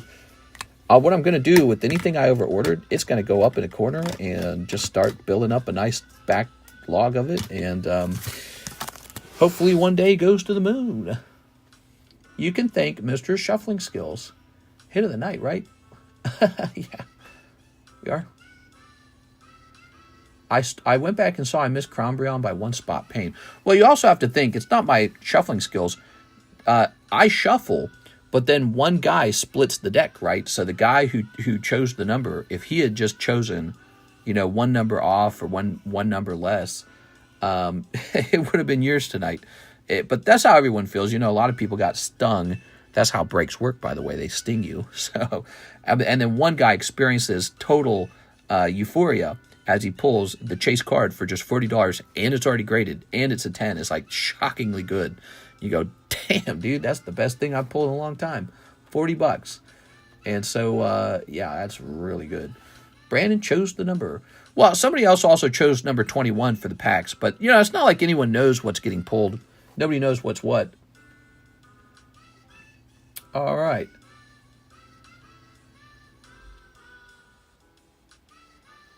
Ooh, Mr. Brandon is making me an offer for sealed product. That will get you some serious money, Mr. Brandon. So if you ever want to trade that kind of stuff in for cash, that's pretty liquid. I've missed many breaks by 1 spot. You've been in a lot of breaks. Yeah, good for you, man.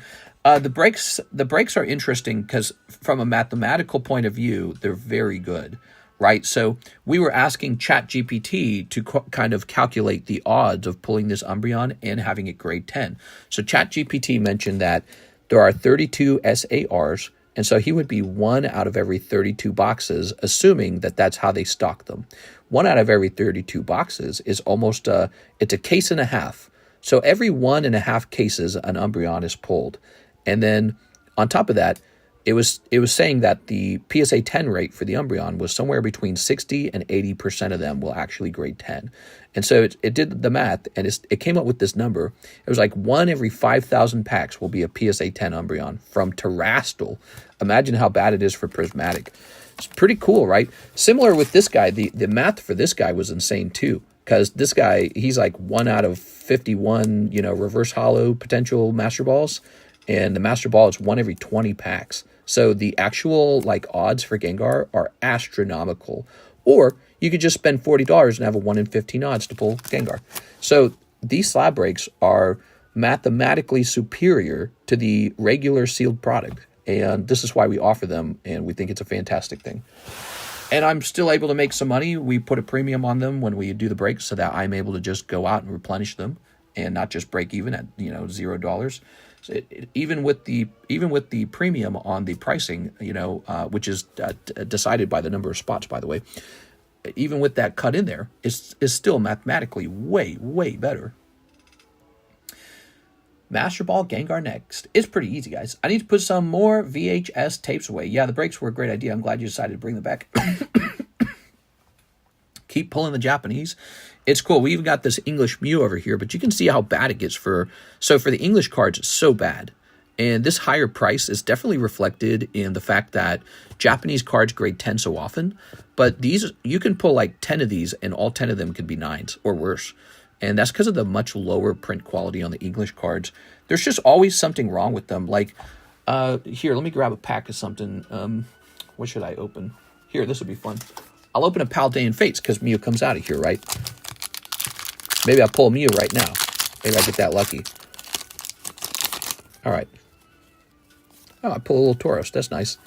And let's see how he looks on the back. So, okay, so check this out. So if we actually zoom in on the Tauros, and there it is. Look at that corner.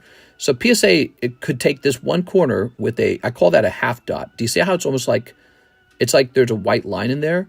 Well, what's about to happen is a dot's about to smudge off. I wonder if I can cause it to happen. That little corner is like compromised, and it smudges into a white dot is what it does. But I'm rubbing it, and it seems to be fine. The cards are pretty hardy. If nobody's ever tested that, but I've tested it a lot. Cards are pretty hardy. But yeah, so this card also, you can see this corner right here is like not perfectly round. It's kind of pointy right here. Do you notice that? You don't run into that problem on the Japanese cards. There we go. This corner also has some pointiness on this edge here. So those two problems, the half dot and the pointy corners, could very well turn this Tauros into a 9. That's all you would really need to have is that little problem, and it could be a 9. And, a lot of these cards have those similar problems. I think that they get angry over lips too, you know, if the card has a lip. But I want to show you another thing that's very subtle in this card. So if we look really carefully, it's subtle, but there's actually a print line going right here down the card. And so a lot of the English cards have this problem on the back where it's a subtle print line. And it's like, this one doesn't have it so bad. It's actually kind of harder to see. But an experienced grader will see that. There it is. Do you kind of see that? Just running down right there. So these cards, they're all screwed up on the back many times. And it's kind of sad. All right. So I'll go ahead and wrap up now, I think. Why would you even touch those cards? Why would I touch the cards? What? Why are they different to the English or the Germans? Mister, it has to be mold making you cough. I worry about you, buddy. Am I still coughing? I'm not coughing too much, is it? But yeah, so the cough isn't so bad today, actually. I think it's kind of lower today. Maybe it's the cold weather, too, by the way. Have you thought of that? Cold weather causing a dry cough. Who won the giveaway? So the giveaway hasn't been handed out yet. It's probably going to be handed out tomorrow. Paying for all that hard work and time it takes. Doesn't PSA say if it comes from the factory with the defect, it can still be considered a mint? Yes. So if it's such a small and subtle problem that you can barely notice it, they will sometimes allow it to pass as a 10. But over time, PSA's gotten very, very strict. And that's because it was kind of getting a reputation as this company who hands out easy 10s. And so you would go to PSA for the easy 10. And PSA definitely reversed that. Around the time the certification numbers began with 5, everyone was saying PSA, you know, turns everything into a 10. They had all these new people grading cards.